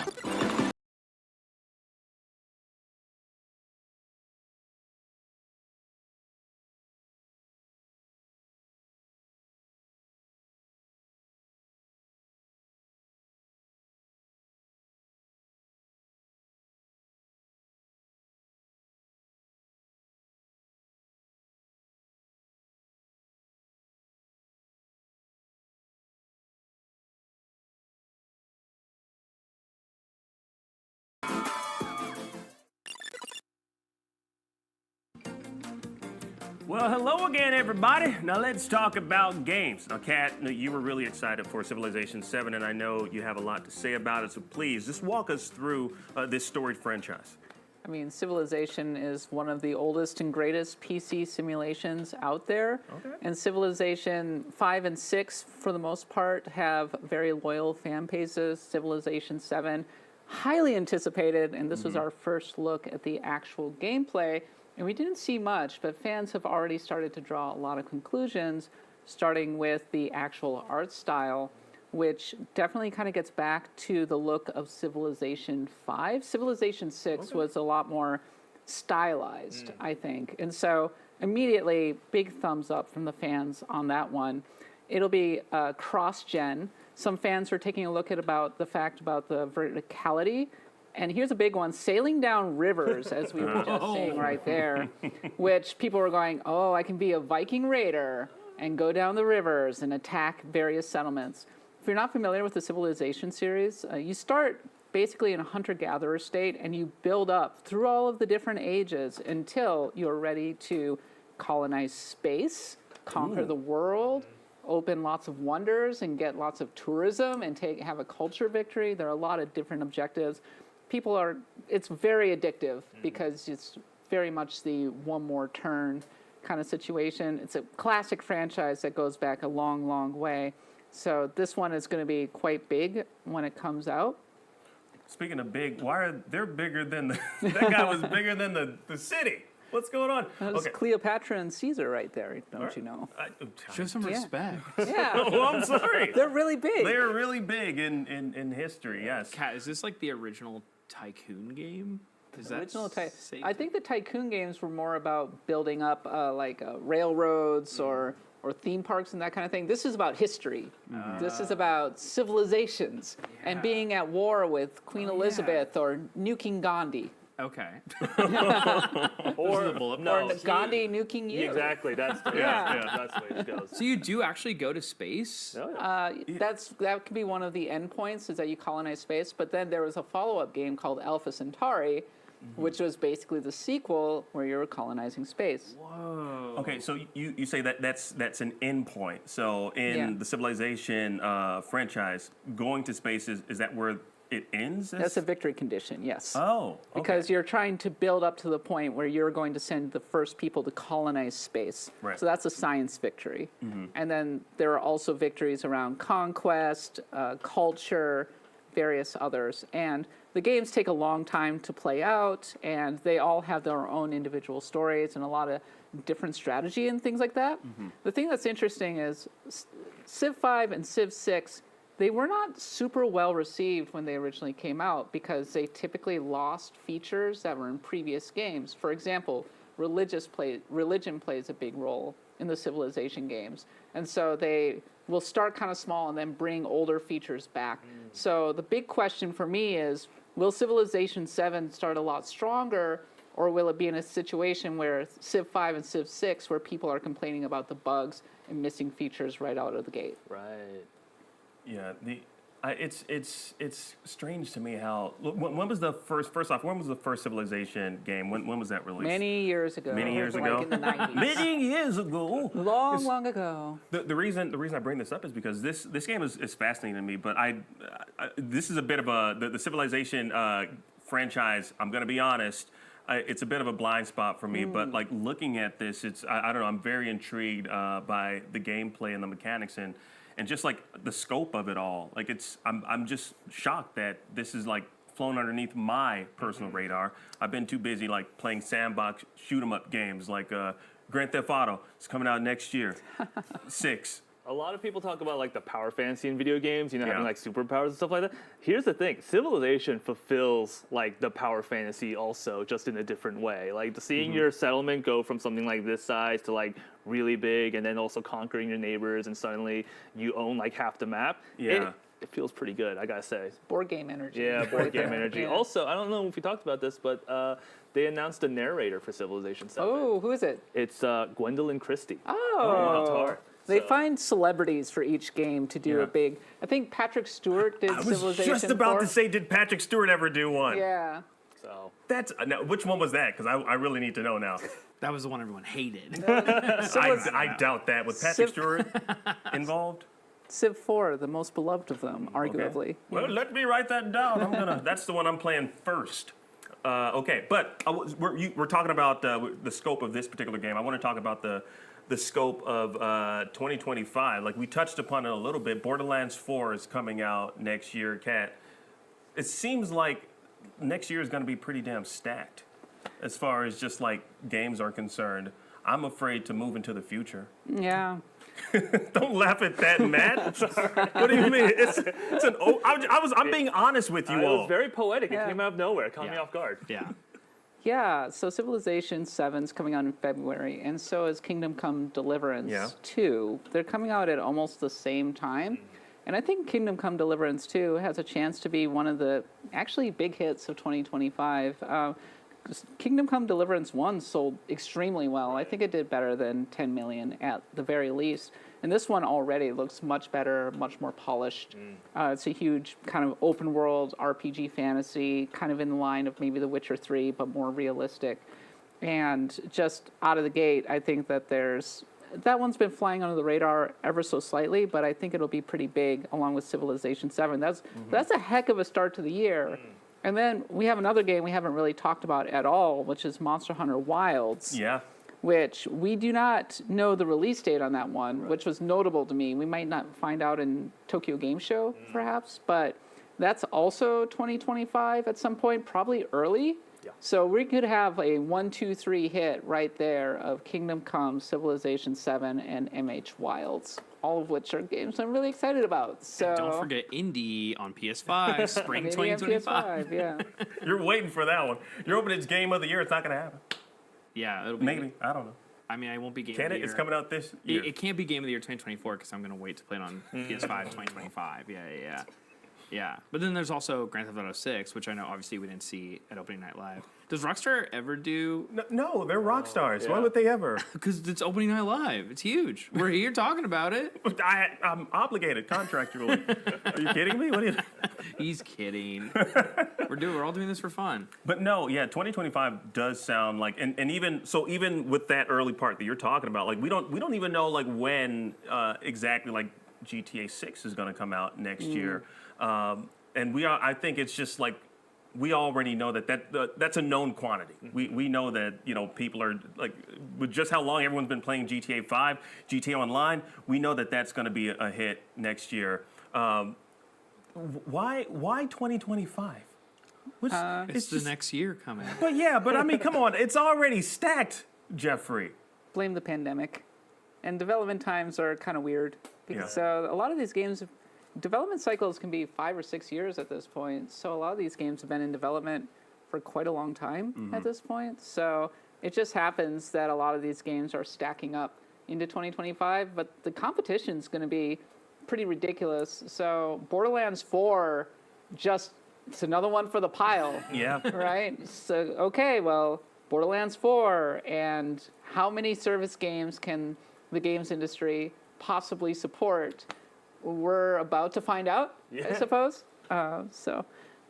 Also, I want to make a correction. Earlier I said Patrick Stewart narrates Civilization 4. It's Leonard Nimoy. I'm sorry. It's different. I already wrote it down on my playlist on IGN.com. What do you mean? Backspace. You can't play Civilization 4 anymore. It's So, okay, but has he ever voiced Patrick Stewart? He did Sir Elder Patrick Stewart? Scrolls.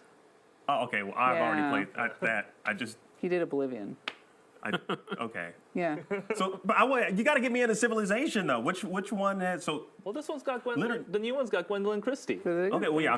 from This Star one's a Wars. known quantity. I'm definitely going to play 7, but yeah, I'm just looking Play 7. at. You should Okay. play. Start That's the there. one. Start there. So start with the new one. Start with the new one. And then work myself. Or play backwards. 5. Play 5. Why 5? It's more accessible, and it has a lot of features, and it's kind of highly regarded, so that's a good one to start with, too. You Okay. can play it right now, as opposed to February, when you're going to be really busy playing games.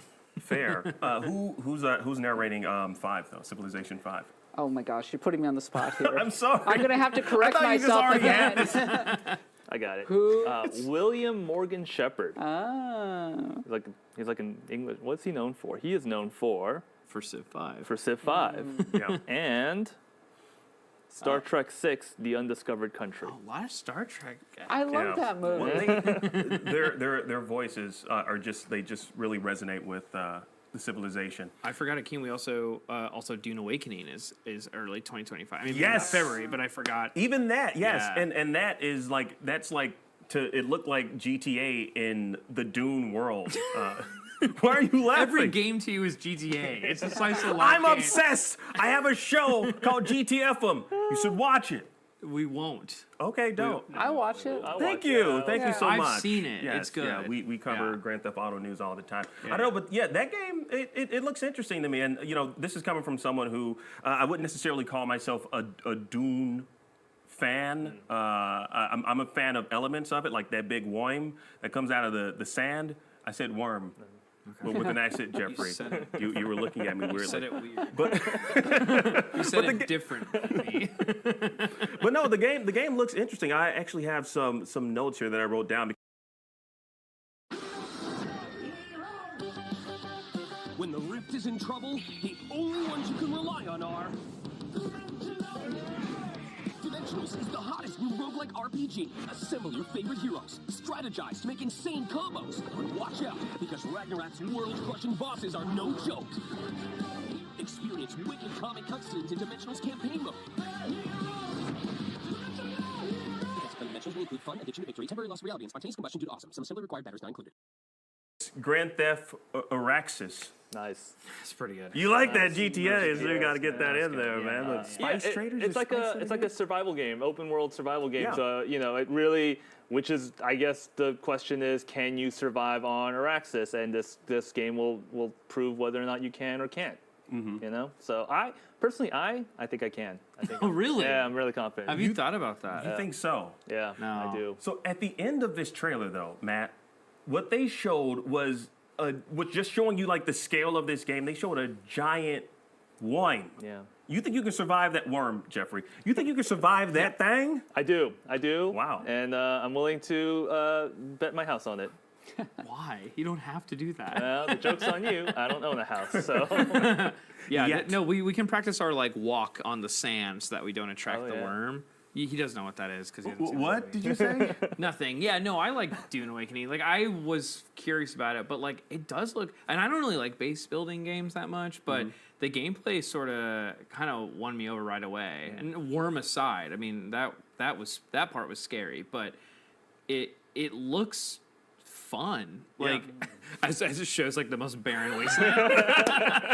But that's what Arrakis is, and I don't know. It seemed I don't know, I've never considered wanting to play in a Dune world because obviously, I mean, the movies are beloved and I like them, and it's oh yeah, I do want to go to the bathroom in my suit and turn it into water. That happens in the movie. You just spoiler alert. Sorry, Zendaya's in it. Yeah, but no, I think I was really impressed with this new trailer at Opening Night Live because it's just. It was the first gameplay, I think. So it was the first time they're okay, yeah. I'm just curious, how many people will be in it, like because it's like a multiplayer I game, think they right? said like 100, or they said something along those lines. Yeah, you're thinking of Fortnite. No, it says Arax is hundreds of other players in the world is what it said. I made sure I noted that. But no, that when I saw that trailer and gameplay, it really woke me up. But I gotta ask the question to you all. Are you sleepy? I'm sleepy too. I think it's time for us to take a very, very short nap, like 2 minutes, just the shortest nap, but then we'll wake up and be full of energy for the final stretch of the opening night live post show. So set your alarms, folks. We'll be right back.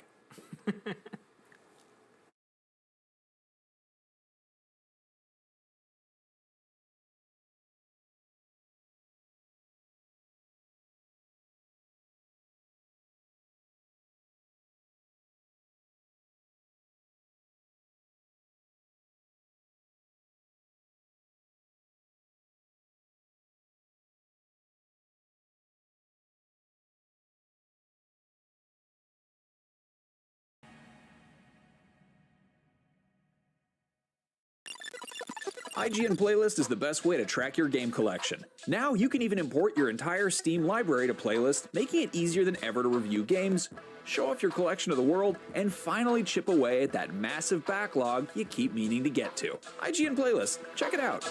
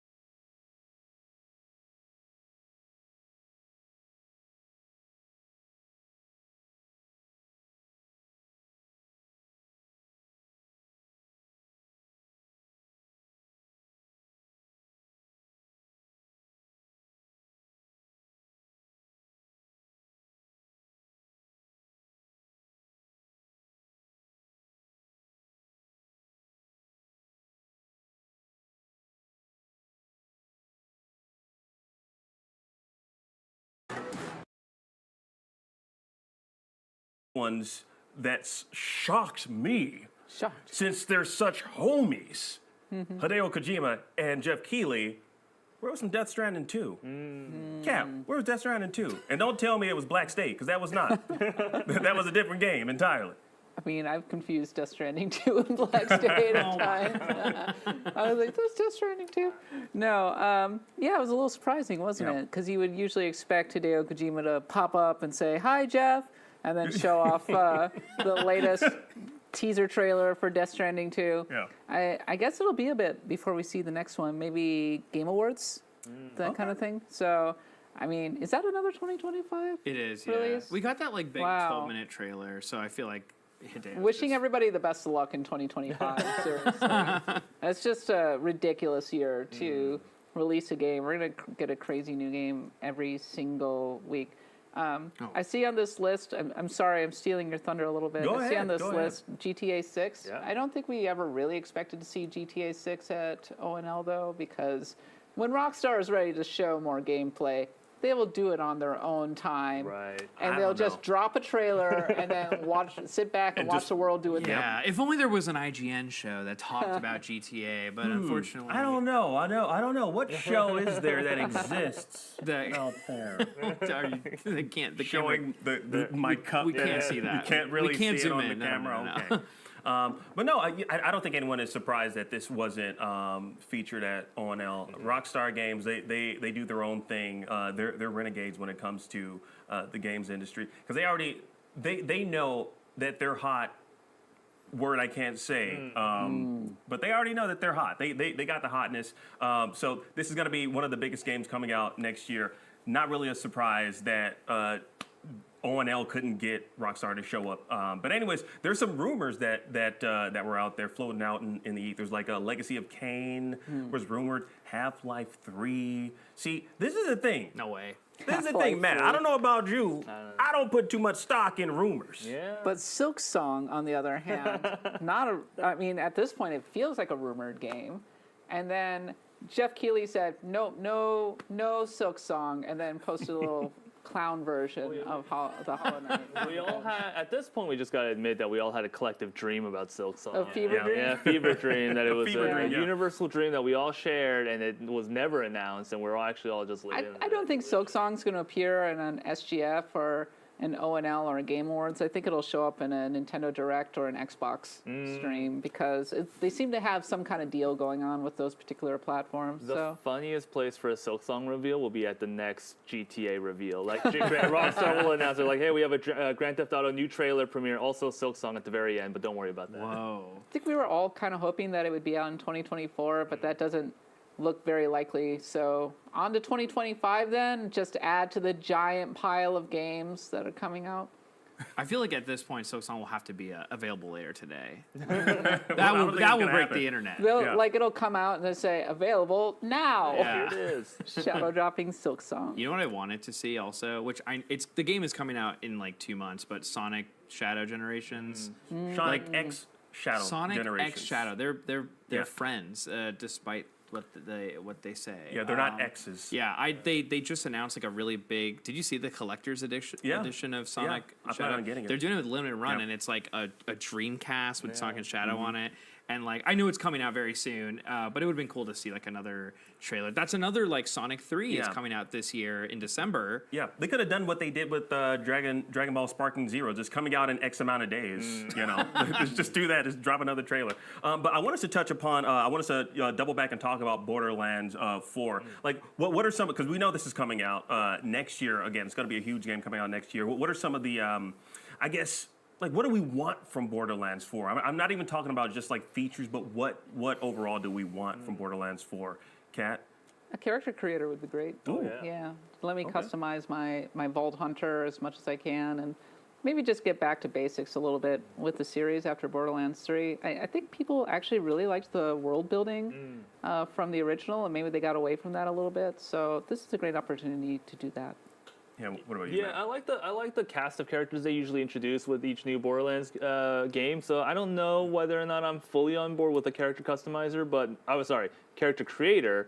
But I could be down for more customization options with the characters. So that could be something I'm down with. I also saw, like, it's hard because the teaser was very vague and sort of cinematic and didn't really reveal too much. But the fact that they show outer space and multiple planets interacting with each other could hint at interplanetary travel. So something there. Ooh.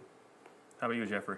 So I've only seen the first game be played. My girlfriend played it for work. Okay. And the first one obviously it was like 2009 or 2007 or something. Yeah. Like I'm curious like if what kind of humor appears in like a 2025 Borderlands game, like what, cuz like it's funny cuz I feel like that was like a downfall of the movie, not to harp on the movie more, but like the movie was very much like that same kind of like ladies first kind of comedy, you know, where it's just like, so it's like Borderlands 4 obviously is, you know, like beloved for the kind of the world building, as you said, and like the kind of characters where it's clearly something really fun that they couldn't translate to film. But like, I'm curious, like what a 2025 version, like I don't think Borderlands 1's humor like really like ages well. Right, yeah. So I'm like curious, like, as someone who doesn't really know the series, also it's also first person, right? Like they're all first person.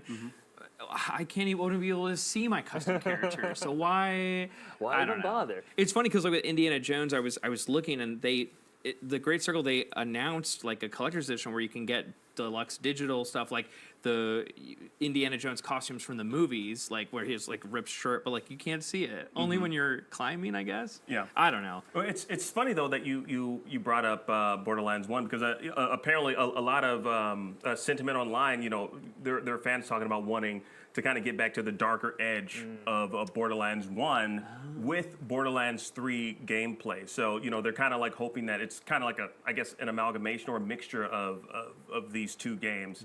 Also, of course, some surprises. Like I, for one, would love a Kevin Hart skin. That's never gonna happen. Don't say that. What do you mean? I mean, it would be cool, but the movie, the tie-ins, it's not gonna happen. You don't think? There's still time. That the game's coming out next year. Is there like, because again, I have not played 2 and 3. Like, is there like, because I know they had a Tiny Tina game that was like D&D that was really cool, but like I don't know who's the main character in Borderlands 4. Like, I have no idea. We don't know, right? I mean, it's a roving cast. Like the cast changes, and they got some relationships with one another. But each game stars new characters that are all united by their love of treasures and their hatred of the man. Yeah. And also, like you shook your fist real quick. Also, fans want like traditional raids to return to the franchise. So I mean, like I feel like there's a lot that I'm pretty sure Gearbox they're definitely cooking with this one. And honestly, I'm looking forward to jumping back into the world of Borderlands next year to hopefully hot reactions and feelings as Not opposed to like the lukewarm. let's get rid of that lukewarm phrase, Matt. I was trying to avoid that. Gotcha. But you just brought me back into the lukewarm territory. But no, hopefully we can we have a lot to expect and to anticipate next year. 2025 is going to be massive. My number one game I'm looking for though next year, I'm just going to say this right now off top, next year. Yeah. Can you take a guess? Monster Hunter Wilds. Did y'all say the same thing? Did you say the same thing? We said 2 separate games. It's Civilization 7. We did. None of us said Part Grand of Theft it, Auto. no. Yeah, we didn't think that. It's GTA 6, of course. Yeah. Got to keep that going. Just because it's my favorite. It's my favorite of all time. Anyways, what did we think about opening night live as a whole? I don't care what anyone has to say. It was definitely an opening ceremony, broadcast live and taking place at night. Believe it or not. Well, it's not nighttime. You can't convince me otherwise, Jeffrey. Stop it. I know that's what you're trying to do right now. It's not going to work. No. Look, no. Final thoughts, though, overall on opening night live and what we can possibly expect moving forward. Kat, I'm going to start with you. What are you hoping to see for the rest of this week during Gamescom?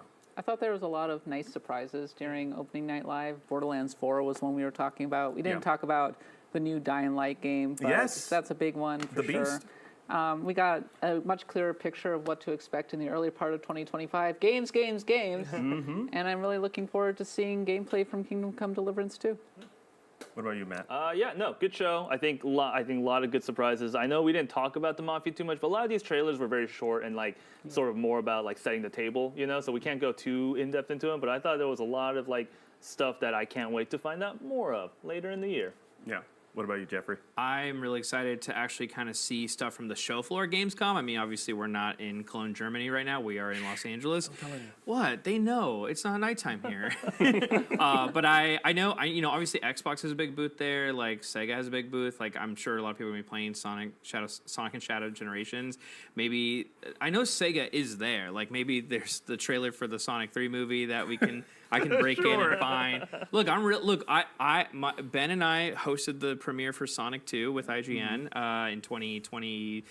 When did that movie come out? I don't remember. But I'm really excited for. I mean, it's the year of Shadow. Yeah. What else can you ask for? Mm-hmm. Yeah. So you're hoping for a 360p like sneak peek of Sonic 3 coming out of Gamescom. Yes, uploaded with like a Bitcoin a giant watermark. Watermark says Paramount Pictures.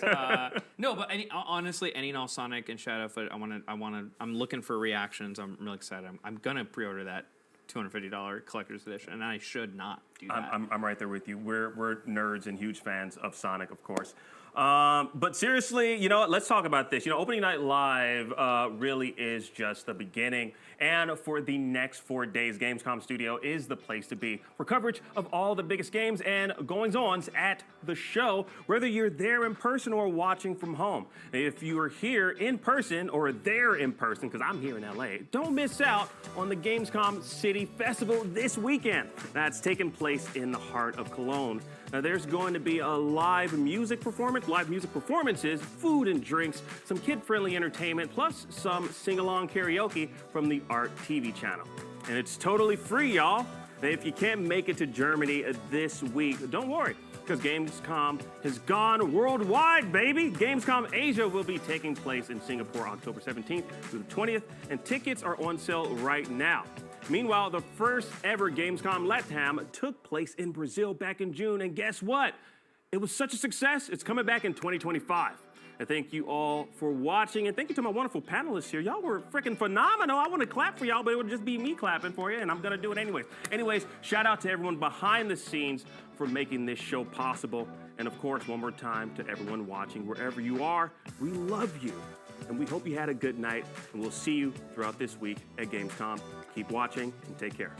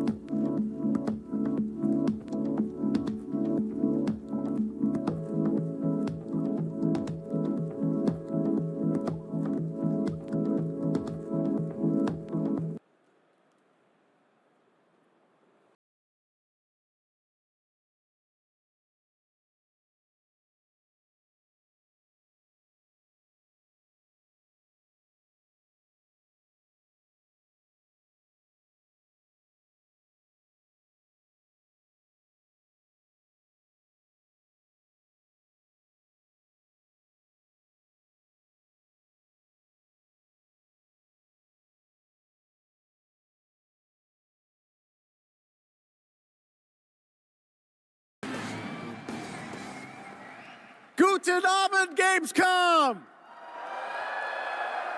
And hello to everyone watching around the world. This is opening night live from beautiful Cologne, Germany. And we have our biggest live audience of fans ever here at Cologne Messe. Over 5,000 people together as a community to celebrate our love of games. And of course, millions of you watching online around the world, welcome. We have gathered for the grand kickoff to Gamescom, the world's biggest in-person video game event. And this is our 6th opening night live. Now tonight, for the first time, we have a live sign language stream of ONL to make the show even more accessible. Thank you to Kaborski, who's signing the show right now. Thank you, Kaborski. Now, while the game industry certainly has faced challenges this year, I know that ONL will get you excited about what's to come later this year and in 2025 and beyond. Now, over the next 2 hours, you're going to see world premieres from studios big and small, including, yes, some new game announcements you're not expecting, and some surprises, so get ready. From Monster Hunter to Indiana Jones, Dune to Civilization, Call of Duty to Marvel Rivals, the most anticipated games will be on stage tonight because they wanted to be here with you guys at Gamescom, and I am so honored and grateful to have the opportunity to present these games to you.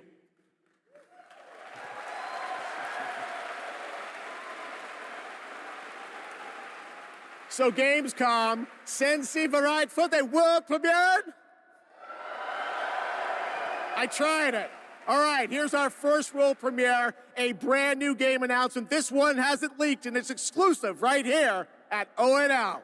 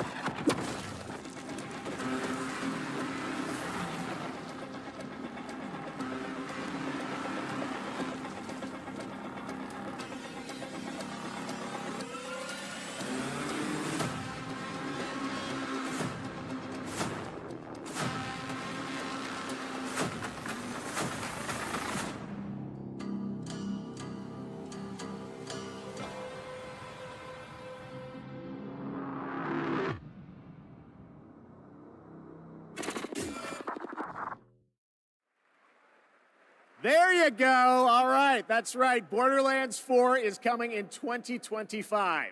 Next up, October 25th marks the release of Call of Duty Black Ops 6. To debut an extended look at the campaign gameplay, please welcome John Zuck and Catherine Anderson from Raven Software.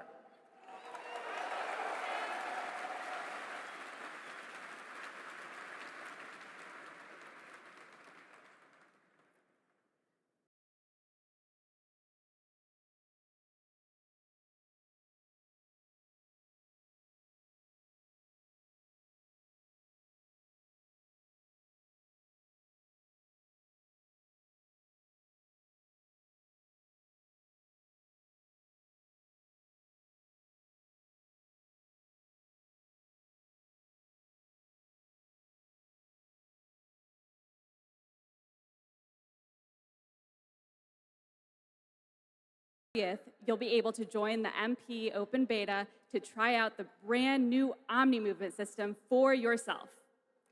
But today, we're here representing the Raven team, who's leading the campaign in partnership with Treyarch. The Black Ops 6 campaign is set in the early 90s, a time of global turmoil and uncertainty as the Cold War comes to an end. You're joined by legendary characters Frank Woods, the grizzled vet, and Russell Adler, the ultimate wild card. Together with new allies Troy Marshall and Jane Harrow, and unbound by normal rules of engagement, you'll unravel a mind-bending conspiracy In the mission we're about to show you, our rogue team has targeted a senator attending a political fundraiser in order to gain access to a top-secret black site underneath Washington, D.C. This is Most Wanted.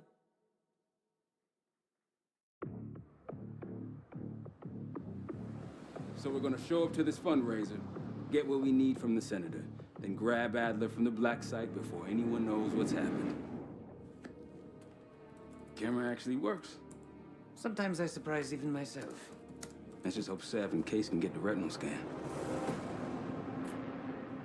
Senator's on stage now. Use your camera to get a better look.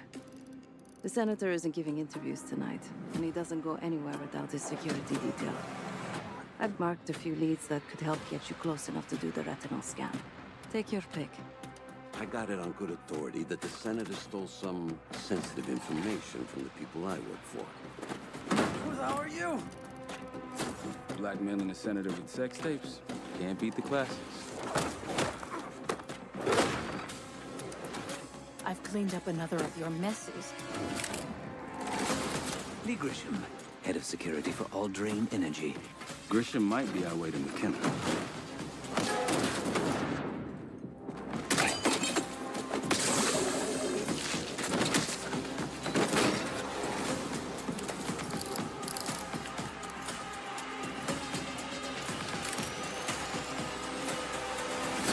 I modified the infrared image to highlight the capillaries in the senator's retina. It should have just enough resolution.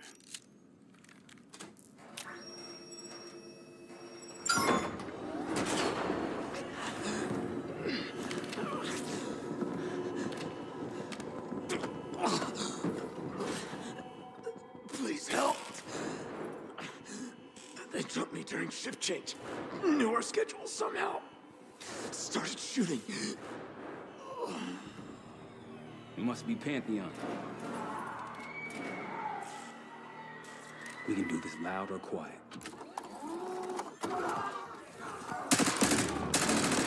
Go, go, go.